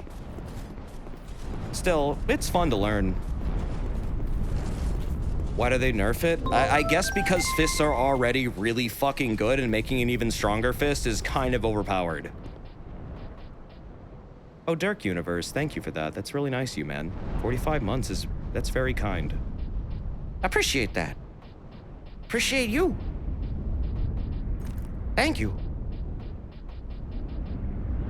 Okay, we're good now. Well... Man, I'm not even gonna fucking effigy for this. I'm just gonna go in and start beating the fuck out of this thing. Let's see. Let's at least do something to mitigate the fire damage in case I get hit once or twice. There is a way to survive it, but I'm probably not going to. Oh, I have 2 of these? What the fuck? Wait, does this flame resistance stack? Whoa! Can you buy me this? Larry, I'm about to fight a really fucking hard boss. This better be important.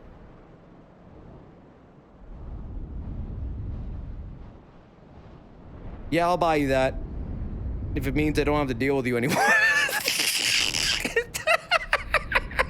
Don't even bother with the tooth. I did beat this with the tooth on my back. But yeah, nah, this isn't worth doing. Flame defense. Oh god. No, this isn't gonna...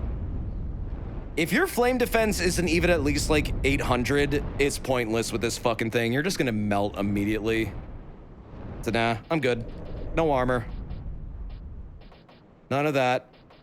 Don't need this. Just need more attack. Desert, do you want me out of your life? I will leave. Bye. Okay, see you tomorrow. See you tomorrow, Neri!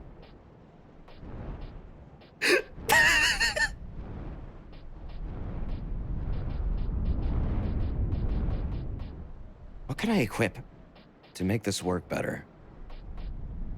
If I'm using the Saint Spear, I don't need Bracing Knuckle. I wish I could stack Ring of Blades. That'd be nice. This is pointless. All this is pointless. I guess none of this. Well... Is he? Does this work on him?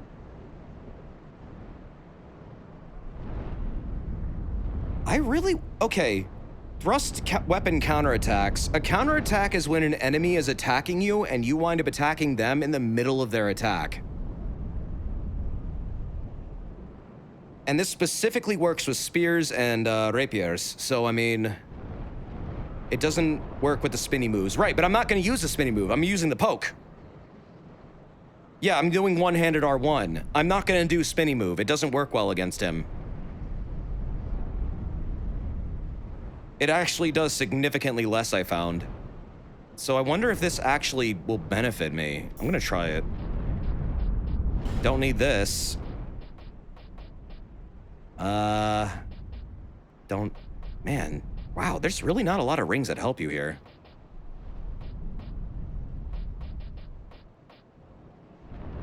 He has a long amount of time when where he's taking counter damage, so it will work. Okay, well all right then. That settles that. What's the last ring I can equip?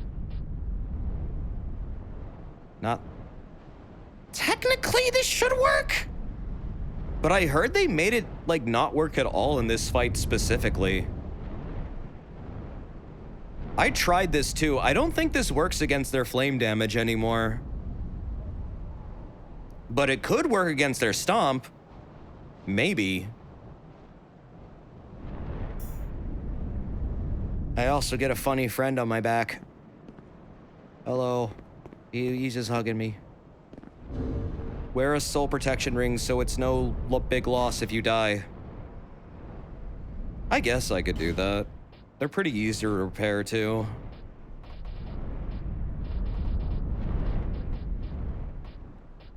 Where is mine? Oh, there it is.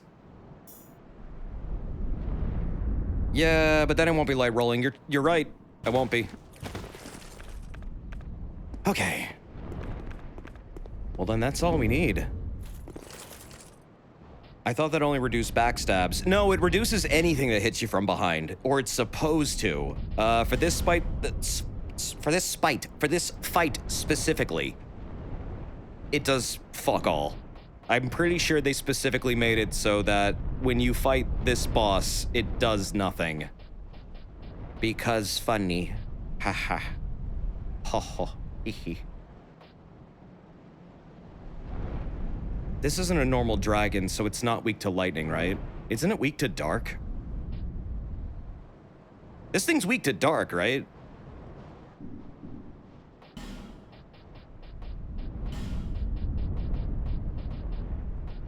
think it is. I remember it being weak to dark. Oh, wait, I can cast Dark Weapon. Yes, I can. I don't need the pine resin. Where is my, my funny little doohickey for casting them funny spells? My catalyst. Okay, that's one. Where's the other? I thought I had another one. Staff of Wisdom. This doesn't affect buffs though, right? What's my lightest staff? Magic, lightning, and dark is what it's weak to. Okay. So it is weak to lightning. Organize. Okay, you can't organize in that screen for some stupid reason. Sort by weight. My lightest catalyst, which one? Alright. Sure, whatever. Buffs are not affected by staff stats. Say no more.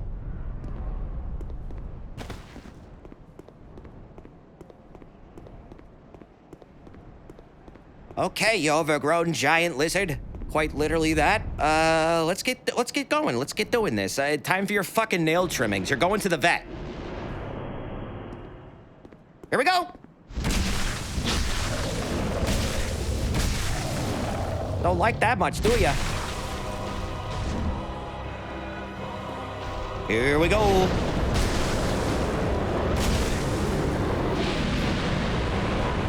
Nope.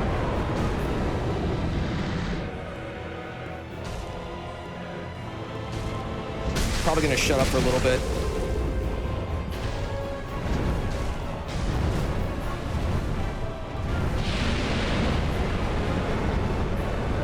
Ooh, that's a particularly bad one.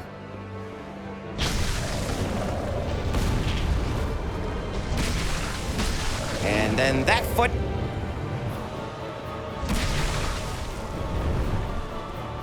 Whoop. Oh, fuck, I went the wrong way.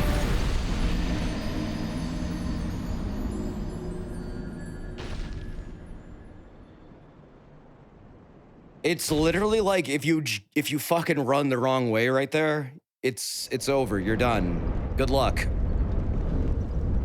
But that's kind of what you do. Just dodge the fire. I know, right? It's so easy.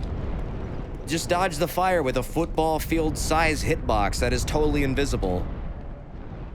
Wow, has it really been that many times?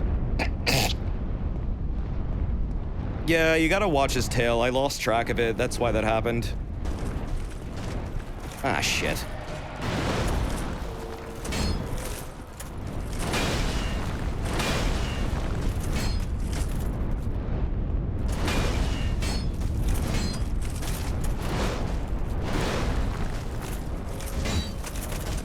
Ooh. Ooh. Ooh. Ah, shit. No.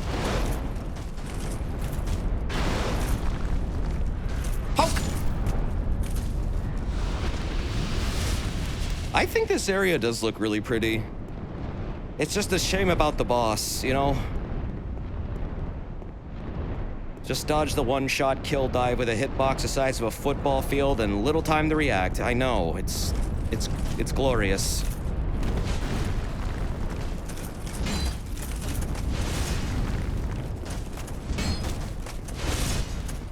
I'm so glad they made a boss that fucking big have a hitbox that much extended out of its actual animation.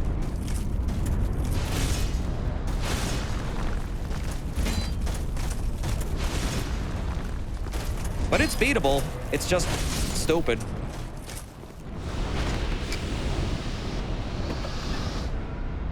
That was a good first attempt, though. Really, you're just watching the head and the tail and staying between its legs. That's pretty much the method, as far as I'm aware.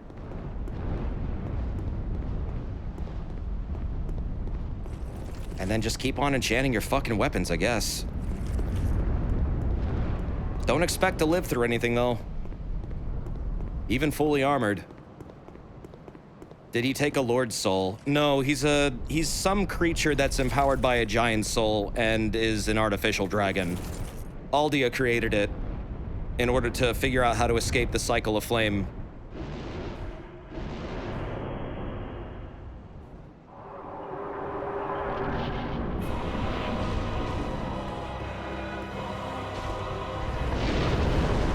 Roar! You're getting your nails trimmed. We're going to the vet. Woo! That was close.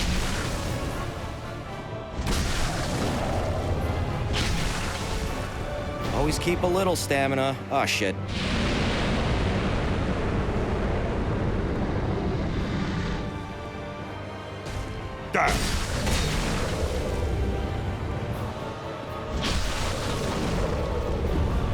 And, up they go.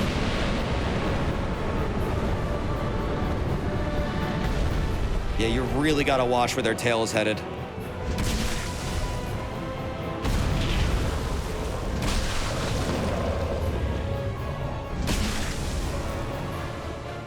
I feel like this weapon was almost made for this fight. Just because it's such a long fucking fight. And the durability is likely to go away immediately.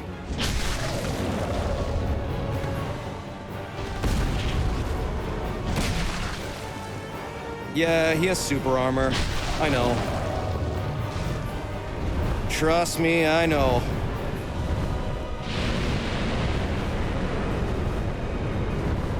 I see you rotating. Think it's tricky with all that? Ooh.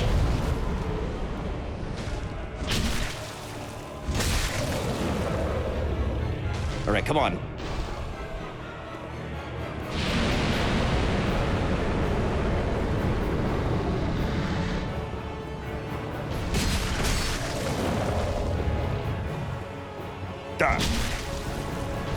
You can do it, you can do it.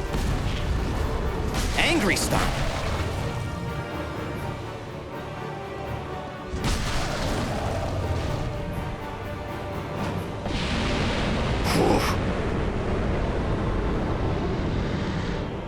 Get this powered up again.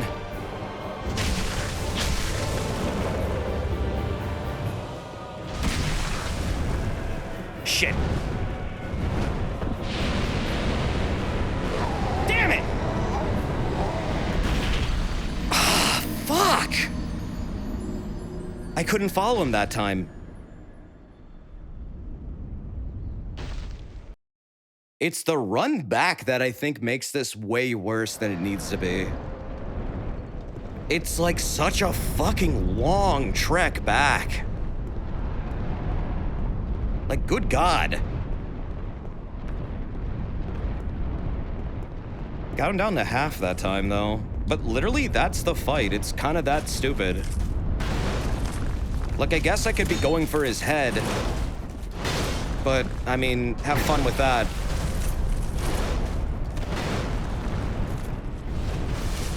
Nah, there isn't another bonfire. That would have been appreciated, but no. Oh, God!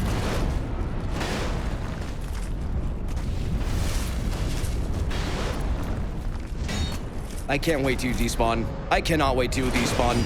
Just despawn already, please, for the love of God. Make my life easy. How come they never get hit? If only this game had Stakes of America. I need steak. At least this doesn't suck as much as the OG run. Yeah, the OG run was way worse. I agree with that. Oh, totally. Like, inexcusably bad. It's a lot more tolerable with, like, I don't know, just the less enemies that there are to engage and not getting jumped by a bunch of them at the same time. And making the Dragon Knights optional, which is very appreciated. Because they are actually kind of hard to deal with. How do you like your steaks of America cooked?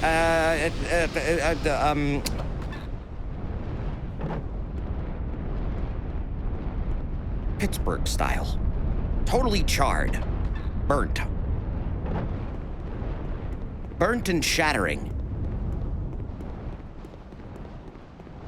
I want it to be like a piece of glass. When I drop it to the floor, it'll break into a billion little bits. And then I'll eat it like cereal. Frenzied, got it. You got it.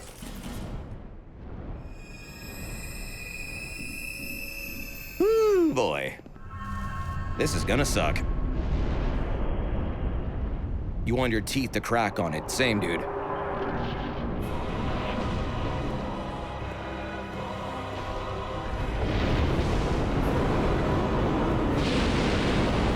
Like, I guess that does more technically, but also it opens you up to being attacked by stupid shit.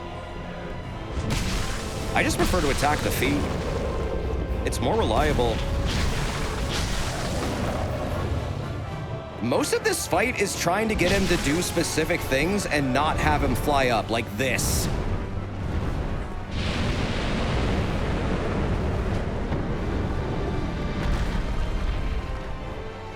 And that's mostly done by just staying between his legs.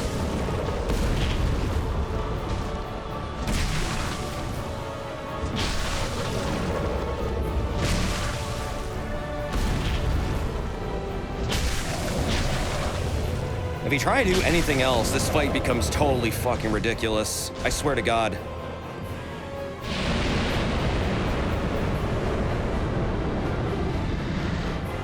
Yeah, it is the most consistent method.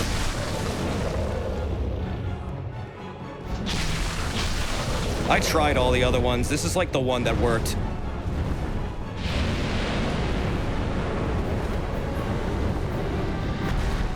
But that's the attack that kills you 90% of the time. That one.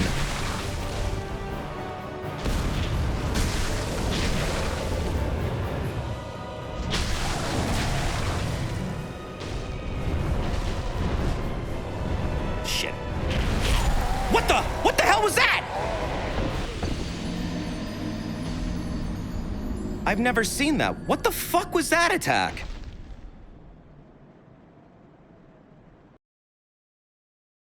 I've never seen him do that. Oh, come the fuck on. Is that a new one that they added in, or what?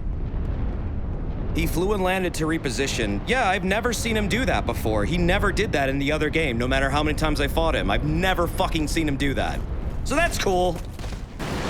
Just, you know, in case you were feeling overly confident, here's a fuck you attack. Because they don't have enough of them. He does that, yeah. That's so awesome. This is such a stupid boss. That's why watching the tail is the safest. I just like to watch the head. But yeah, I guess so. If that's how they're gonna do it.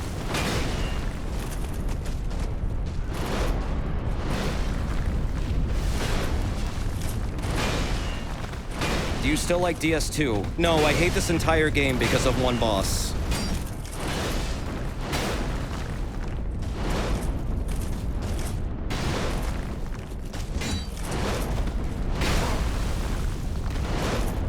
Reasonable. You joke? But no, that's like a take that I see a lot, and I don't quite get that.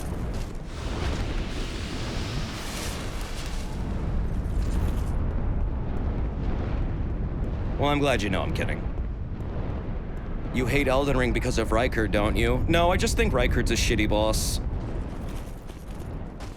He's a cool-looking boss, but his mechanics are shitty. He's fun to co-op against, but to solo him without the stupid spear? If you're trying to do like a Fashion Souls run, that is the anti-Fashion Soul boss. I stand by that. Why won't you let me leave? Why do you say things like that?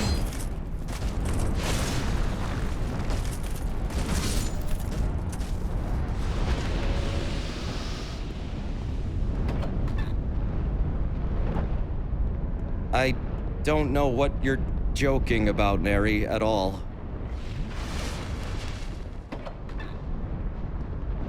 Oh, okay, Neri. I don't know why you decide to do that, but, maybe don't.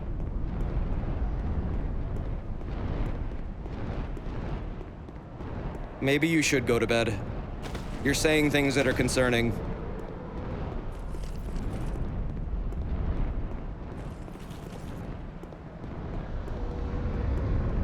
Okay, let's try this again.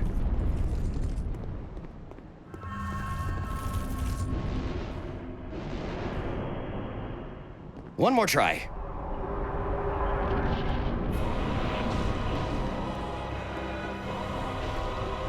I got this. Maybe.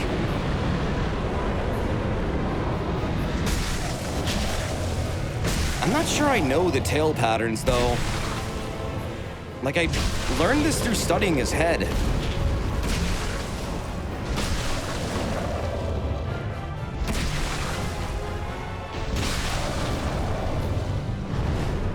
Okay, this way!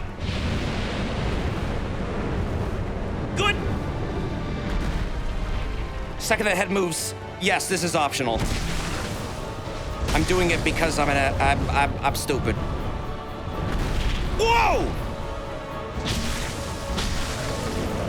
All right. You like that attack, don't you? You watch the head most of the time. When it's about to fly, you shift the camera to the tail. Oh! Yeah, you're right. I should be doing that. That just makes fucking sense. Why am I not doing that?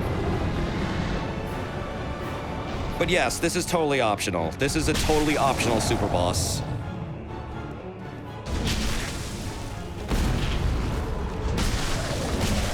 And by super boss, I mean super bullshit. This is how you do the most damage against Vedrick. You have to kill this thing, but it's not necessary. You don't really have to do this. It's kind of just a challenge. A really dumb one.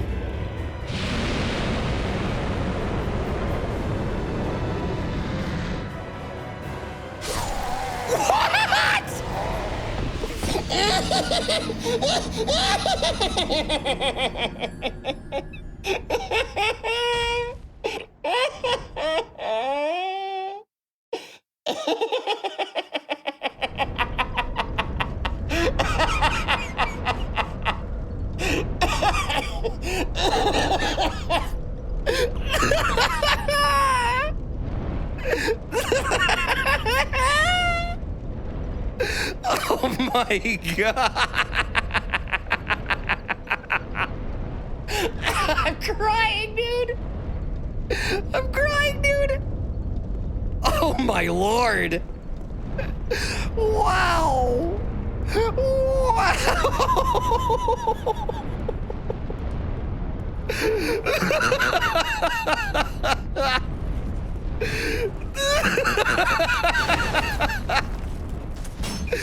Oh god, I can't I can't breathe. That was so stupid. That was the dumbest fucking death I've ever seen against that thing. Oh my god. Oh my god.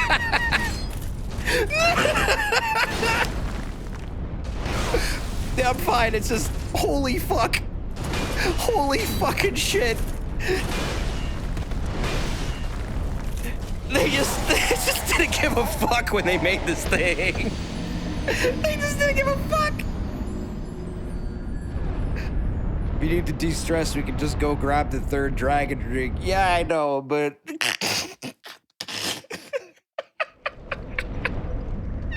They just didn't care. They just didn't care. Oh my lord, that was so fucking stupid. Oh my god. Like, I'm making good headway. And of course that happens. God damn. God damn, Dark Souls 2. What did Tanny Motor Shibuya mean by that? We want our players to suffer. We want them to die again and again and again. And if we can't come up with a good enough reason for them to die, we'll make one.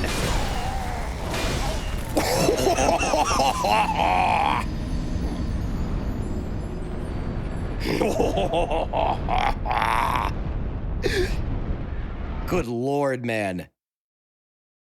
This area is magical. This is a magical fucking part of the game. Like, actually, just stupidly magical. Like, I just, like, wow, you see the fucking bullshit you put up with in this game? It's beautiful. It's beautiful. It builds character.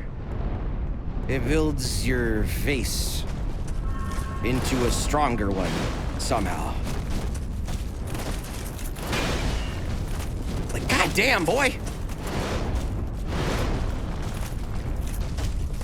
But yeah, that is how Ancient Dragon be. If you've heard the memes, if you've seen the streams, they are true. They are real. They are not fabrications. It is literally that annoying to fight.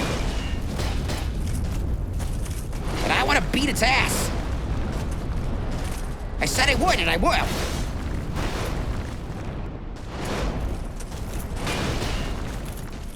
Oh my god.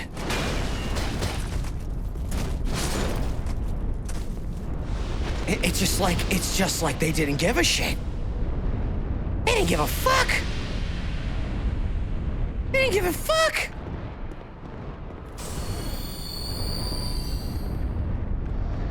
I got it though, it'll be fine. It'll be fine. I just can't believe that's actually how I died there. The second that, like, it falls on you in any way, you're just done. Doesn't matter if you were, like, that far away from it. It's just like, oh, you're in, like, the air pressure zone.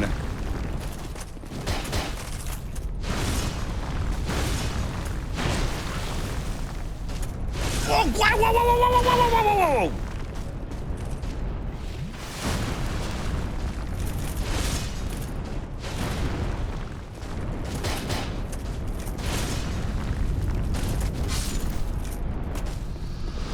Yeah, I just got fucking, like, stepped on, but, like, barely. It was like, it was like their toe touched me. But I died a happy man because I have never seen such bullshit sights in my life. I live for dumb moments like that. I seriously do.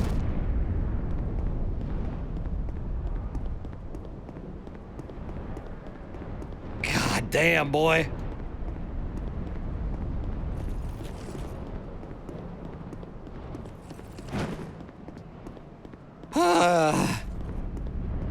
Okay, let's try this again.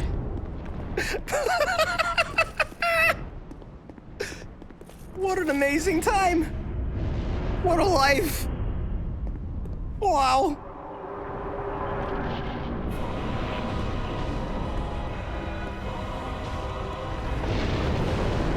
My good God.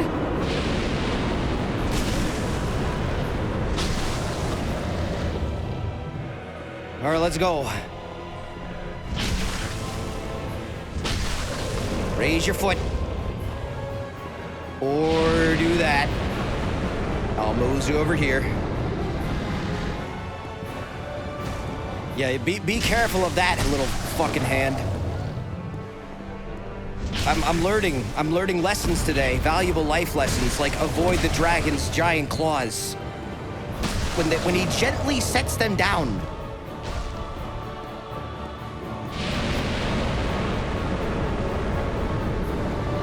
I guarantee you there's at least like 5 people in chat who said at that exact moment, God, I wish that were me.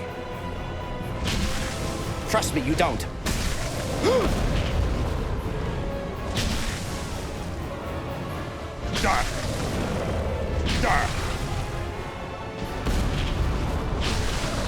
Don't get greedy. Hit twice, move to the middle.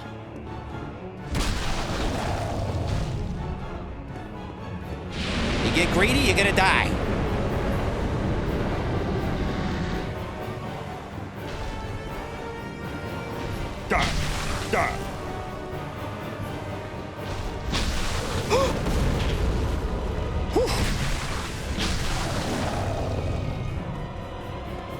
This dragon did not skip leg day. Nice! Yeah, keep doing that stupid shit. That's an attack I don't mind.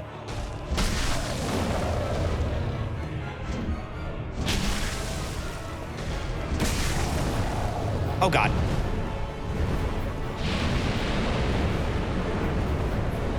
Okay, yeah, I see what you mean. Yeah, I should have been doing that all along. Fuck!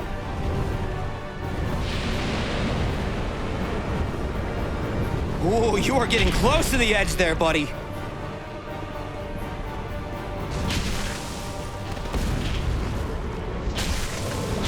That might do a reposition.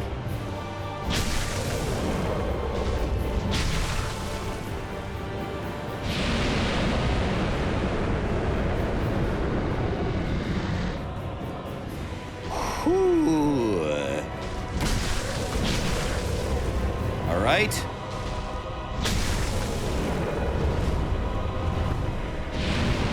Go, go, go, go, go, go, go, go, go, go, go, go, go, go, go, go! Yatta!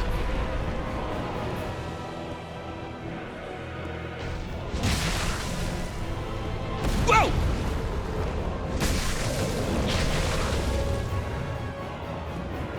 A little too close for comfort there.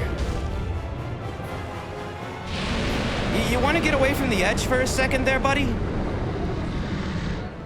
You're making me nervous.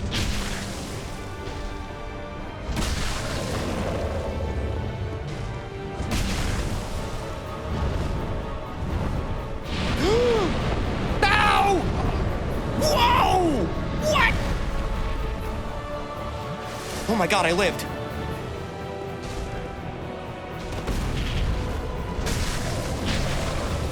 Oh, sweet merciful heavens. Okay, lift your leggy high. Or do that.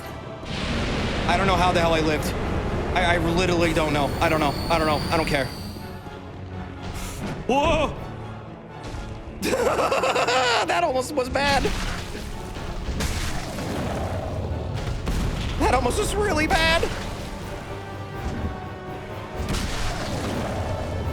Okay, just wait.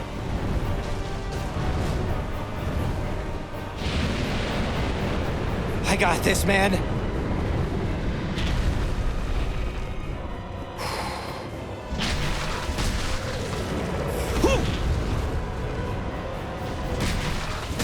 No greed.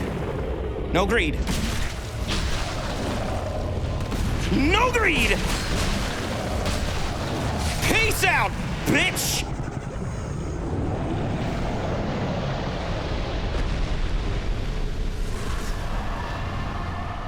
You've been a bad dragon!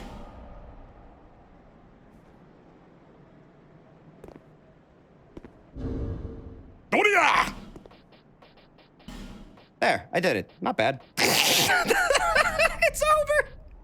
It's over! The worst part of this game is over. I'm so happy. Oh my God.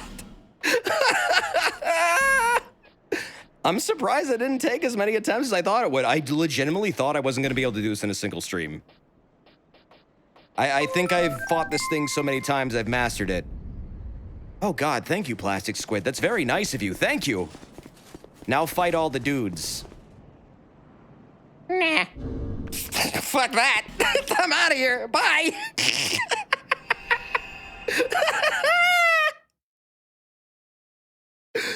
That fire not killing me was incredible. Oh, fuck yeah, man.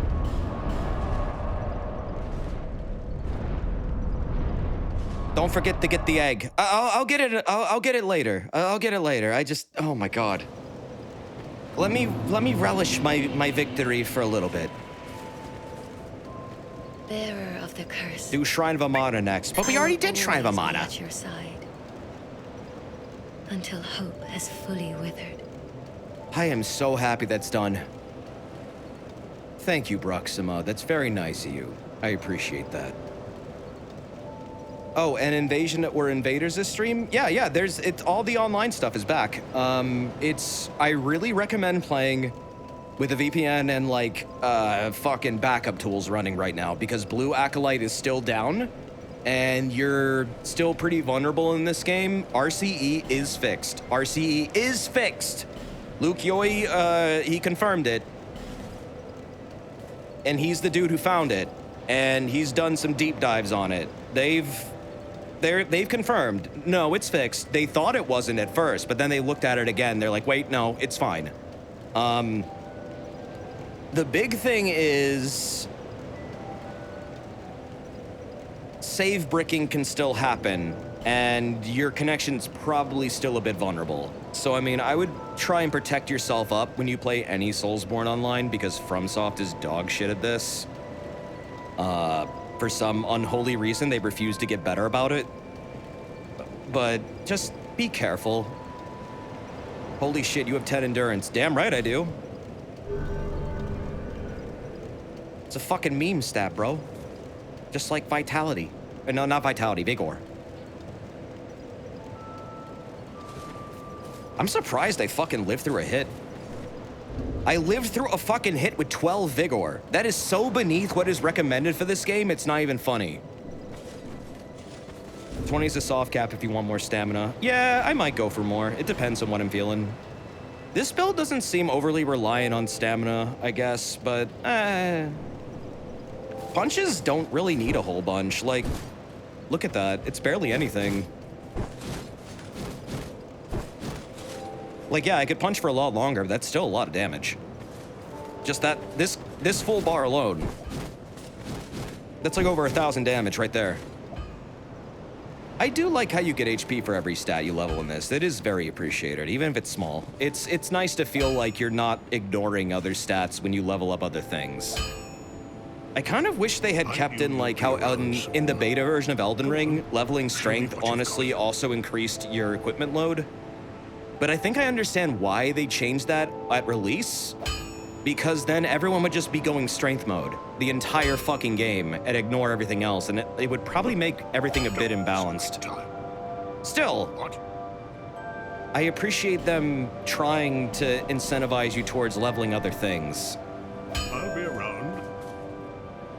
Did you see the IGN guide that said never to raise adaptability? I did, and in some ways they're not wrong. Here's the thing about not raising adaptability. If you want to play without adaptability, play like this. From what I've experienced, playing naked with no adaptability leveled is pretty much like DS1 dodging. It might be a little bit better, but if you want to go armored at all, yeah, then you're gonna need adaptability. Otherwise, the fucking pursuer is going to roll catch you left and right, and you will honestly be marveled at how stupid the dodging is in this without it in armor. Like, you'll dodge through an attack, but you'll take damage anyways because the iframes ran out in the middle of your dodge. But if you're not armored, you have the distance to make up for it, so it doesn't really fucking matter. Yeah, you have to be really precise. It's a very specific style of play. Shields are also really good in this game. People who level adaptability will probably really like DS3. I'm going to say that right now. If you like dodging more than blocking, you are going to like DS3 probably more than this game. Or maybe you won't, I don't know, but you'll probably wind up being likely to like it more, because that game does reward you for dodging more than it does blocking. Blocking in DS3 is kind of bad. Against bosses. Other players, it's a bit different, but for PvE purposes, you're probably going to be dodging most of that game. You can block, but it's hard. You have to build around it. In this game, though, you can pretty much pick up any shield and block the hell out of anything. It's really actually a viable way of playing, and I beat some bosses that way without dodging at all. So, I mean, no, you don't have to level adaptability, but you need to understand what you're getting into. Don't forget to talk to Sweet Shop Core. Oh, I know. Someone did a video of beating DS2 with the IGN guide recently. How did it go? I imagine whoever wrote the IGN guide, it's like a hit or miss. IGN has people in there that actually do give a shit about the games. I don't like saying that about IGN because often they don't, but sometimes their guides aren't bad if they're written by the right person. But that's rare. Sometimes the Dark Souls guides aren't terrible. Sometimes they're just a little bit misleading in terms of the builds they recommend, but it's like, I haven't seen anything too egregiously terrible. Sometimes they get things right in ways the fucking wikis fuck up. Have you seen the texture life for this game? It's shit. It is the worst. Oh my God. It is outright lies on it. It is hilariously bad. Do not, like, I know I don't like texture life at all, but like that one in particular is legendarily terrible. Trespassing Don't into use their it. dreams. Use anything else. Fucking seriously. Of the There's so ones many who unfinished cross the pages. sea, They lavishing lifted half of them mirth from on the the fandom wiki. How they savor their visions of glorious deeds It's insane. in battle. Yeah, the wiki.wiki for DS2 is the best. Absolutely. That was written by fans during an era where those other two didn't exist, and they weren't trying to monotonize the fuck out of it. So it's just raw information on the actual wiki.pages. pages. Like, go to that. Don't go to fucking Texture Life. Website to make any fandom wiki readable. Breeze Wiki. Really? Is that like scriptless? Oh, nice. Oh, that's really cool, Neri. I appreciate that. Wikidot is good, but there's a lot of missing info for Scholars of the First Sin. That's true. There is. Some people have gone back and edited it to be updated, but it's still a work in progress, I guess. DS2 is kind of an ignored game. When it comes to the wiki stuff, it's either really badly maintained or they didn't update it for this version much at all. I found a lot of reliable info, honestly, through message boards. I'm not even making this up, like actually going to fucking Reddit to get reliable info for this game. That's how messy it is. I don't like doing that.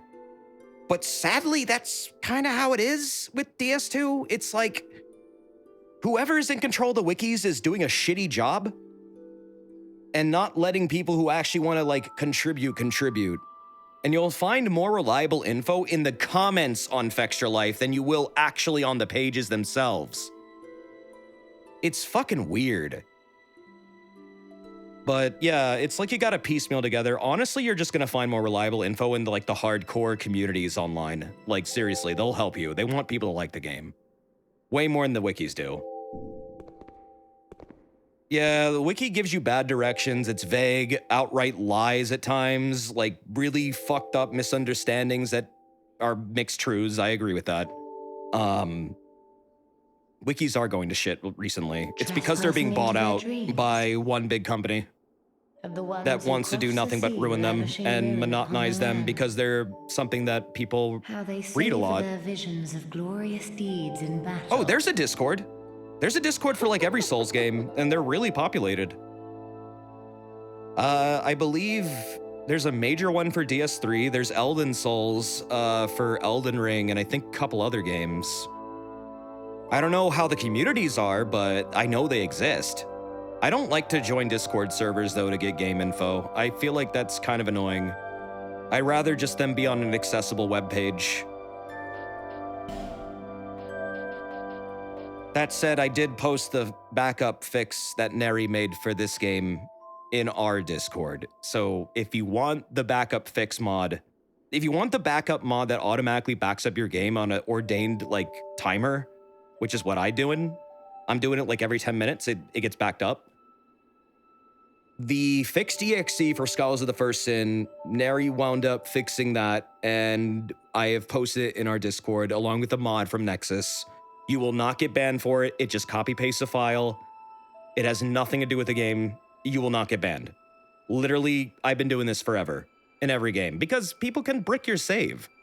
Because FromSoft is shit at protection. They won't fucking ban you for it. In fact, FromSoft themselves tells people to like play with like backed up saves. Like they say it themselves. So like literally, you're just doing what they tell you. Says that I just got banned. Well, you must have been doing something stupid, like picking your nose in public. What the hell? Don't do that, it's gross. Do it at home, where nobody can see you.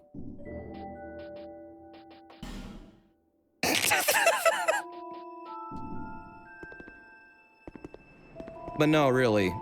Be sure to back up your saves when you're playing online. There are people already trying to fucking ruin this experience that I've heard about. Don't take candy from strangers. Quite literally, even FromSoft recommends this in Elden Ring, Dark Souls 1, Dark Souls 2, Dark Souls 3.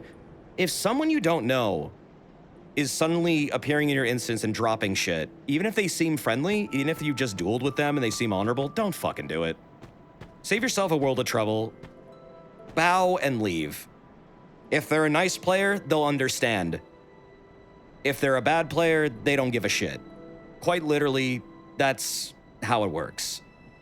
Yeah, you fell for that once. Yep, it's very easy to fall for, and then your save will get fucked up and you'll have to delete your file. It sucks. Do it with the wrong person, you're screwed. So just don't. Just don't. And by the way, in DS2 specifically, if someone drops items from an invasion, they will persist until you, like, fully reload the area. DS2 is really weird about it. So you'll still see their item after you die. Don't pick it up. Do not pick it up. Just completely deload the area. That way it goes away. And your game is fine. I did see one really interesting video, though, where someone Alt-F4'd from a hacker who was dropping items like that, and then when they came back in the game, they were still there. Apparently, this is a really rare glitch where a player can maintain a connection to you despite you not even being there. I do not know how this one works. It is not reliable to reproduce, but just be wary of that one. This is like a DS2 specific issue. I have no idea how it works. I've seen that one before. It's fucking bizarre. I don't know why it happens. That's impressively bad netcode. Yeah, it's like it doesn't sever the instance connection and reconnects you back to it. So like they never left, but they didn't register you left. So remember how earlier how my instance wasn't closing after that dude killed me and I was like stuck there? I think that may have been an adjacent issue where the game isn't registering that the session is over. I wouldn't be surprised if I Alt-F4'd and if that dude was still there. I would not be shocked. It happens in Elden Ring. Oh, does it? Does it really, Artemis? I've never seen it in Elden Ring. I've heard it was a DS2 specific one, but that's fascinating that it's still there. What's more dangerous, Halloween candy from strangers or item drops from Souls Invaders? Item drops. Halloween candy from strangers has never fucking been dangerous. No one is injecting their fucking stupid ass candy with expensive drugs. No one's fucking doing that. You kidding me? That's such a stupid idea. Unless you're like a fucking serial killer. But okay, but you're probably doing a million other things. Like for real, Doc. What the news said, so I know, right? Listen, you can try and find your delicious cocaine candy, but I guarantee you're never gonna find it. That is such a stupid ass myth. Like, I'm sure someone's done it in the history of the world, but it's probably happened barely at all.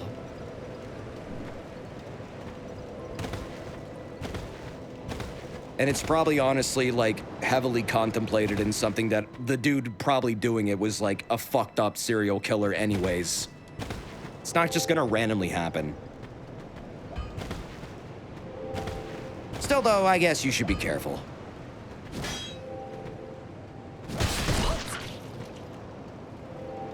Oh, sorry, I didn't see you there. You've been long away. What would you I like? legitimately didn't see them there. Well, I've only one thing to provide, and we both know what that is. It was like the original thing was the dude tried to, oh God, he tried to, oh, they did it against their own family. That's fucked up. But see, that's a totally different story. That's not a stranger doing it. That's like someone in the family doing it to their own, my God. Yeah, that's a totally different dynamic. Again, it's totally different. It's dark as shit, and it's scary. It's fucked up. It's a totally different dynamic, though. So yes, Soulsborne items are more dangerous. I feel like you're more likely to get fucked over by those, is what I'm trying to say. Trying to claim a life insurance policy. Jesus Christ. Yeah, that's again, that's like premeditative shit. That's fuck up.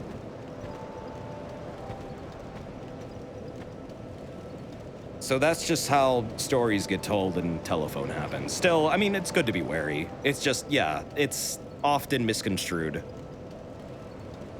Binoculars plus 10, more dangerous than poison candy. Yeah, exactly. You've seen that this year's Halloween scare is going to be THC gummies. My God. The poor children. But no, really, what? Who the fuck is doing that? What? Weird. Also, they're not new. Edibles have been a thing forever. Why is it suddenly this year that THC gummies are gonna be a thing? I would be fucking happy if I got a fucking THC gummy for a Halloween treat. Are you shitting me? Okay, pesticides is another thing entirely.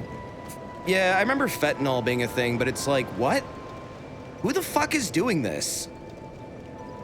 Who the hell is doing that? Weird. Yeah, THC gummies are not cheap. That's like, it's like fucking expensive as hell for like barely any. It's fucked up. Why would you gotta be some kind of weirdo? Like, I mean, you are if you're doing that, but like really fucked and really stupid. The only time it's happened was a guy poisoned his own son. Exactly. It's such a weird thing for people to get worried about. Not, well, I guess it's a complex subject. Like, yeah, it can happen. Statistically, likely, it could happen, but in most instances, 99% of the time, fuck no. Fuck no. No way. No way. It's like DEA propaganda or something. Yeah, I mean, I wouldn't be shocked if you could link it back to it. Caution is fine. Exactly. Yeah, be cautious. You should never take things from strangers and, like, just immediately eat them. That's probably not a good idea. Allergies are a thing. Contaminants are a thing. Unintended contaminants can also be a thing. I remember growing up that people thought people were straight up injecting drugs into candy. And it's like, no. No fucking neighbor is doing that and giving away that shit to, like, random people. That's just one, if that happened, it would be discovered so fucking fast that it would be immediately shut down. And two, if it happened, everyone would fucking know about it. It's always rumors. I never really see anything specific unless it's like that one case with the guy and his son. And it's like, yeah, that's such a weird thing to, like, have a dogma around. Just be cautious, goddamn. Don't fearmonger. Yeah, if you have a peanut allergy, like, don't eat candy like crazy. Like, just, I don't know. But you're all adults. You all better be adults. Read your own damn candy ingredients. If you don't know what's in it, don't fucking eat it. Pure and simple as that.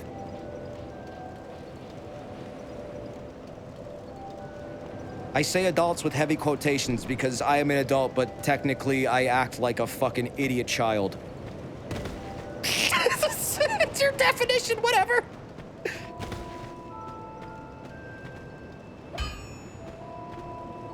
Oh, boy. Remember Wonka candies? I do. They were actually really good. I do remember them. I really like the Wonka chocolate bars, actually. Yeah, we're all adults. That's a good way of putting it, doll show. I'm adult. You don't know what's in a McDonald's chicken nugget, you just ate 10 of them. You ate pink slime. That was flavored to be chicken, but hey, it's okay. It's just whey protein. You ate whey protein, bro. With little tiny pieces of chicken in it. Pretty much. Mostly just baby chicks. Yeah, that too. Wait, which one was the one that had whey? That was Subway, wasn't it? Their chicken was mostly whey protein. That was Subway. Sorry, that wasn't McDonald's, that was Subway. Subway. There's nothing wrong with whey protein. It's just that's kind of misrepresenting your product heavily. If I knew it was whey protein, I'd probably want it because that's good for like weightlifting, but like seriously, that's kind of fucked up that you would sell it as chicken. It's not chicken. Okay. Well, it's been about 5 hours. I just beat one of the stupidest bosses in this game, and I am very happy, and my character is naked. Why am I naked? Didn't I just put on my armor? Why did I take it off? I wanted to marvel at his diamond-cut abs. He's like Jesus Christ from that one fucking episode of Rick and Morty, where he's just absolutely shredded. He like rips off his clothes, everyone's like, God damn! That was legitimately a funny moment. That show actually has moments where it's actually kind of funny. I haven't seen any of the recent 2 seasons, though. I hear they're not as good as the, up to, like, season 4. I was considering getting HBO, but I don't know. Probably not worth it. All right. Well, this was fun. I had a good time today. And it was a good stream. It's very late, and I'm gonna wrap this up now. Thank you for joining me for Dark Souls 2, and thank you for joining me for the agonizing run to the Ancient Dragon. Now that they're done, we can go through the rest of this game without any problems. Vendrick will die. Soon. I mean, he's technically already kind of dead, but, like, he's gonna die again. Like, double die. Double die, die, die. We'll get there soon. We'll get there soon. Gotta take out some other giant souls, though, first. It'll be fun. Next stream is gonna be a lot of diving into, like, really weird time travel bullshit, and it gets interesting. But, hey, I had a good time today. I hope you did too. I hope you enjoyed the stream. I hope you enjoyed the dumb conversations we had and some of the interesting lore bits. I don't know. A lot of them are not really... A lot of my lore takes are not probably 100% accurate. In fact, they're probably not even 90% accurate, but I think my interpretations are fun for people to, like, pick apart, and I have interesting conversations about them, and I know they're not perfect. I enjoy sharing them with people because of just the activity of it all.